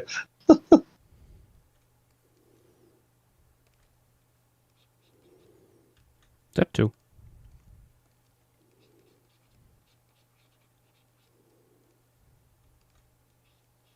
Yeah, I mean the thing is what they don't need to hide or anything. What's gonna go after them at this size? He's waking up from doing a honk shoe. Another Arcutoramus. No. In theory, yeah. No. I mean, in my sketch here, I have two of them.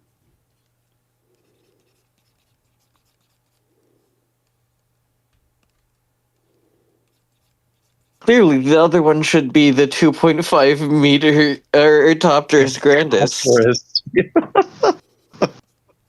That's what he's hiding from. 2.5 meg. Good grief. I have zero clue how they got that measurement because it is not that big.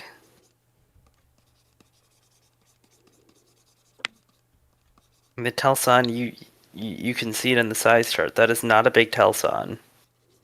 I mean, it is a big telson, but not that big.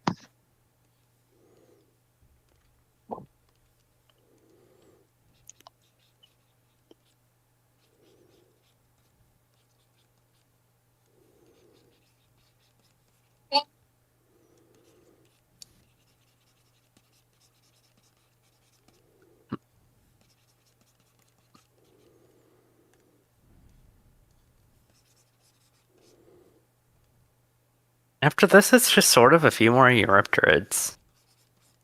Along with, like, the Trilobitomorph. It's No, always no. a few more Raptorids here. There's certain Phyllocarids, for example. Oh, yeah. There's Also, we Phyllocarids. have like one or two more Yeah. cephalopods, maybe. Oh, yeah, I yeah, post- Maybe a scorpion. Dead. Yeah. I posted some refs for the Phyllocarids, like the legs specifically. Mm-hmm, mm-hmm. Nohawks does bring up that during resting they might have had their claws turned inwards to save energy. Yeah, but this one is waking up. It's stretching. Big stretch.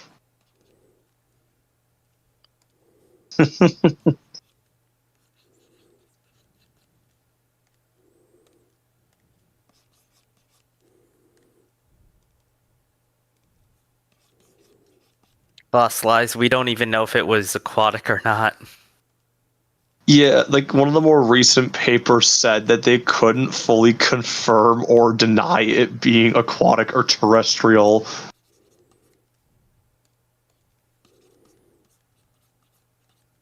That still wouldn't stop it getting just dragged out into the ocean. Well, maybe it is. I will say that there's a lot of specimens, and they're all pretty articulated. You'd assume that they would be a bit more disarticulated if they were like brought out from somewhere. True. Though I wonder what it's using to breathe. It's mouth. It's a mouth breather. Proscorpius confirmed earliest mouth breather. The first arthropod to do so. Ever. Yeah, actually, ever. No gills, no book lungs, no sphericals. Just breathing right through the mouth. Maybe he just needs some scuba gear. He's obviously a diver going to see all of these beautiful Eurypterids. Yeah, guys. What if just like how we have diving beetles, it's a diving scorpion. Oh my god, that's an awful reality. They're cursed.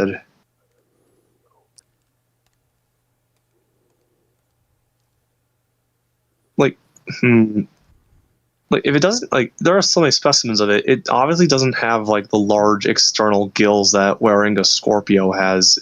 I'm assuming if it is just completely aquatic, it has like some other kind of gill structure we haven't seen yet.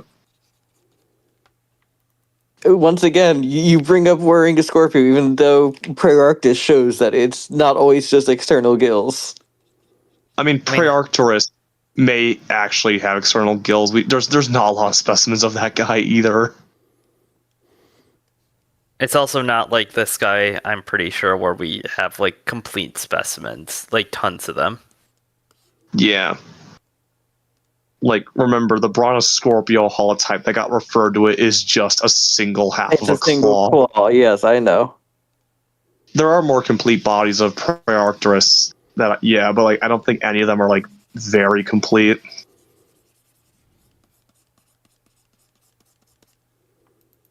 At least compared to like what we have from Proscorpius.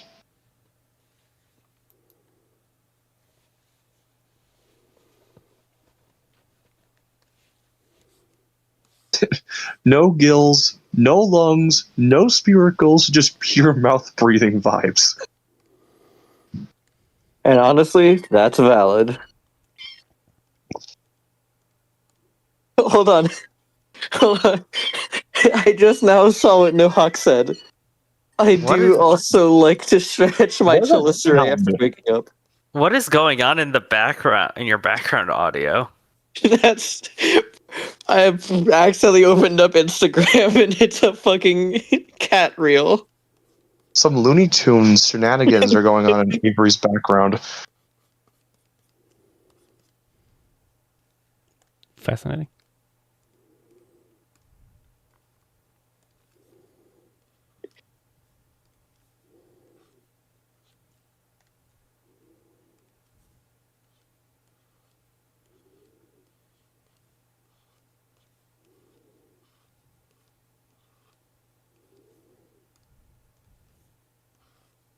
I just realized, why does the Brontoscorpio size estimate on Wikipedia use Vehovis, a modern scorpion?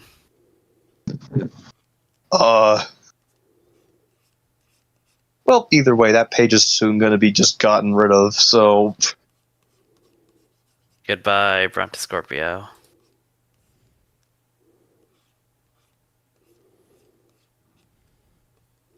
you'll be remembered for tormenting Cephalaspis and nothing else. Another You'll be you'll be remembered for being not that good of a taxon.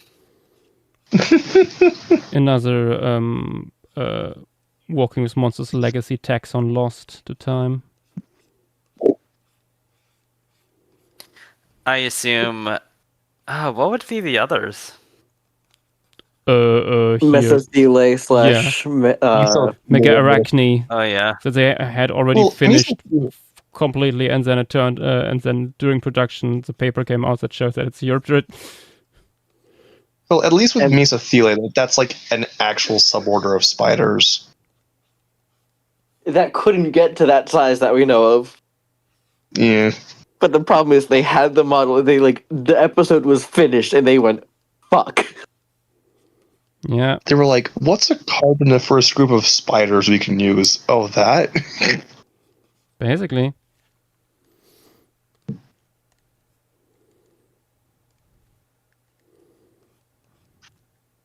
It doesn't even look like. Does it even really look like Paleothele?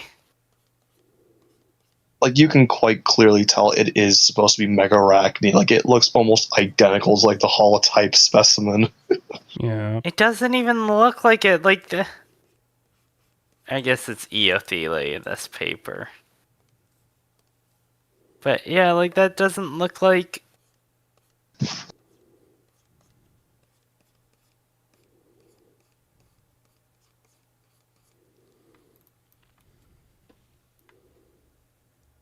Some better rendering here on these guys. Also, Dynamo, are you still here? Dynamo I don't is not in the audience, at least.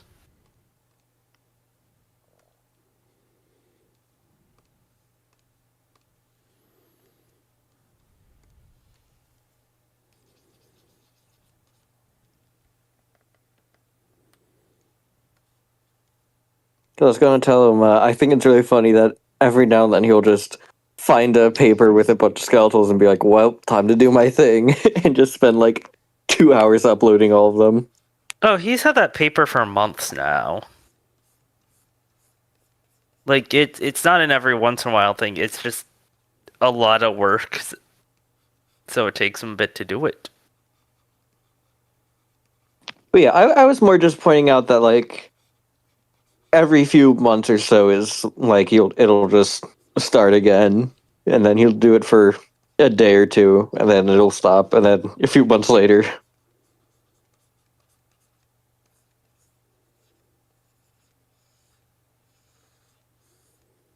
Is this guy also going to be covered by a blanket? Nope. Oh. This is clearly Sunset. Clearly, this is Eratopterus. The 2.5 meter long Eratopterus. Clearly, that's your mom. true. Clearly, that's Terry Godis. That's an Amalakaris, guys. Clearly, it's the abnormal shrimp.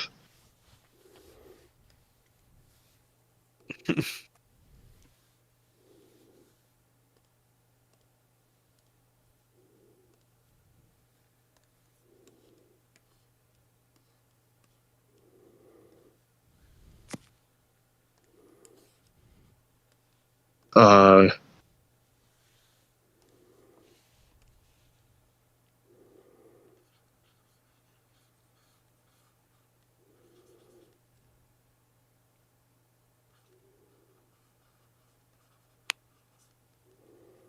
okay, yeah, the model, like June's reconstruction, yeah, these guys would have been using their paddles for like swimming, and then their like telson, like a rudder.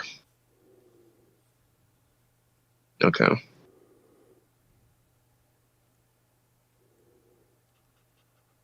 I just want to see this measurement again.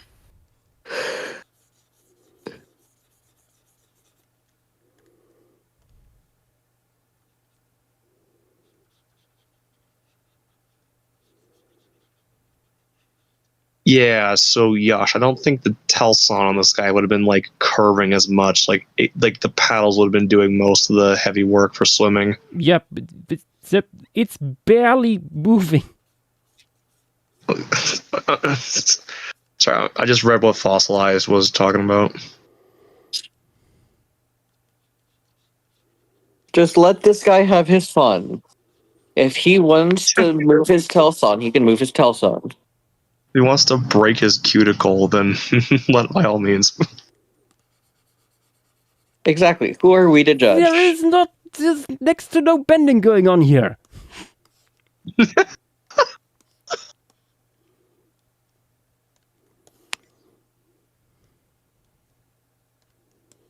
Like in the 3D reconstruction here, they do way more bending.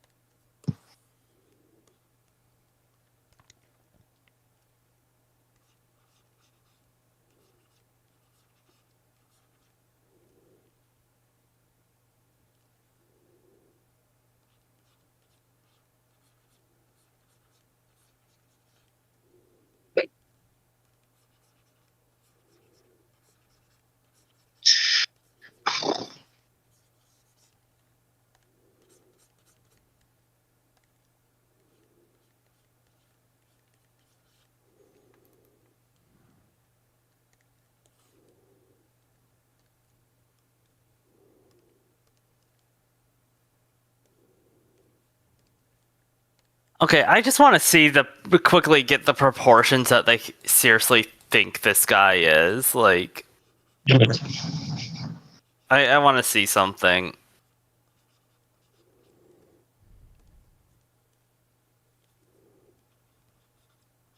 Like, I 100% assume what they mean by length is, what's it called? Just like the length of the body without the chelicerae. It'd be wild to treat the chelicerae as part of the length.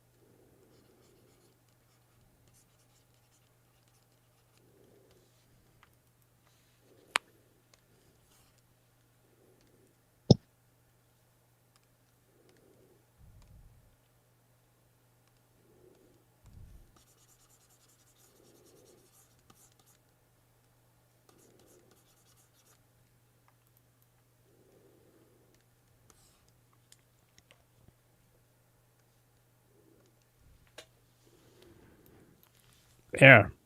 I hope people see the vision for the composition.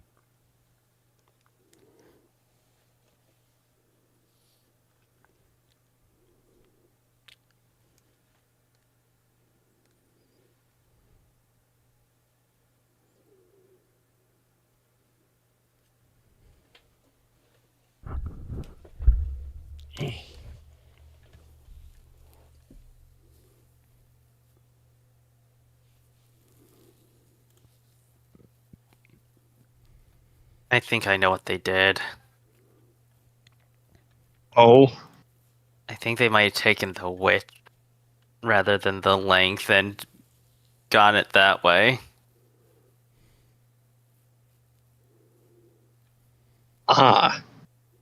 So it's just really short. Like, so the Telson's just really tiny compared to the entire animal, which is stupid. That shouldn't be how it is. Yeah. I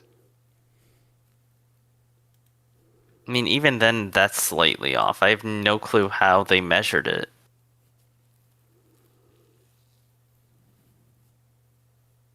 It's one of Verdi's greatest mysteries. I have a feeling this guy probably isn't even Eretopterus. Or not, or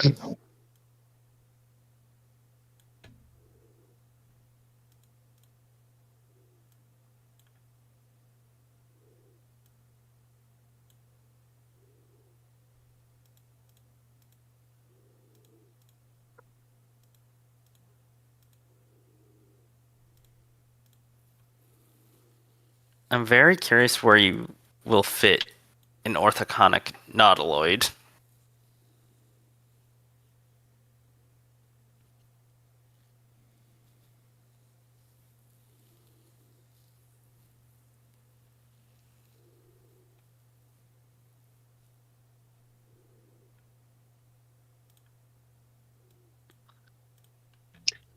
Well, wait. How big are the orthocones from here?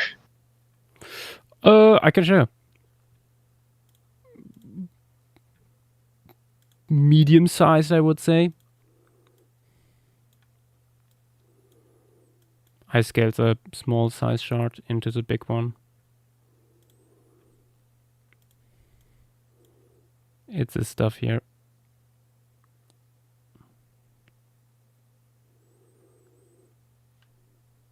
Not big. Oh, okay. Might add one or two That's not. in the background. Also, I highly assume that the biggest one here, Dawsonoceras, is not complete. Probably half of it is missing, I would assume. Yeah. So like half a meter long, the bigger one. Or yeah. I know that like some like young cephalopods have that spine-like structure that like eventually like grows out, but yeah, I think that might be just incomplete. Mm-hmm.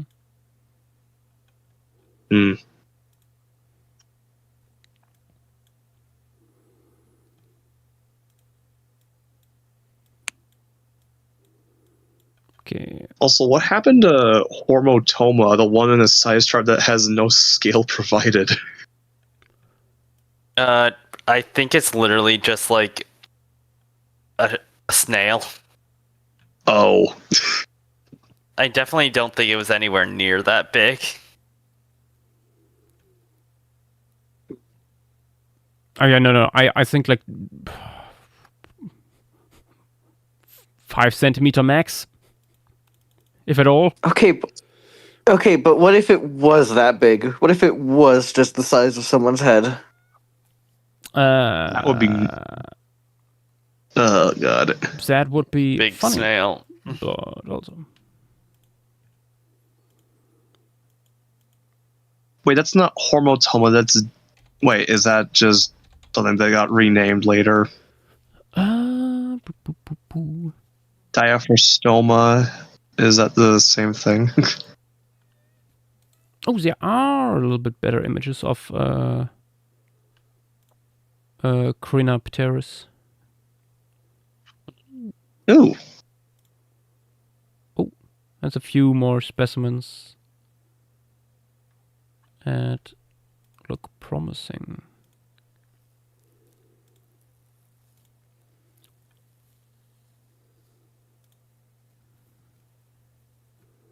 And these guys are funny because of their very wide torso.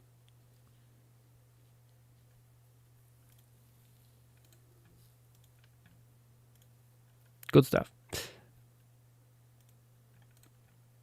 Let me already put this in here because I think I'm doing that after this guy.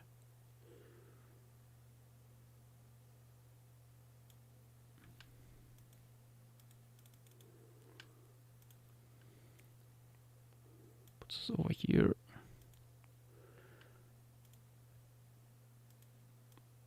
It gives a little bit more clarity. Oh, no.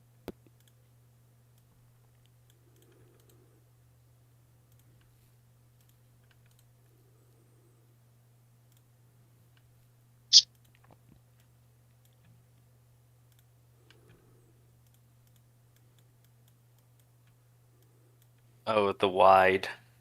Yep. The fatty. Oh, not even fatty, they're just flat. I wonder if this guy was an they ambush. were like Euryptid flounders. That's what I was about to say. Like, Yeah. I'm wondering if it's just like an ambush hunter that just sat on the bottom. Yeah. So wide. It's a little stupid like that. To be wide. Wait a minute. Hmm.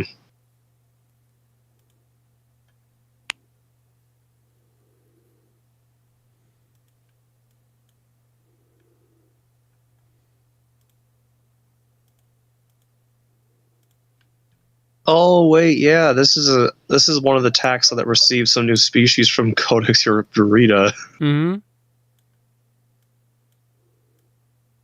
I thought the name sounded familiar. Very nice that got published. Oh yeah, no, that's a godsend for Eurypterid research. I mean, it's basically just a summary of everything. Yeah. You now only need to cite one paper. Can we get a codex for everything? That would be great. Let's be real, a Codex Trilobita would actually be really cool. That would not happen. That would be a library.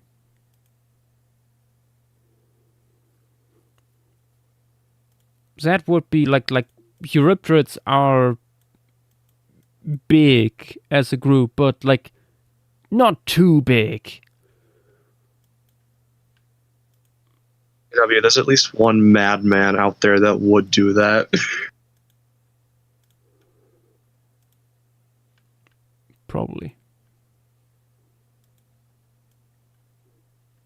This guy was originally placed under Eurypterus.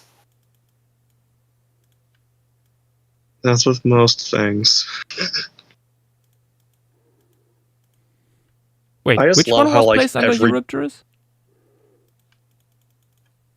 That Woodward did Oh shit. in the description paper.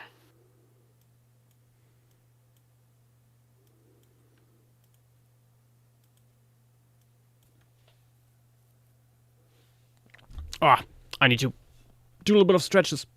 Also give a snack to the cats. Back in a second.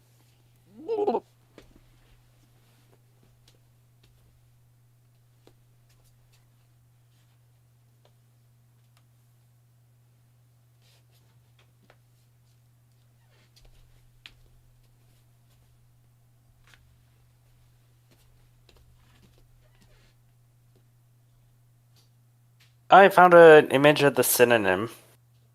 Might be slightly outdated, but it looks pretty good.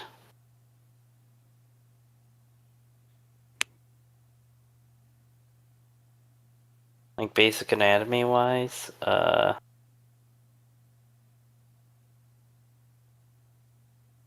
I'm here too.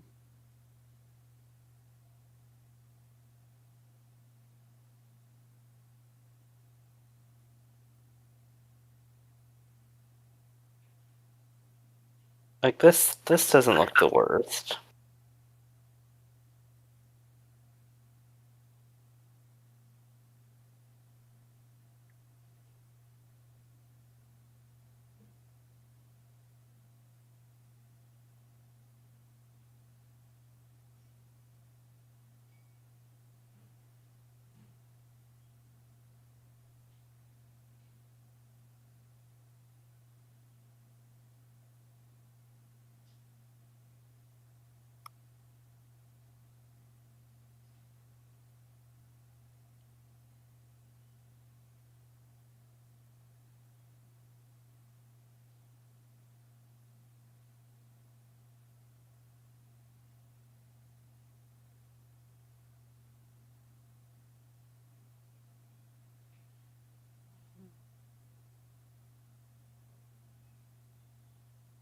OJW.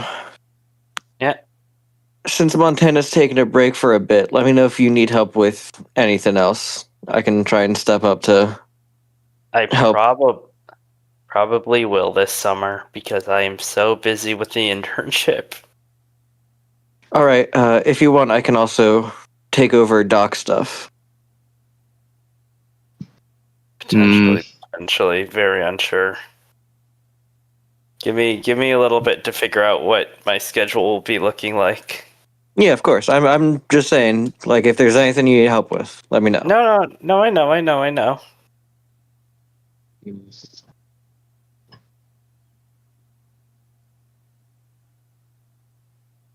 Speaking of which, I'll be starting the TRG Shan tomorrow morning. Well, I mean, yeah. Just remember that most of that chart is done since Yash did it a few years ago. Yep. I'm gonna be adding the one lizard he missed and the stuff that's the stuff that's not gonna be in the piece anyway. It's all dinosaur kibble. Like, don't get me wrong, the lamprey we have there is really cool. But it's a Yeah. lamprey.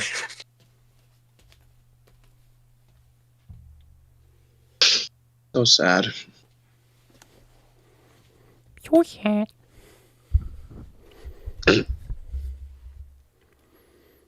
Okay. Yash, Yeah. Ceratophonius has some things to tell you in YouTube chat. Oh. First, thanks for inspiring me to draw Eurypterids more. Oh. Question: do you do paleo art with a mouse and keyboard or a stylus? I'm working with the stylus.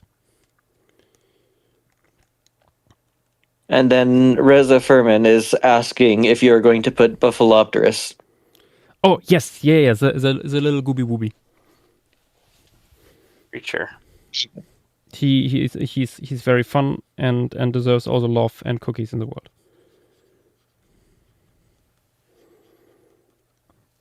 Not enough cookies in the world for Buffalopterus.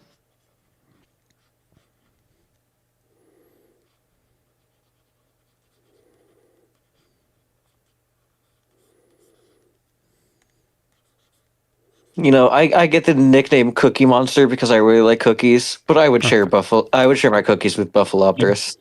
I was on the wrong layer.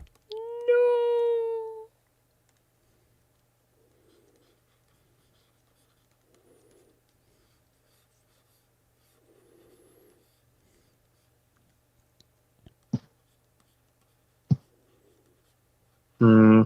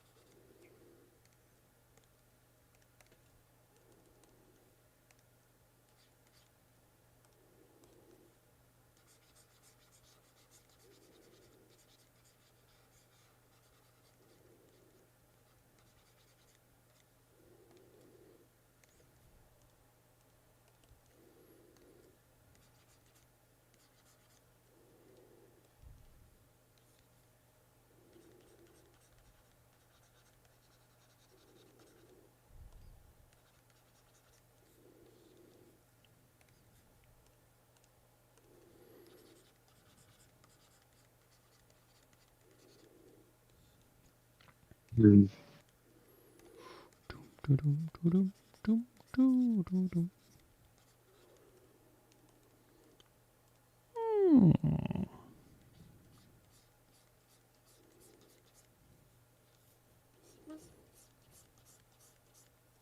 Oh my god!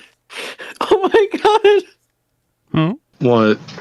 Look What? at work in progress. Work in Me. progress? Yeah. Oh, you mean the monitor getting flung? Oh, you didn't know that one? It's a classic. There is- I remembered something about it, There- but I there is- just I there forgot is a that's what it whole- looked like. There's a whole series of images from that incident. Oh, I see another. There is. See now 3.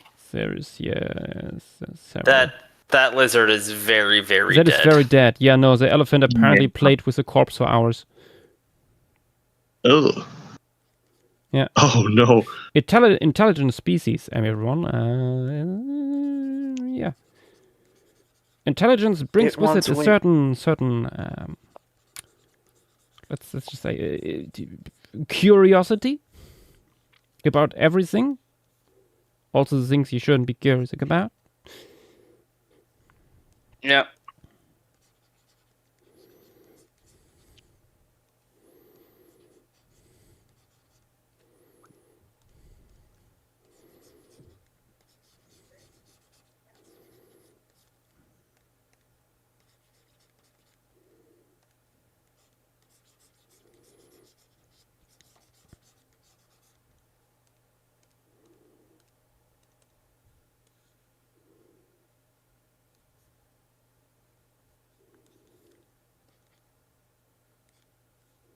Yosh. Yosh, we have a raid. Oh. Oh. Oh. Who comes? Oh, I have to find. Oh, hello.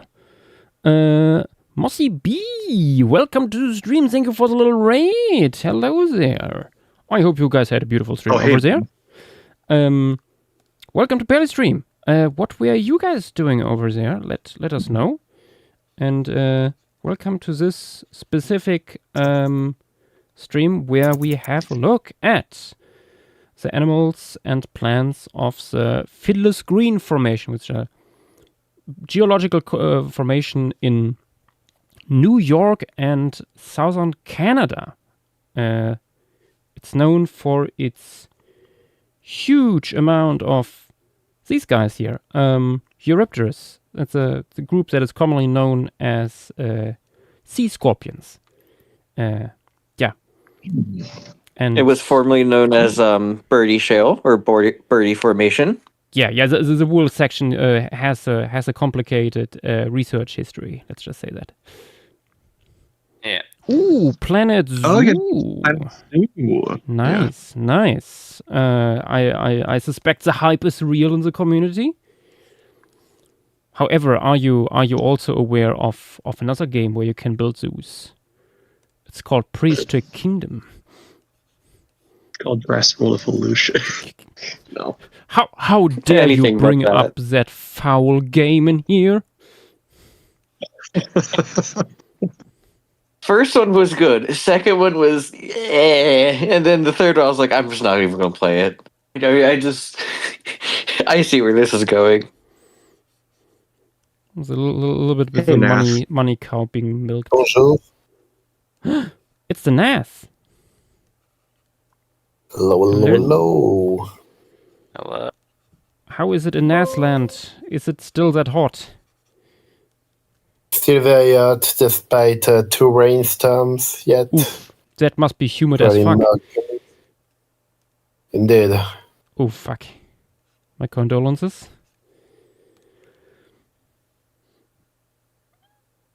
Ooh, Mossy B, you have Prehistoric Kingdom. Nice. Mhm. I know it can be tricky for like Planet Zoo players to get into it because the keybinds are different stuff, the shortcuts. You can change your keybinds. You can change your keybinds. Not everyone is aware of that though.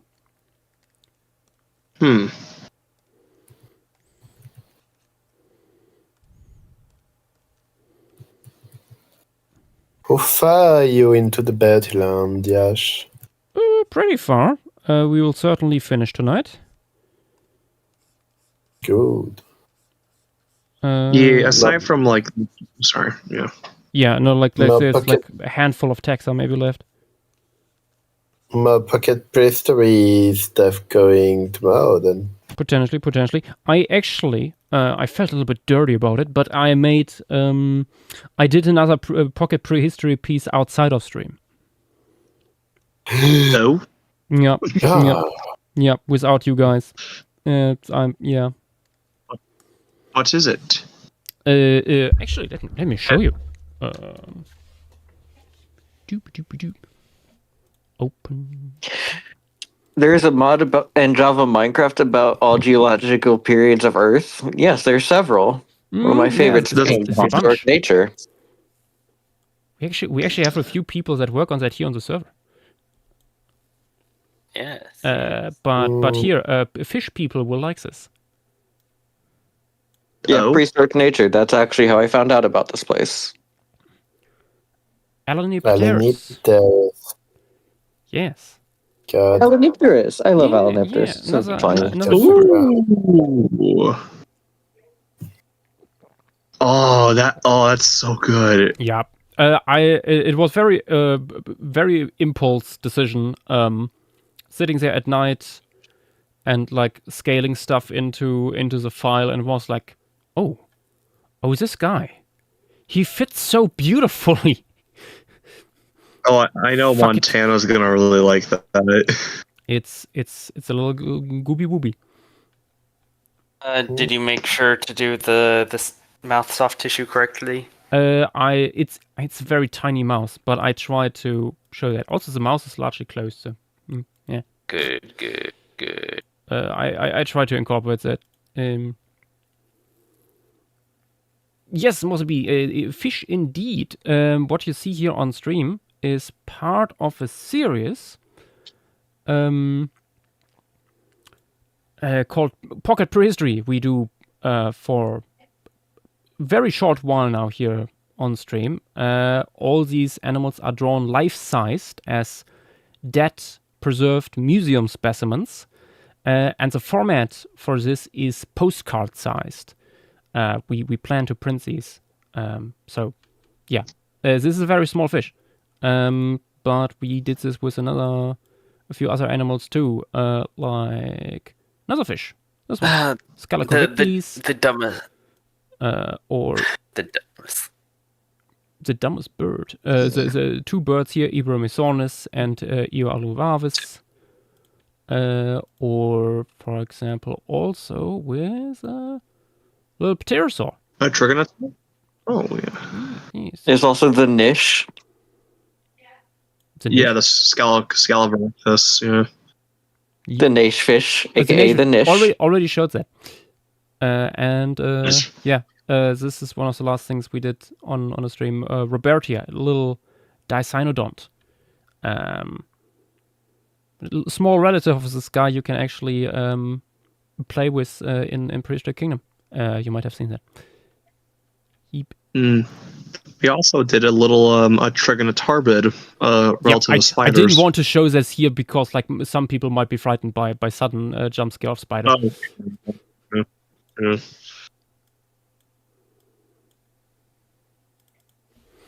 Yeah, but no, that series started like last weekend. It's still a very recent thing. Very It is young. It is something that Yash has talked about for years now. Yeah. It's just like didn't really find like a good outlet for it to do it. Also, I've have become much better at rendering stuff like this, and that was a major issue in the past. That I try to do stuff like every little hair, and now I just use certain brushes to big clumps, and that works much better.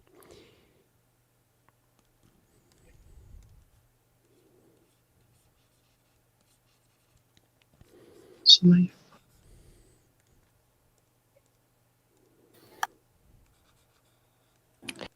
Do you have a favorite dino or prehistoric creature? Ooh. Personally, me, no. I love them all equally. They are all my children. I mean, you've said in the past that it's Except just whatever for you're drawing Crinoids. right now. Fuck Crinoids. No, but Oh my homies. Right, nice. you know what you did, Crinoids. You know what you did. I don't know what my favorite is, but I do absolutely know my least favorite. Well, Is it Lystracanthus? It's bitch ass Lystracanthus. there's probably a fairly complete specimen sitting in some collection. Yeah, like I have seen specimens that do I- look pretty complete. I think you shouldn't hate Lystracanthus for that. I think there's Taxa that deserve much more of your hate, like Sorictes. See, I don't Ronald? I don't hate Sorictes simply because that's a human-made thing. Like same with Ceratodus. We've done that to ourselves. Yeah. Lystracanthus only gets preserved as denticles. And whenever someone says, guys, I found one, I promise, it's gone. Yeah, but I that's love my once again Lystracanthus. like human fault that it's gone. I love my Lystracanthus skeleton that's now become a fucking vacuum cleaner dust.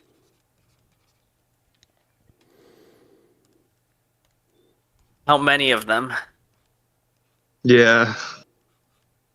Wasn't there that really, really massive Lystracanthus fossil? The was like, one Allegedly. that. Yeah, I was gonna say the very alleged one. It's just I remember like hearing about it. It's like, how big is this thing? Oh yeah, allegedly it was big enough that it couldn't fit in 2 trucks. It was just like, what the heck?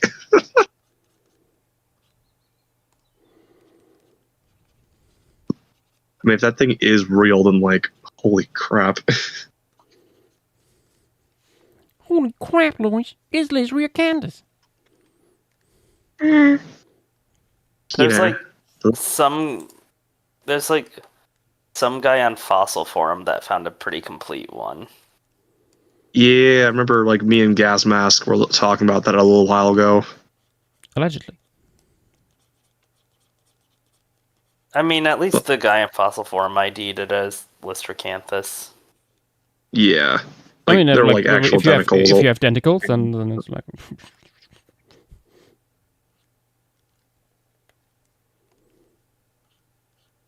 I remember like Gas Mask suggesting it could have been like a Manaspa form or something like that. No, that's a different specimen. Oh wait, oh That turned out to be, from what I remember, a crushed Eniopterygian. oh, that's still pretty cool.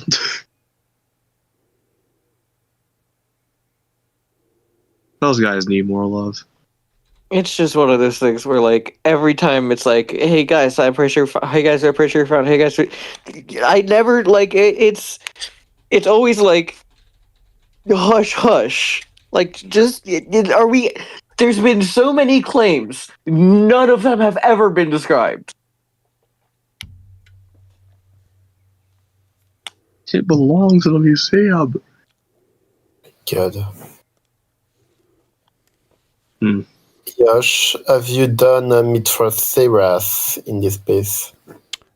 Sorry, was which one? Mithraceras. Mithraceras.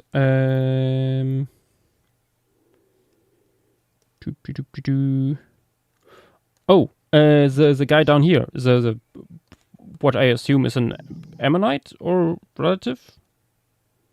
I have not. Yosh, it's fucking weird. This is way too early for Ammonites. Do you, not sure it's Ordovician. Yeah, no. That's something else. It has very I've small looked into chambers. it really quick. It looks like that. Oh no, wait, it's Dracosaurus. Yosh, this is not Ordovician. This is Silurian. Silurian. God damn it. Where is it? It also gets it button doesn't to- even exist. It's so small. Oh, it's the same species. It was reassigned. Yes, it's a cephalopod, but it's Oh, it is. one of Bit those. like a Oh, I thought that snail shell. we mixed some stuff up here. That it's just shaped like that. It's Yeah, What not is this even that thing? pretty small. weird though. It's not even that small. Damn. That might be interesting to actually put in one corner, maybe closer to the ground. If you have still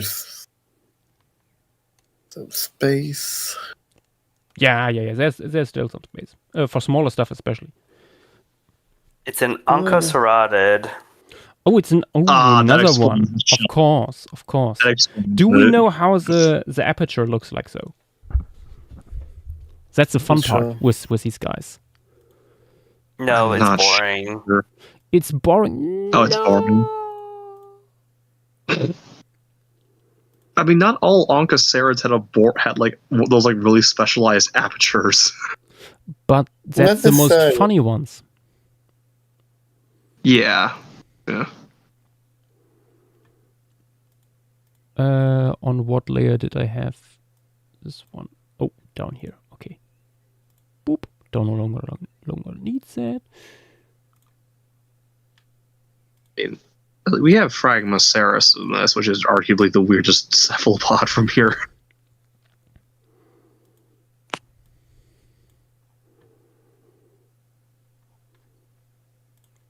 It might be usually nocturnal, but I think this looks pretty fine.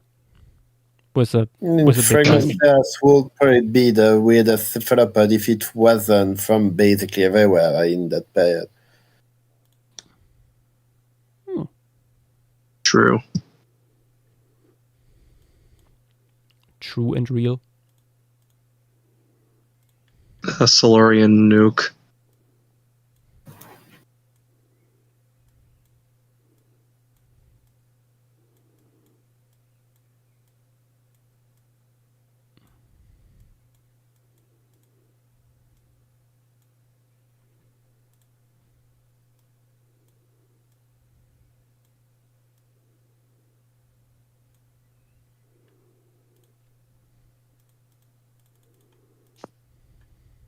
I must have understood. But yeah, if you didn't see it, this is just what the fossil probably looks like. That is so many small chambers. That's so weird. Touch it. Ooh, Avery, that's a cool Paul key you posted. It's a really weird looking guy. I mean, honestly, that's not the weirdest polycube I've seen. Yeah, I know it's not like the weirdest. It's more just, what are you doing, dude? Just swimming to the pier. Ooh, fossil adder. That's with a monitor lizard on the head of the elephant. That's a new one to me. That goes into the. Yeah, that's why I spoilered. That's why I spoilered That goes it. into I was the- like, all right, I'm And gonna. of course, I would unspoil it on stream.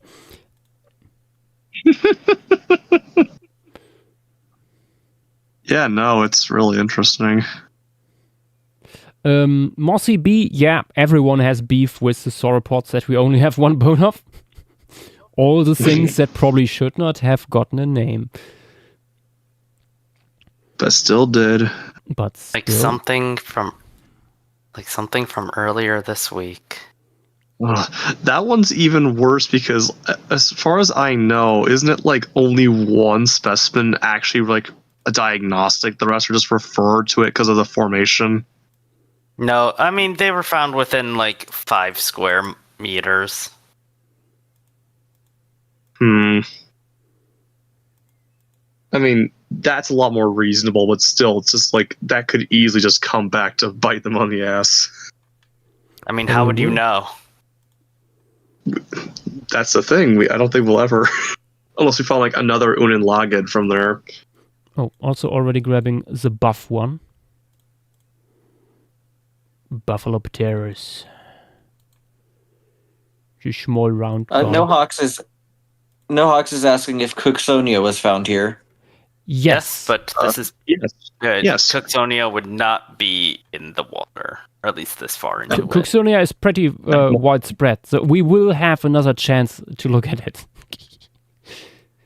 Yeah. Like fragments would be here, but I- like this far out, probably not. I'm actually not sure. It's It not might the be. best. It might be the case that we already had it in another piece. Yash, I'm putting in stream materials the nearest relative of Bifidopterus, Tropidopterus. Nope. Yep. Then look at you, here's little a guy. diagram of a synonym of the other guy. Didn't you just post that? Yeah, but I don't know if Yash saw it. Yeah, I okay. saw that. Saw that. Yeah. That Nice. that drawing has like end segments weirdly folded inward of the like Actually, panels. let me.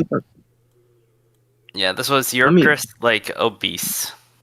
Oh, okay. Very subtle.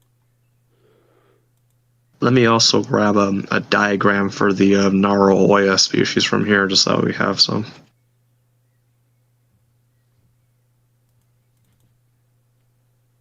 Oh, wait a second.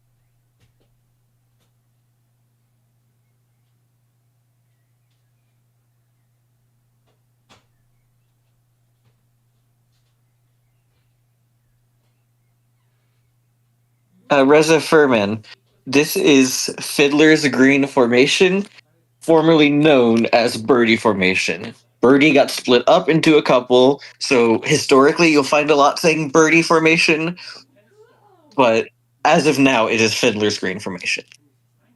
Well, it's formerly known as Fiddler's Green. I don't think that saying formerly known as Birdie Formation really works, since that's not how the nomenclature works.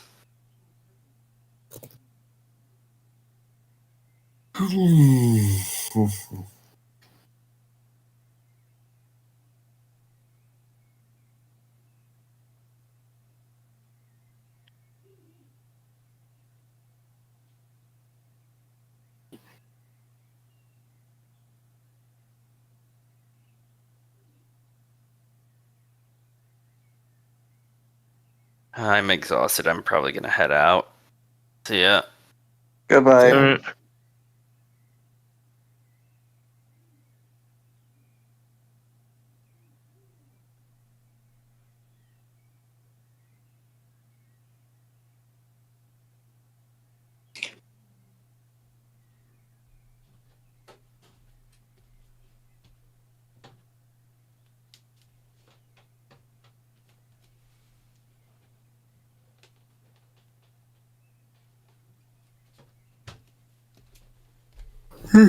There we go.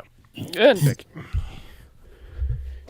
Okay, how much bigger is this guy than Eurypterus? Like double the length, roughly.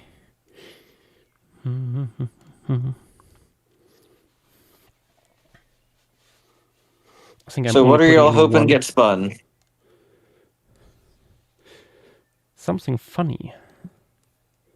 Something Cenozoic. Me too, yeah. Something. I'm putting all of my money onto Messel. No, that would be funny. Fossaughter, I don't think you understand what would happen if we got Messel. Yeah, I know. Everything would explode. And We just got done with Florissant, and now we go on to Messel. But in this case, we would have a month. It's Yeah. still just going from bugs to bugs to bugs to bugs. And a bunch of birds and mammals and reptiles this time. Yeah, I don't think for Messel the bugs will be the most foremost things in the piece. They're not, but it's more just that is once again an important part of it. Mm, Unless we don't scale them all. yeah. There have been ideas floating around to change the system a little bit. Basically, if it's only a few pixels in the scale chart, what is even the point of scaling them all?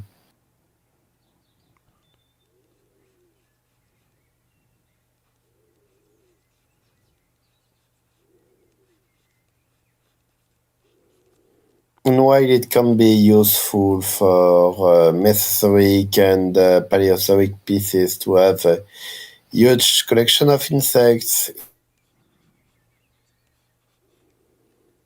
like a smaller collection of insects for like its pocket pastry stuff, shit like that. For Cenozoic stuff, insects are usually very boring. Oh my god, Enos, that is amazing.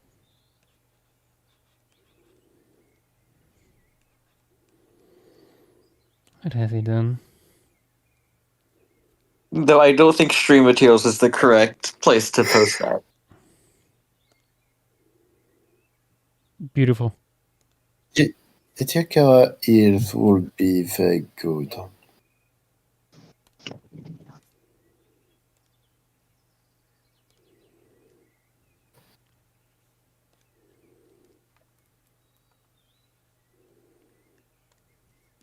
No, Hawks, I would love Ediacara. I would love Ediacara. It That would be so much fun. Very relaxed. Very.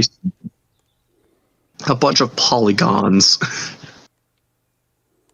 Just a bunch of stuff. That's really the best way to say it. It's just a bunch of stuff. Honestly, if Ediacara isn't coming up in like a few streams or something like that, I'm thinking we are adding another Ediacaran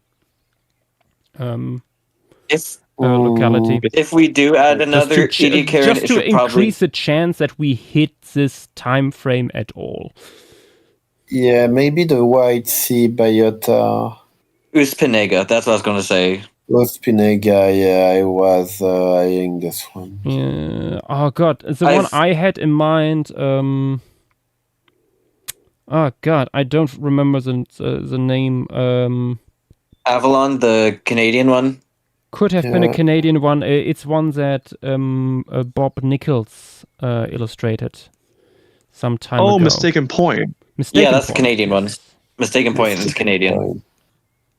Mistaken Point is abyssal, and it Yep. basically has no mobile creatures. I mean, There's a most of- couple mobile guys. Not many, but there's like, I think 5 or 6. There's a couple Maybe of even them, 6 or but non-definitive, if I remember correctly.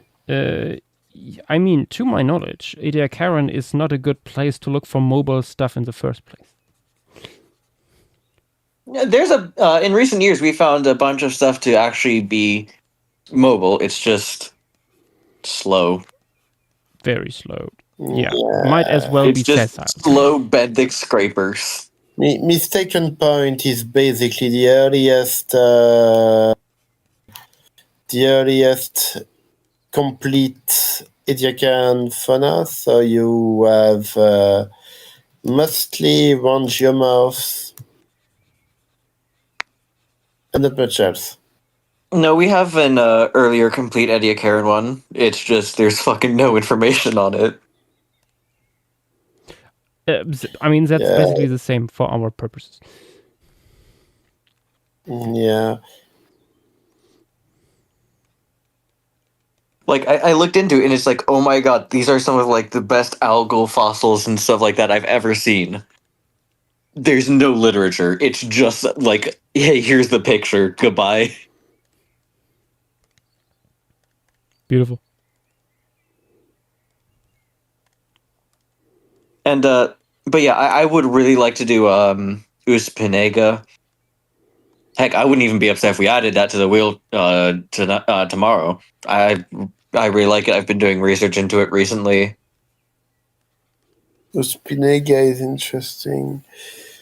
No, Hawks, it's Paleozoic week. And something I want to say about your suggestion for Nama. Nama is a supergroup. There's like I did suggest it, but it's very complicated in stratigraphy. It's like almost, I think, 70 million years Ooh. of range, and it's very spread out through. Like it is. I'm pretty sure it's Namibia. I can't remember. It's one of the Yeah, it's South African Namibia, countries. but also South Africa. It's Yeah. just like saying, yes, I want you to add Gondwana to the wheel. Yeah, it is. Like literally, when I was doing some research for it, it is better to call it Ediacaran South Africa, Southern Africa, than to call it any one specific thing.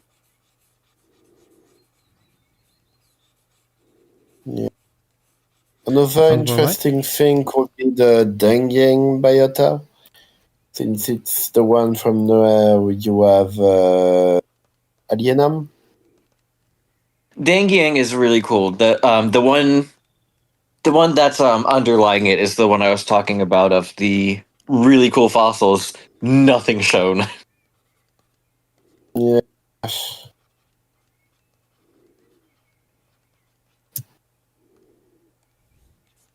Like I could see Dengyang after the three big biotas. Like obviously Ediacara, Uspinega, and Mistaken Point.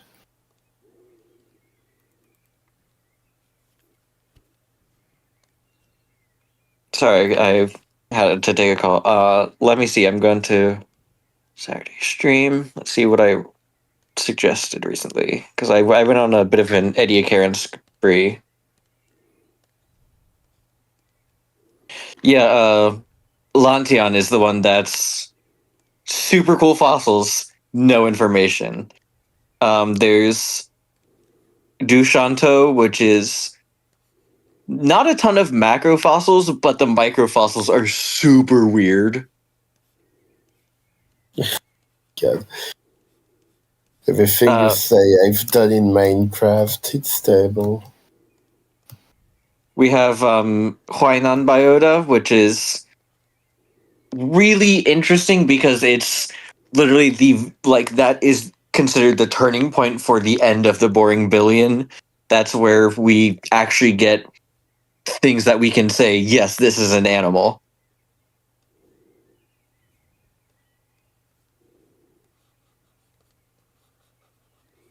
There's also blue flower formation, which is really weird because it's a white sea fauna in Canada.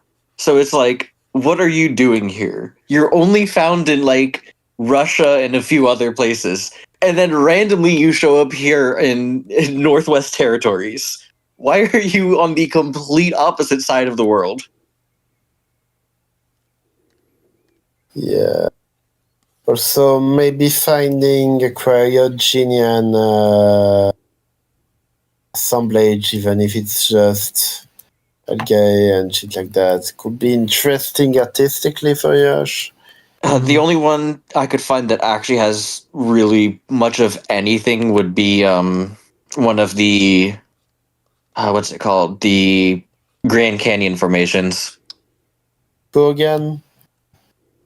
I can't remember what it's called, but there's a cryogenian one in Grand Canyon.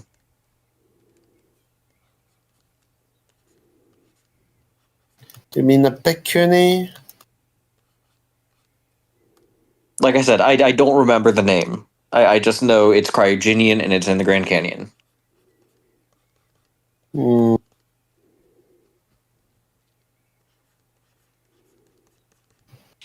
No, Hawks, a microscopic formation piece is really cool, which is why I will continue to vouch for Orsten to be added to the wheel. Yeah. Orsten is genuinely one of my favorite sites ever because it's just the weirdest things you will find, and it's like, oh yeah, by the way, microscopic.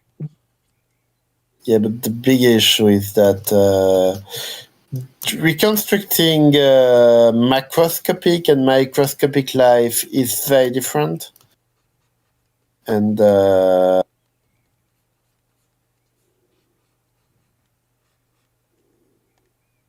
it can be difficult to do as an artist specialized in macroscopic life.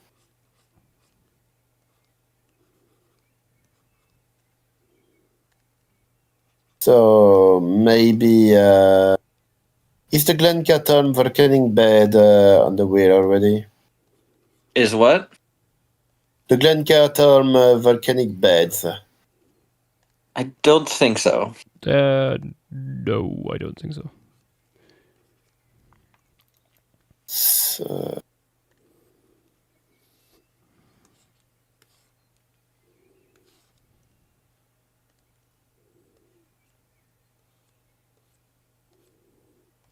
the place from where you have all the weird fucking shit from the. Let me find.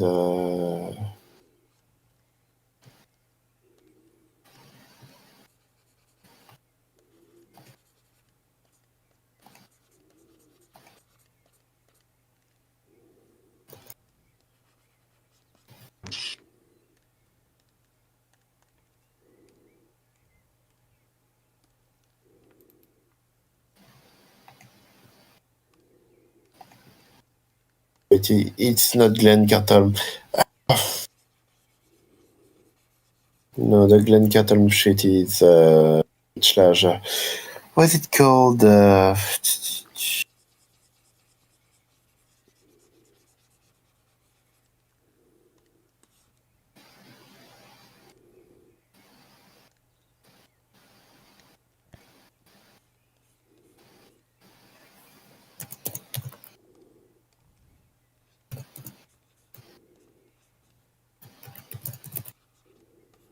90s.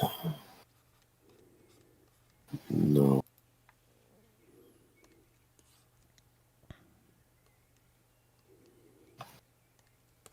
Yes.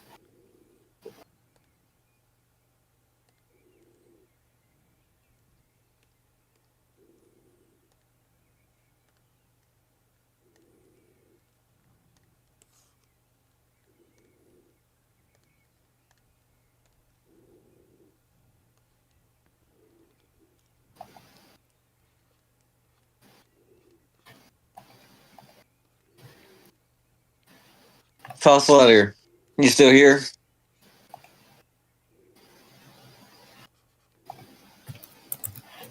Yep, I'm still here. I was about to say. Hussein is asking for you in other talk. Oh my fucking god. No, you don't understand. You don't understand, guys. This is No, I understand. I was there last night. Yeah, I'm getting so the dialogue. I can't remember what the second part was, but last night when we were playing Crab Game,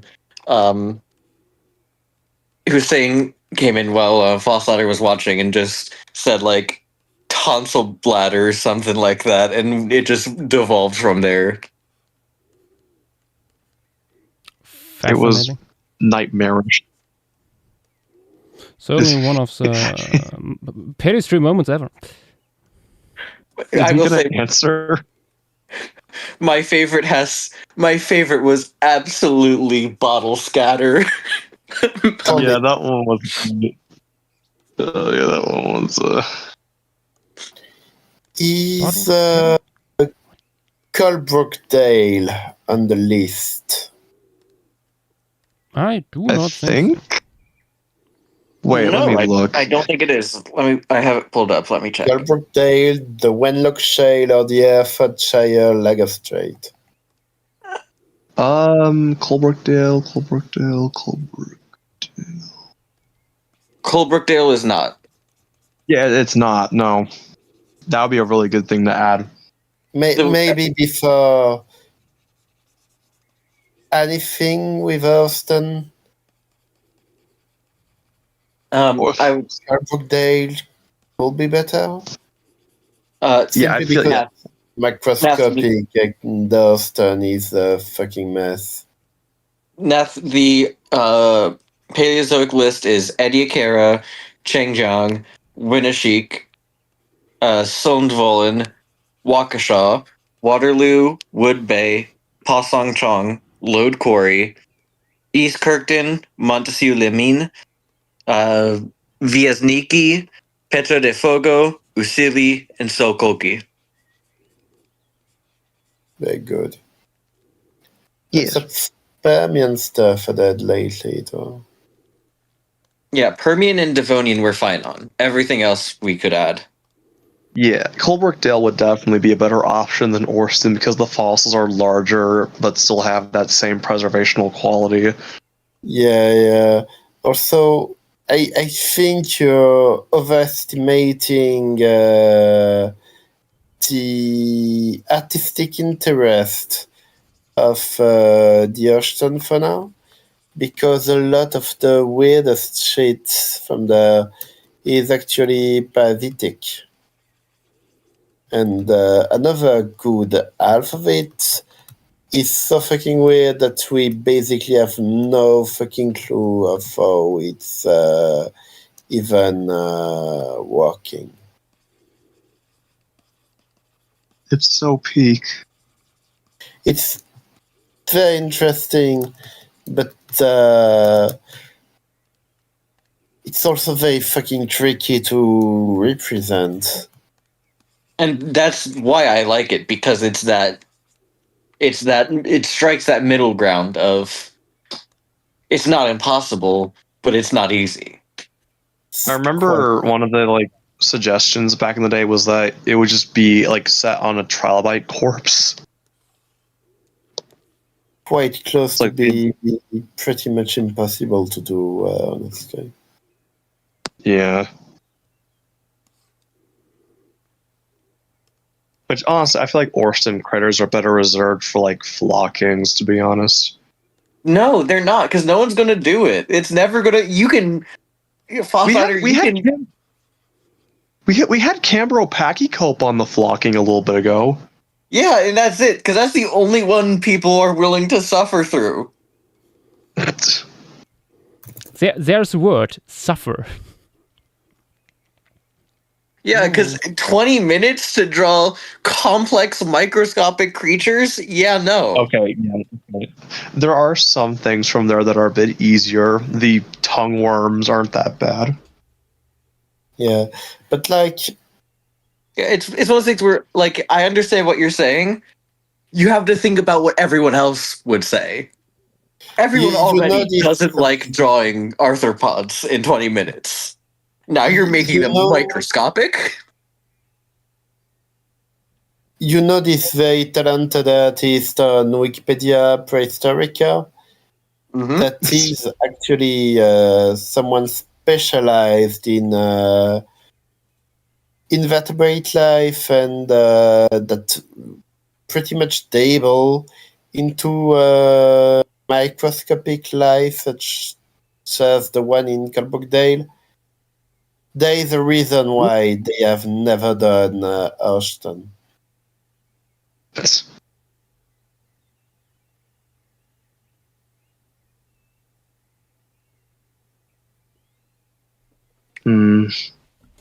Well, we could give him a reason to now. No, I'm kidding. No, I understand what you're saying. I understand what you're saying, and yes, that is valid. I'm just saying, eventually. I do think it's one of those that just, due to the sheer uniqueness of it should be on eventually. It's very unique, but I remember a time when Yosh had to redo his entire composition because he wasn't happy with it. For Madigan, Madigan, and it yep. wasn't a very pleasant experience for anyone involved. I don't think we should strive on making things very complicated, even for a very talented artist that is specialized on that. Even less for Yosh that has not a very good appreciation for arthropods compared to other subjects. This is true. This is true.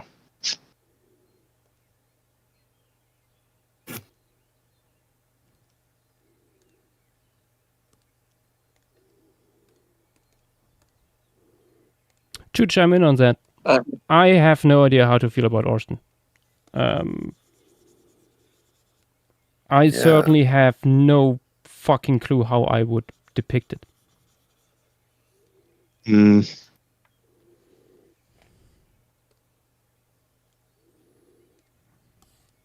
Which again, that's why Colebrookdale is better in every way. Like, it's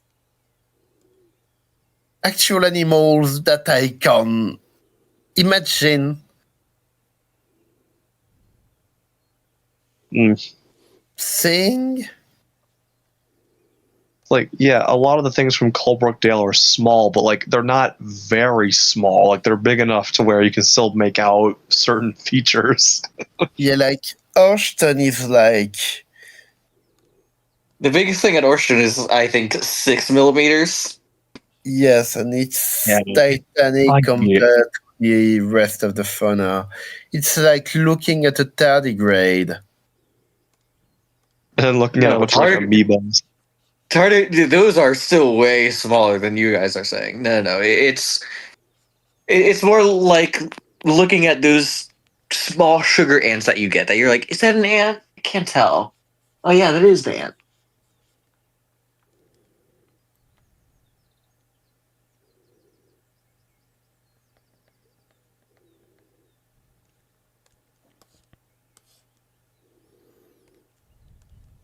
And for Colebrookdale, it's the case, but for Orsten, like, Oh my god. Oh no. I am not trusting anything when the size is in picometer.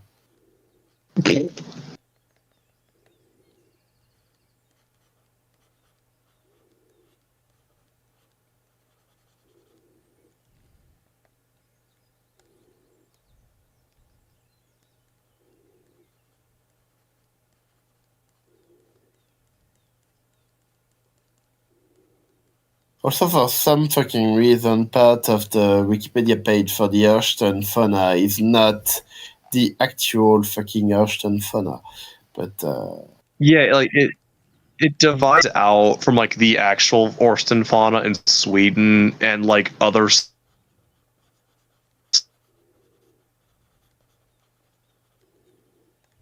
Also, it's not in picometers. It's I mean, to be fair, it's like, it's in micrometers. which is even.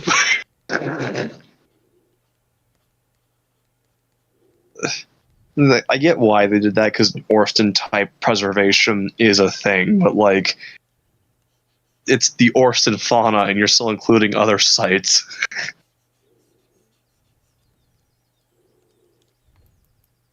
It's like Burgess Shale, but like also every other site that has Burgess Shale preservation is also on this page.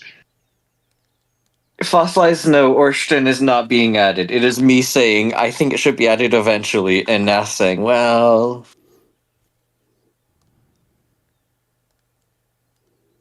The orthocones look pretty cool, Yash. Yep. trying to. It's the biggest one here. Also, Narthiko, right? No, not Narthiko. What was it? What was its name?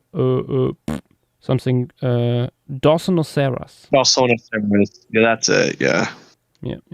no, fossilized. Nath brings up good points, and it's one of those where I Nath isn't wrong. They are entirely correct in what they're saying. It's more of just a matter of me saying I don't think it should never be done. I think it should be done eventually, but later. Yeah. Again, I feel like I the agree orphan that it can be done, but I also agree that it will be a huge pain in the ass for everyone involved. Although with the 2 weeks preparation time, there is more time to think about it now. But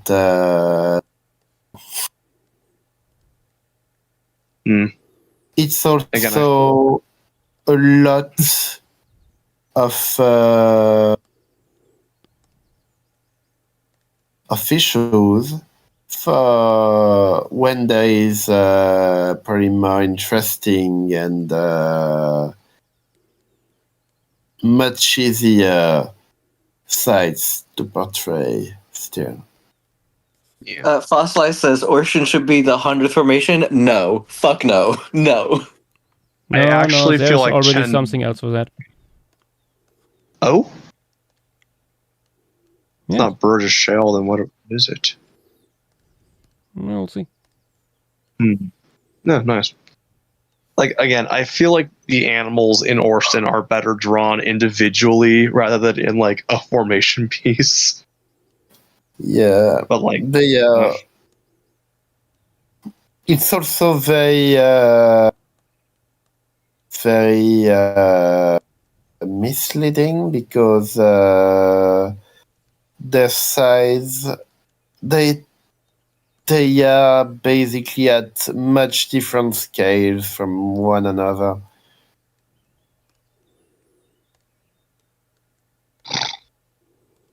It's a weird place. It's like a fauna where you have a tyrannosaur and a small mammal, and you say, yes, they are the same fauna, when in the end, there's like, the tyrannosaur is 100 times larger than the mammal. I'm not even sure that if from the Naoya perspective you could see some of the smaller stuff.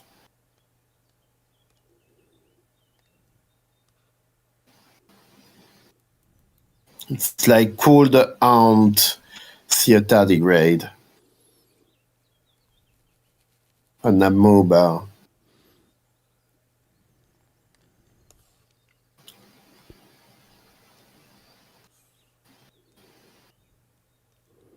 Yeah, as cool no, as the fauna is, like there's such alien creatures in there. It's insane. Like, one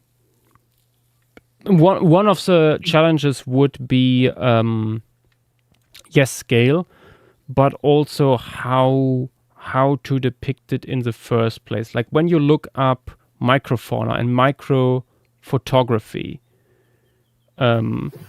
there's usually a very narrow focus on something. And yes, you don't need to adhere to that for something like this because it's not a photograph, and I like regularly break with photographic conventions and stuff like that. But to create the feeling that you're looking at something minuscule, I think you at least partially need that in there. Like working heavily with blur and depth and stuff like that. So if it's like a one or two critters, that works. But once you have like a full assemblage of like dozens of them, it's like some of them will be just completely lost in the blur. Unless you clump them all together very close, and then it looks unnatural. Mm. Maybe there are like ways to do that. Maybe. But yeah. Tricky.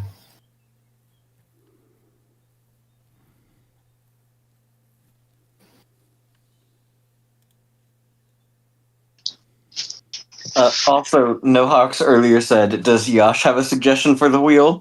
But immediately followed that up with, "Oh no, the sun is rising." That too, yes. Indeed. I can see the sky is grey outside. From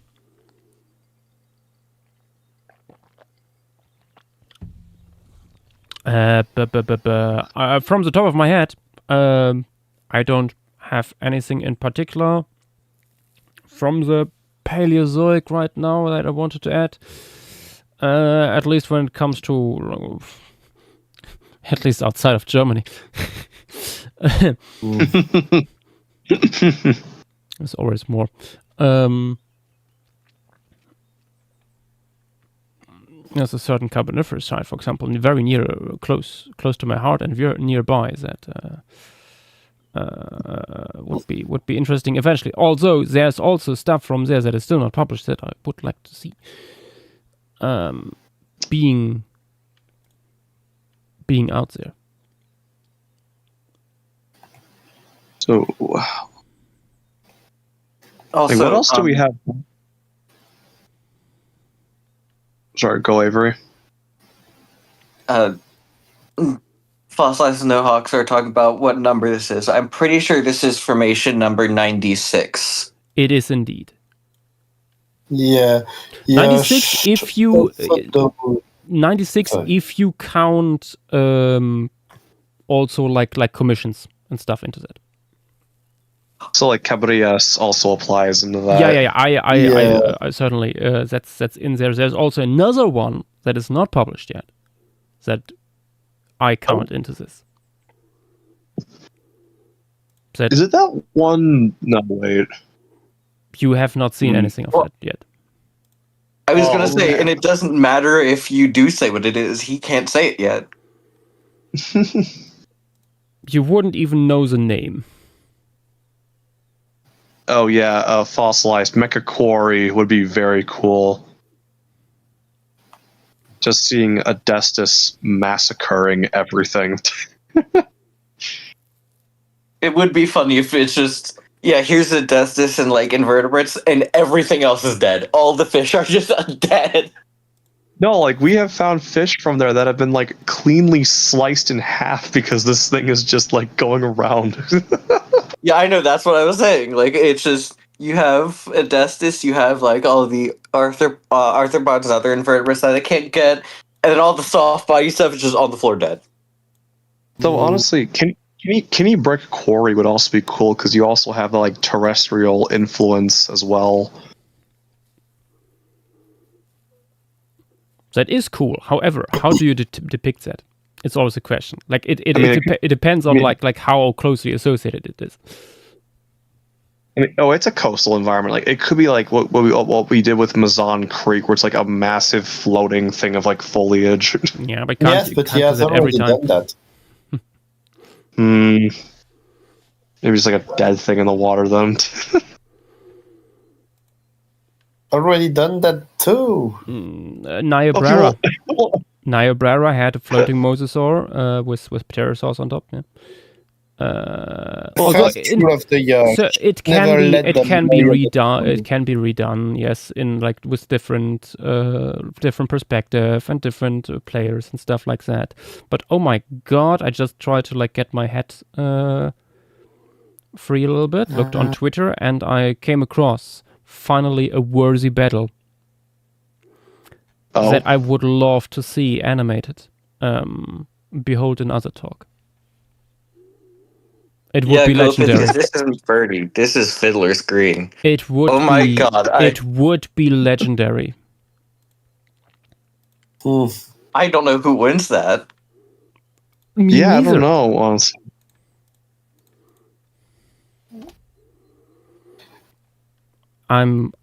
I'm tempted to tag a bunch of people.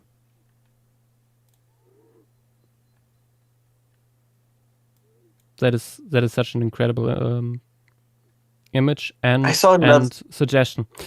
I saw another one of her and some other characters. I can't remember what the other characters were though. Oh, that's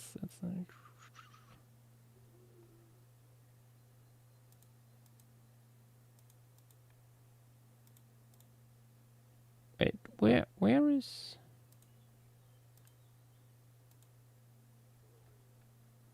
Mm, No, Gulapithecus, we're greening all over the fiddler. That doesn't sound right. I'm sorry. doesn't sound that- right at all. That sounded better in my head.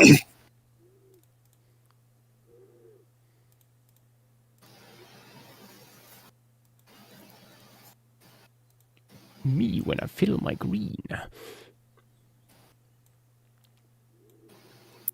What are the little gray specks on the foreground? Oh, those are conolides, right? Oh, down here there are indeed conolarids, yes. Mm, Yeah. Also, there's bubbles coming up. Okay, let's quickly go over like what's still to add here, because it's 1 minute away from 5 a.m. We need Seradia Karis. yes. Yeah. So we we need have the Philocarits. the Philocytes, obviously. Might have a school of them a little bit further back, like maybe back here. Honestly, I think that's the only thing that I think is really needed. Yeah. Then Buffalo Pteris. Already have it There's here. a few. There's the jellyfish too. I'm Jellyfish? not sure it would. Yes, Oh, you Bertratis. It's the Hydrozoan, and no, it's a floater. It wouldn't be visible. Yeah. We talked about this earlier. That guy would be like a man of war, Portuguese man of war, like on the surface, floating. Okay, good. We could add the we could add the worm burrow The worm could be a thing. True. because that's where the bubbles can be coming from. There's now, yeah. Yeah, the Noroid. Not sure. Yes, I think it could be. Yeah. Correct. Having a few of these guys like scuttling around on the ground could be. I mean, it's super easy shape too. Thinking. Yeah. Pristeroceras could also be scuttling on the ground. It's one of those oncoceratids with a weird aperture. Oh wait, Pristeroceras here. Oh, I see. Because it was like with the arthropods, I first didn't recognize it as what it is. Also, now that I'm looking at it, yeah, there's no way we could add Proscorpius. It's too small. Yeah. Like the Nectaspid from here is even bigger than the scorpions. Like what the No. heck? The Scorpion's like 2 centimeters. No, the next it- aspect is 1.5. There's Really? also. Yeah. Dude, what? No, wait, on the size chart? No. The Disploaspis. Is that not what you're talking about? No, I'm talking about Proscorpius. Yeah. Oh, no, the Nectaspid? No, I mean Naraoya. Oh, Naroya. Okay, yeah. Too small. Yeah. Okay. Let me have a quick look if there's a better specimen of Pristeroceras. Yes, they are much better figures, at least on Google Image. Had to answer some questions. No Hux, are there any Graptolites from here? That is the most loaded question. Ask Montana. There were originally Graptolites from here, but they were reclassified as green algae. Which makes them least one of them was. immediately much better. Yeah, so the real answer is who fucking knows? I mean, it's our division that we're most likely would be with if there were No, no. Not Medusa Graptus. I mean the Climacta That's what I was referring to. There's another one? Yep.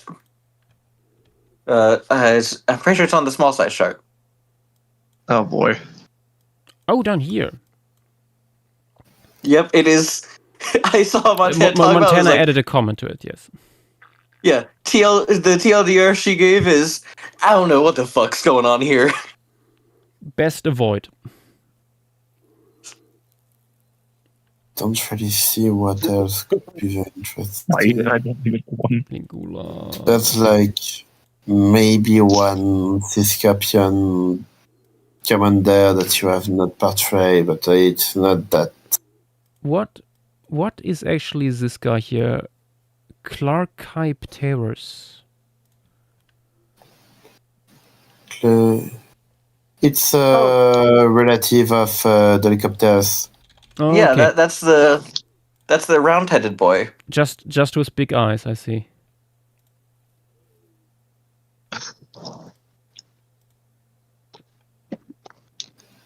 Oh yeah, bigger eyes and rounder head.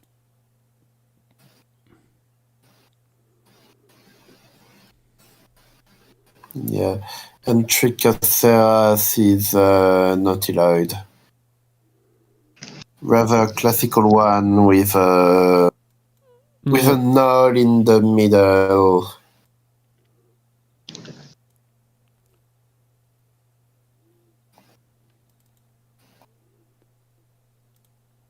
Yeah, no, I think we are pretty good here. Might add the small cephalopod here. Although I don't think I would add it close to the bottom because it's so small. You wouldn't. It would be just like peas down there. Makes sense. So they could maybe like hover through the algae here. That could maybe work. That could be fun.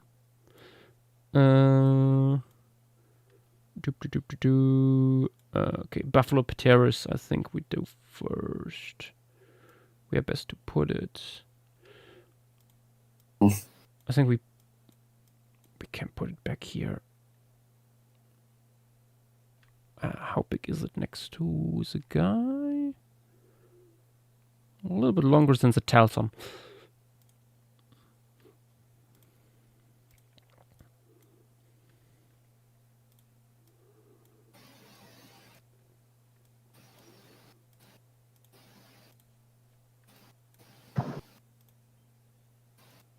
Also saving before I forget again.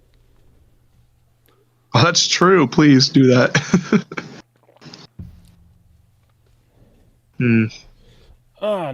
No. This piece will only ever exist in this recording and in your memory. It's an ephemeral That's a good piece. thing. Recording that will be, by the grace of Bezos, be removed in like half a week.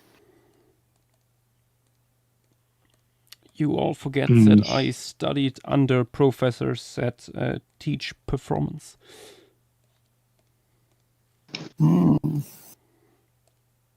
Yeah, fossilized. Yeah, it's a floater. The Hydra Zone from here is a floater. Which surprises me, because if we have found floating hydrozoans like that before, why is it that siphonophores specifically have just this aversion to getting fossilized? You do realize they are like 99% water, right? So are like pretty much every other floating hydrozoan. Not that much. They're so much more fragile in their body composition. I mean, basically yeah, because- but like,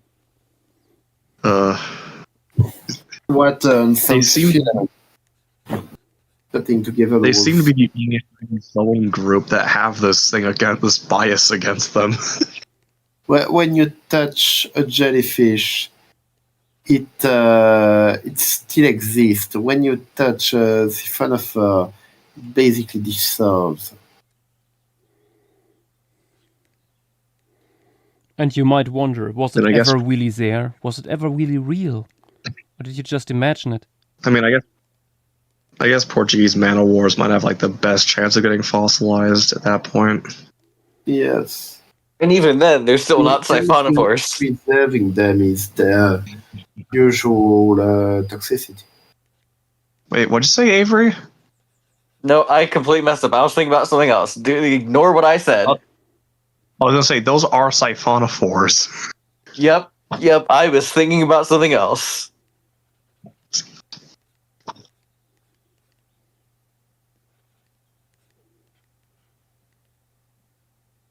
The little boy just swimming through the red algae.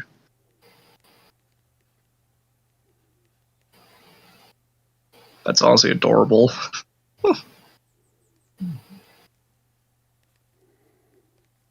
Just a little guy. Hmm.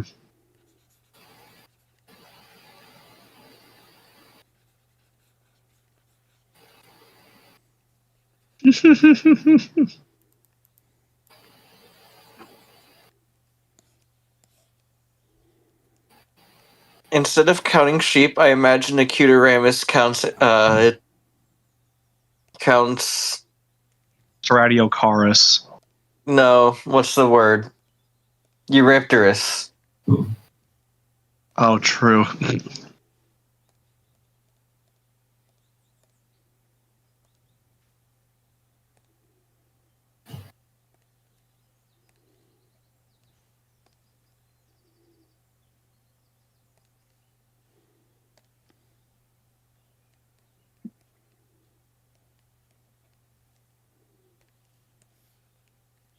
Hmm. Fossilized is asking, what is this species? This is. Let me pull up the size Buffalopterus. chart. What The is this? species is not noted here, so I suspect SP. Oh, This is Buffalopterus. SP probably just yeah. I'd say it's funnier to just say it's Buffalopterus. You know, you make it sound like I'm going to continue that, but no, it just ends. Yeah. And you know what they say, with great power.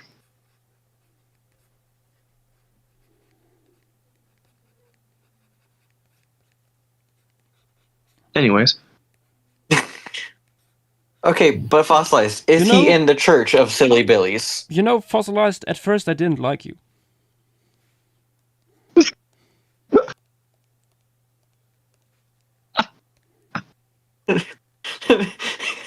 Huh? What?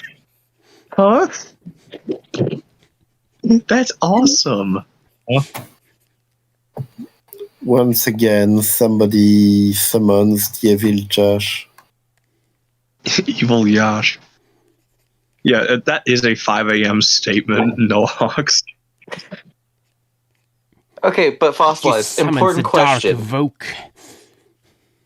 I think this was a piece of what the sages called German humor. Fossilized, important question. Is Buffalopterus a member of the Church of Silly Billies? Mm. Because that is a real thing. There is a real Church of Silly Billies. You don't subscribe to Silly Billyism? Silly Billyism. No, I'm not even kidding. This is a real thing. There was a YouTuber who just wants to push the Oh. boundaries of certain things, and so he said, "You know what? If I create my own religion, then I can get my license photo changed." And so he created the Church of Silly Billyism. And you'll never believe it. They let him retake his license photo. I'm just imagining that's like what the More the importantly, Church of the though- Flying Spaghetti Monster More was important thinking. question, though, is he now exempt from taxation? No. Damn. No, he's British. Oh. Oh my god, it's Max Fosh, of course it is. Who else would do that? Who else is petty enough to do that? The name sounds familiar. He's the guy that during all of the charity soccer matches, he held up the Uno reverse card, he shredded it, and then this year he made it turn to fire and disappear. Who was that one guy who wrote like a massive like set of text over like an airport saying, "Haha, you got on the wrong airplane" or something along those lines? That was him. He said, "Welcome to Luton." Yeah. Yeah, but like welcome to I remember that one. Yep, that was Max Fosh. That was the same guy. That is diabolical. Yeah, so what he It did really was is. there was a plot of land that someone was renting out right in the very end path of the runway to Heathrow Gatwick. So he wrote "Welcome to Luton" there in big white tarp. Oh my god. Yeah, and he just checks Facebook and he's a bunch of comments going, "Oh shit." Didn't he technically become the richest person on the planet out of tech? Yeah, wasn't there like one video he did where it was like, Yes, but he did that for a bit because doing so legitimately is illegal. yeah, he got like the fucking. Oh, no fun. Yeah, he did it as a bit because basically he said he claimed to have 1 billion stocks and something and said he sold one stock for $100. Therefore, if each stock is worth $100, he would have $100 billion, which is illegal. So he was like, "All right, fine. I was kidding. Shut it all down and stuff." I still think the "Welcome to Luton" sign has got to be like his most diabolical thing ever. Let's see, what else did he do? Oh, he has he has adopted someone's grandfather. He is technically married to the royal family. He convinced a New York like fashion place that he was a legitimate royal house member. He's like you just have to go watch his videos. It's so funny. I'll put the "Welcome to Luton" one in other talk. That's a classic.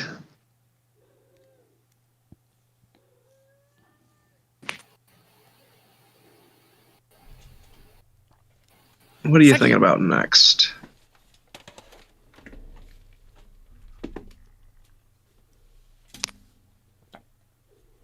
Wait. I think next I have to give breakfast to the cats. Oh, nice. I don't know if he. You are thinking about breakfast now. It's so fucking early. For the So cats. fucking late. Yosh, it's a nocturnal animal. At this point, your cat has a better circadian rhythm than you. No, they were like active all night. Understandable. Night, I tell you. No, Hawks, didn't he dress a random dude in floaties and send him to a fashion show? I'm not sure about that one, but I do know he got a spray tan and went to a bodybuilding competition. Completely normal. As you should.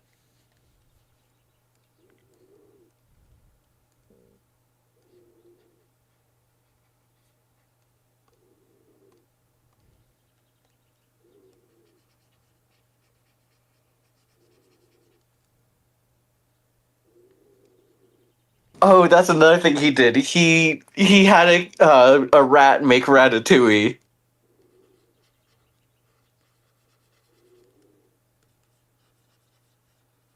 This little rat is guilty.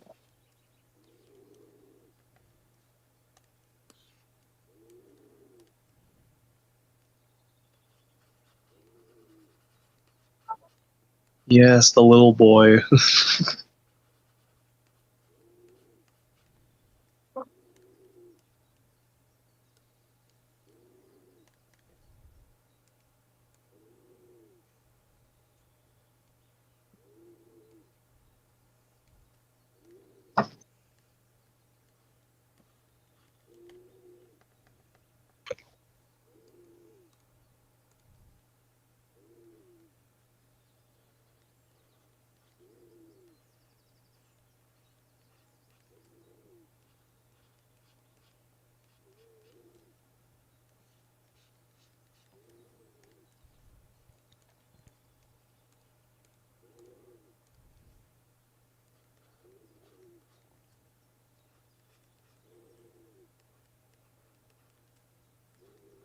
Oh, if only JW and Dynamo were still here. I forgot about this one. What? He gave roadkill to food critics. Oh no. Is that? Huh. Like what specific kind of roadkill? I think it was pheasant. Oh. Because he's in the UK, so no deer. Oh, there could be deer. I mean, yeah, that yeah. Species of deer in the UK. The fun part with the UK is you could also get invasive deer species from Southeast Asia. Yeah, that is Oh, true. yeah, we just track a muntjac. Yeah. Here is the video on the Church of Silly Billies.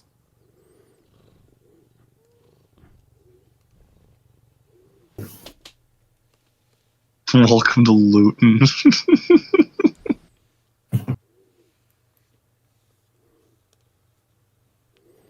Yes. Ah, God. Yeah. Finn Sagi Wheelie is hungry. He just salivated all over my hand. Oh no! Yeah. What time is it? Oh, it's 5:20. No, I'm quickly giving them something to eat before this continues. They are both staring at me intentfully. Back in like a few 3 more taxa to go, of which the worm will be like 2 brushstrokes probably. But yeah, okay. See you in a second.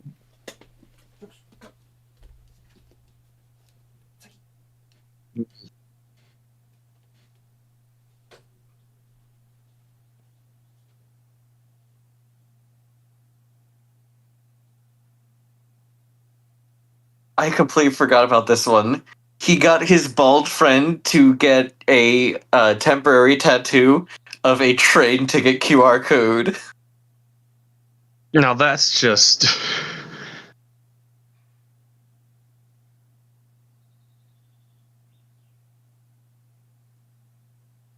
What is this absolute peak Enos has been posting in Green Force text?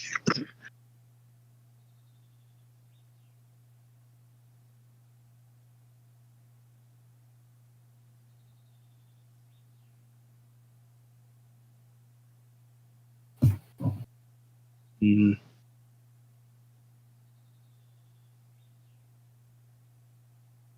Yeah, but no, I wouldn't mind if it lands on something like Cenozoic this week.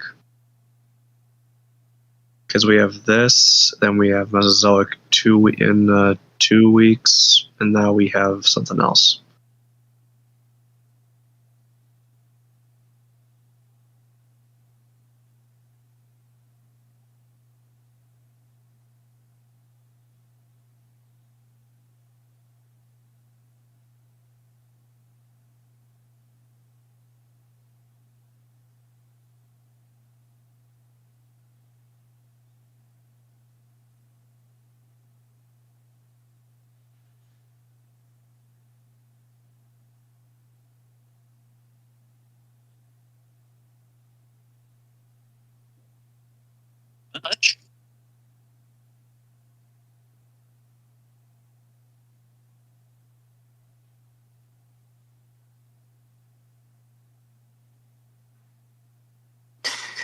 3 of the past 4 formation pieces were Cenozoic, though. Okay, but think about it this way: we're doing Paleozoic. Next week is going to be Mesozoic, so it could complete the trifecta.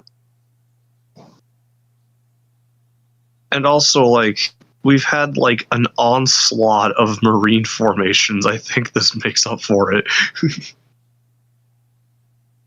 Oh, and we could also spin a Cenozoic marine site again.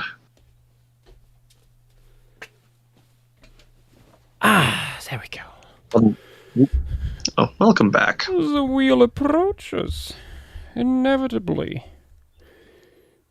Now, let's get this worm out of the way. Little tiny thing. Let's stroke thy worm with a brush. Haha. Where do we put it?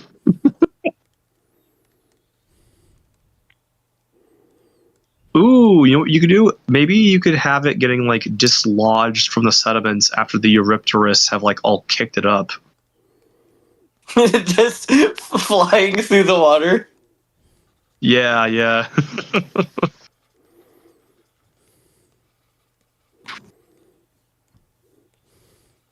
And Golopithecus, I can tell you that in just a second. And no, Hawks. It's not an iguana. It's a monitor.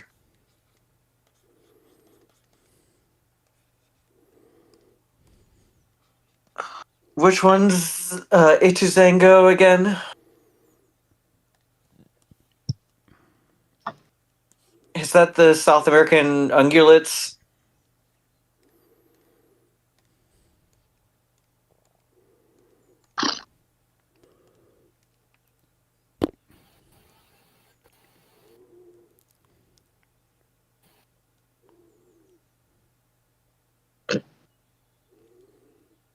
Oh, are you actually drawing it getting kicked up? Yes. But Golopithecus, to answer your question, from the looks of it, the ones that are truly marine, one, Haraichi.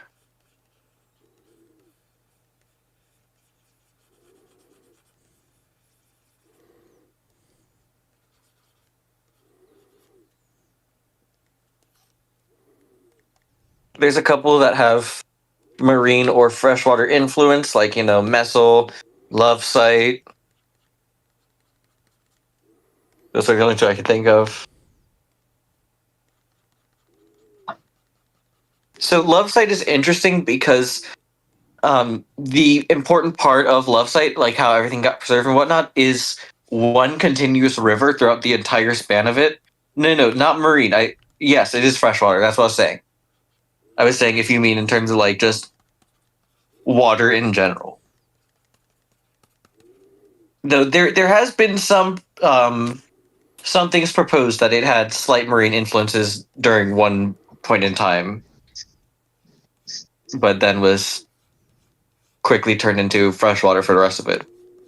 Anyway, the cool thing about Love Site is the entire depositional environment was one singular river, and that a bunch of the, except for probably Carcharinus and a couple other guys that can go into estuaries, everything else was probably reworked from other formations.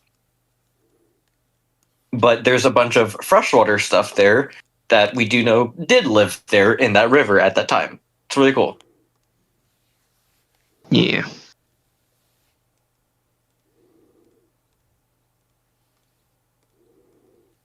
I love looking into Love Site. I've done a lot of my own work into it. It's really cool.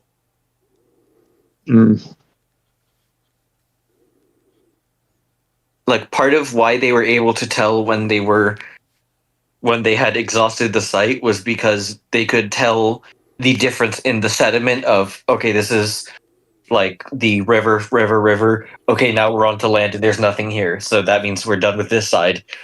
Continue going up river. All right, now we're at the land. So let's go to the other side, and just kept on going that until they had excavated the entire property of the areas that had river sediment. Oh yeah, Yash, I posted some references for these guys in stream materials. Oh boys. Who tagged me? Oh, I see. The Gulopithecus.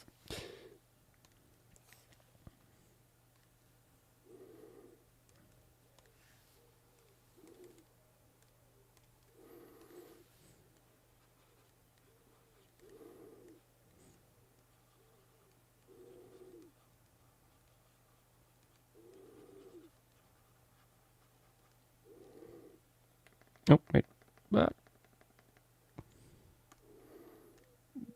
Wrong layer. No, what layer was it? What's this? It was this. Yes.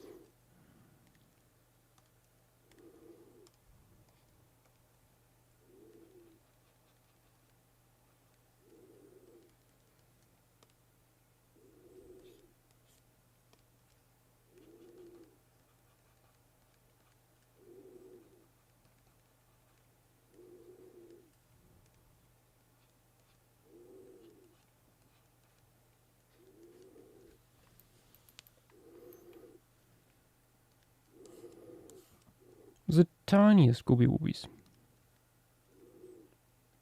Yes.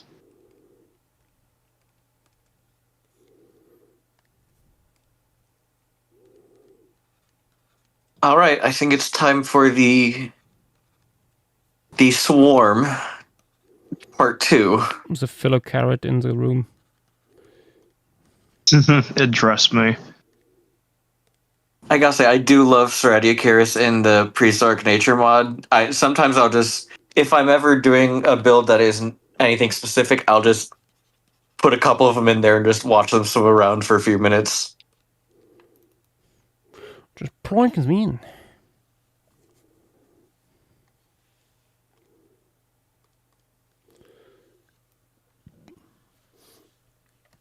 Okay.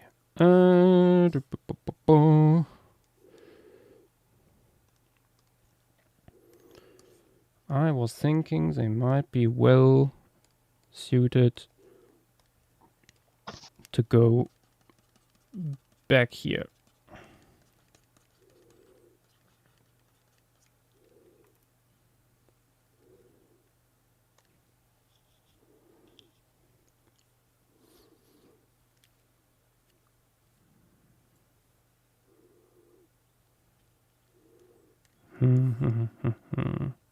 Or can I do something more interesting with them?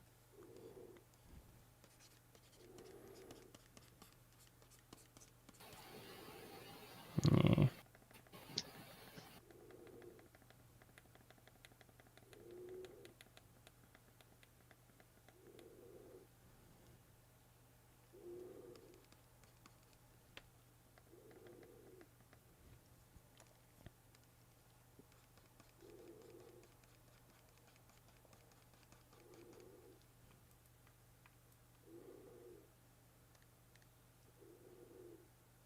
Oh, actually, Baxter could work.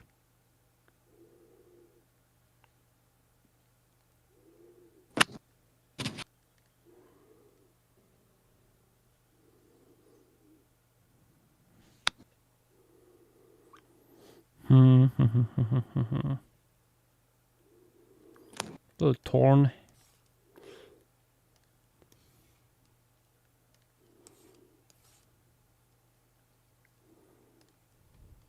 Yeah, let's put some here.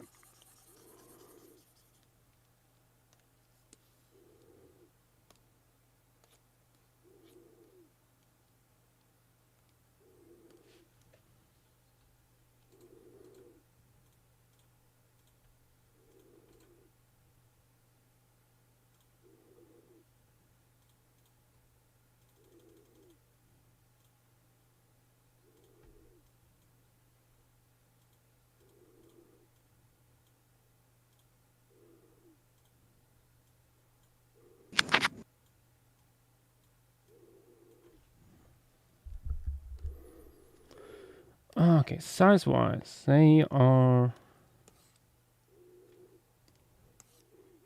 medium size for this formation.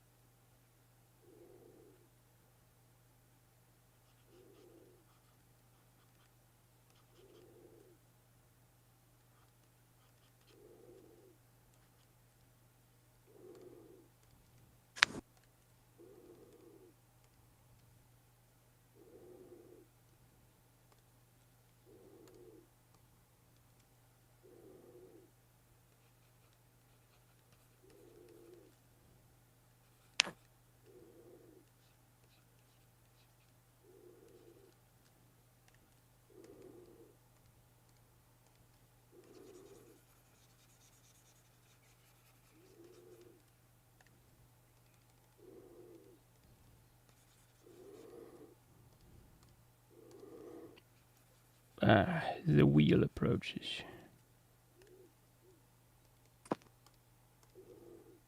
The wheel. I can feel it in my bones.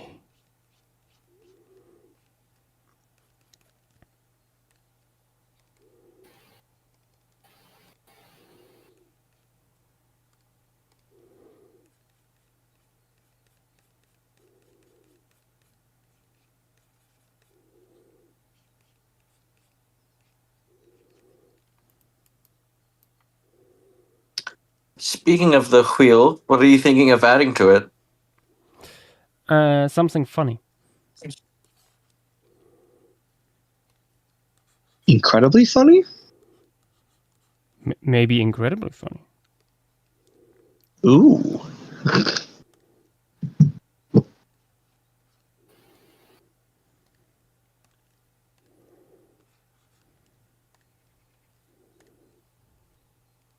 Gulopithecus, like- it's Paleozoic week. We can't add Anything- Marlosange yet. Anything from the 545 to the 252. No, it can be anything from before 545. That is true. We lumped the entirety of the Precambrian eon to the Paleozoic. Because there's like, I'd say around 20 good sites from Precambrian.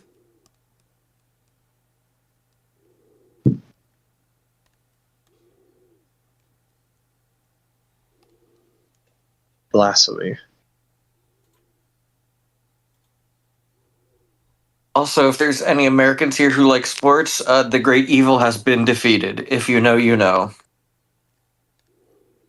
Sorry, what? The great evil has been defeated. No, American sports, no Hawks. I am an American, and I don't know what you're talking about. The Oklahoma City Thunder. Oh. The great evil has been defeated.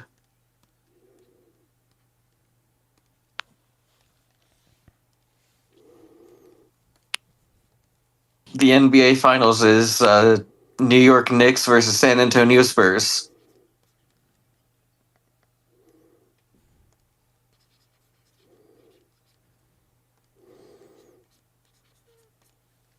Spider-Man will like that. Interesting little. What sports do we do over here? We have the Big Four, and then we're starting to get big into soccer, but it's not quite as big as the Big Four. Big Four being American football, hockey, baseball, basketball. And then, there's like I alligator said, wrestling. soccer's picking up steam. Then there's alligator wrestling. That's a Florida sport. That's not an American sport. It's in Florida.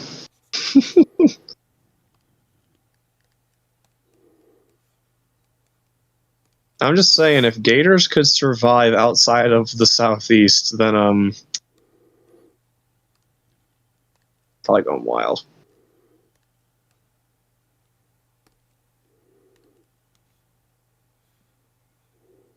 Okay, when I talk about it in American sports, I say soccer because our league is Major League Soccer. It is MLS, Major League Soccer. That's what we call it here. When I talk about it worldwide, I do say football. That's why I specified American football, because yes, when referring to other countries involved, I do say football. But the sport of Major League Soccer is soccer.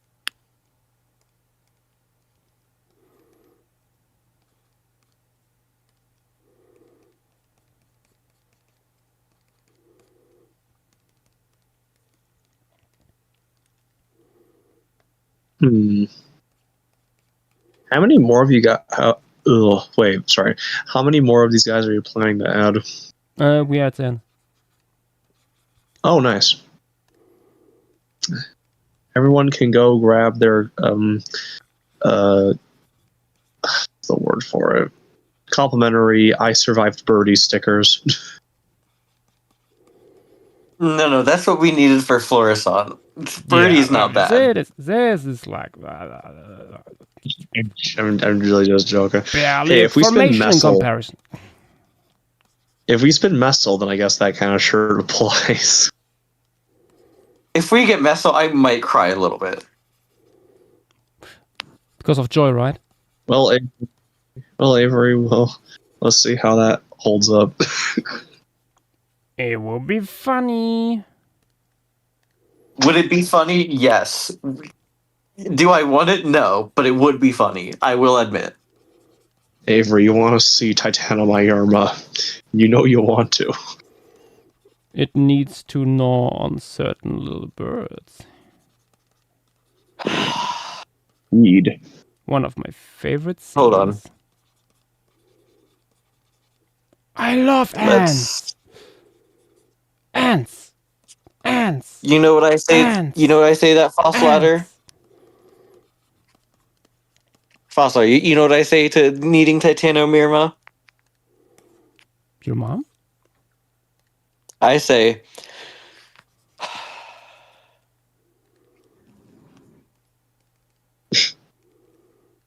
That's it?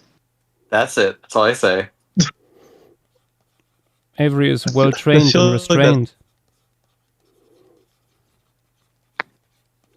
Now, what's wrong with Titanomaerma?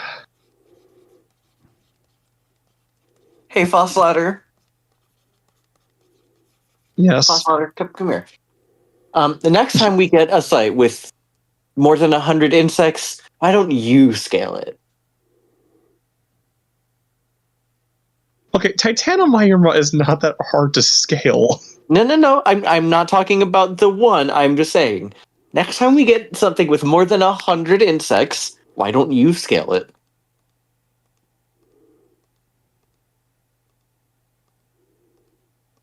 Do you want to scale 100 insects?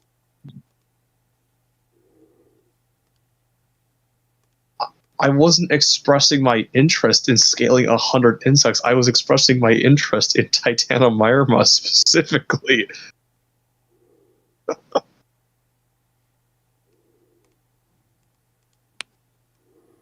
No, honestly, I would be down. I need some practice in doing this.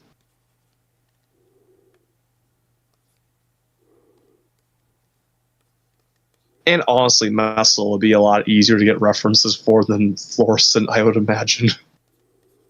Yes and no. The difference is that for Florissant, it was like 20 papers, 2 authors for the most part.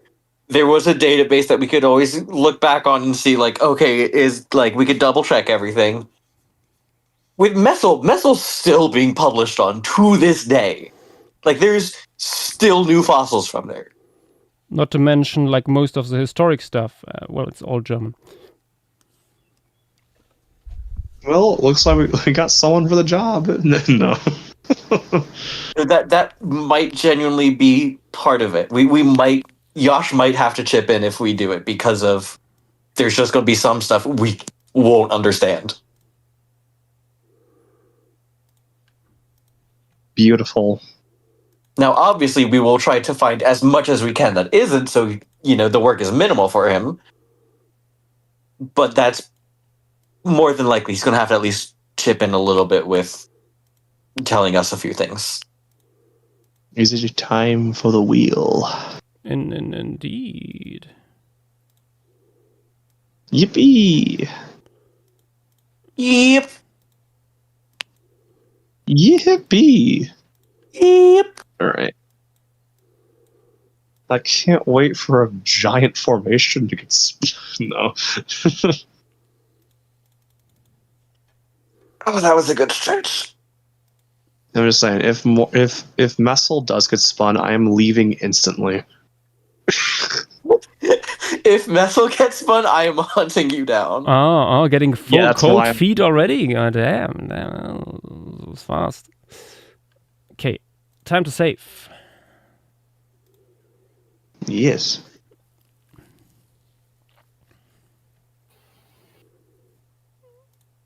Chenjong biota. That is probably the funniest option besides Messel. Like, the funniest option is Chengjong and Messel. Those are the funniest. Hey, Prehistorica, I know you had so much fun scaling the Burgess Shale. Look what we just spun.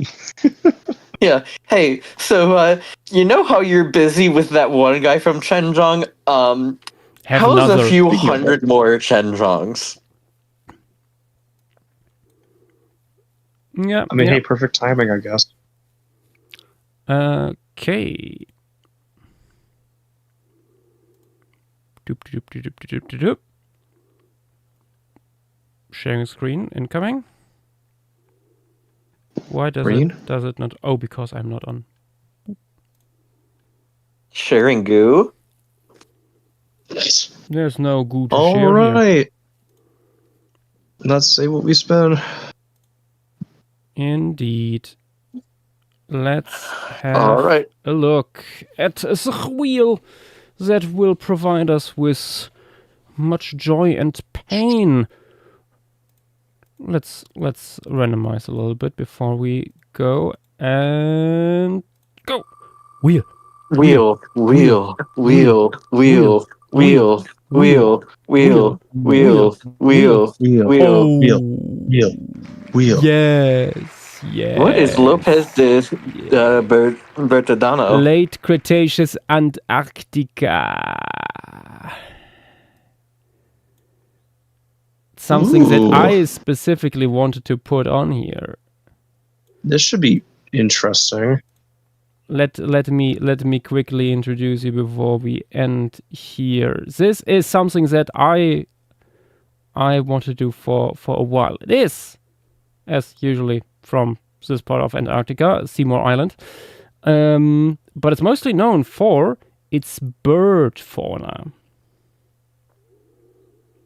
We have a lot of birds from here. Among them, Vic Avis, for example. Oh, Yeah, yeah. Vic Or Avis. Conflicto, for example, is from here. God, we have a mega rat from As here. well as quite a few marine reptiles. Among them, like Mortonaria or Aristonectes. Kaikai-Filu. We have mosasaurs like Kaikai-Filu, but mosasaur material is usually shit. Even Kaikai-Filu, not really good material. We have some fish of certain sense. Calarine We have interesting Era from ammonites here. actually, like Pachydiscus and Diplomocera, so large guys are present here. And we also have quite a bit of flora preserved. And a crinoid.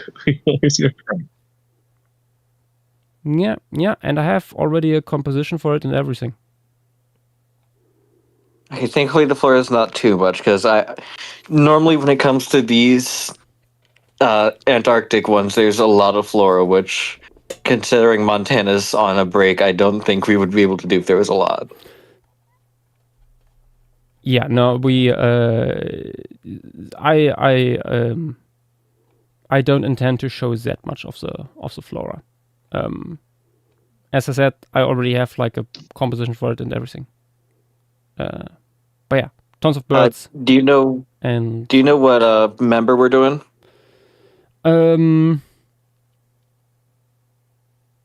I don't know what I would need to look into again exactly what the most stuff have. From the look of it, Lower Sandwich Bluff here probably has the most. I see a lot of Sandwich Bluff stuff.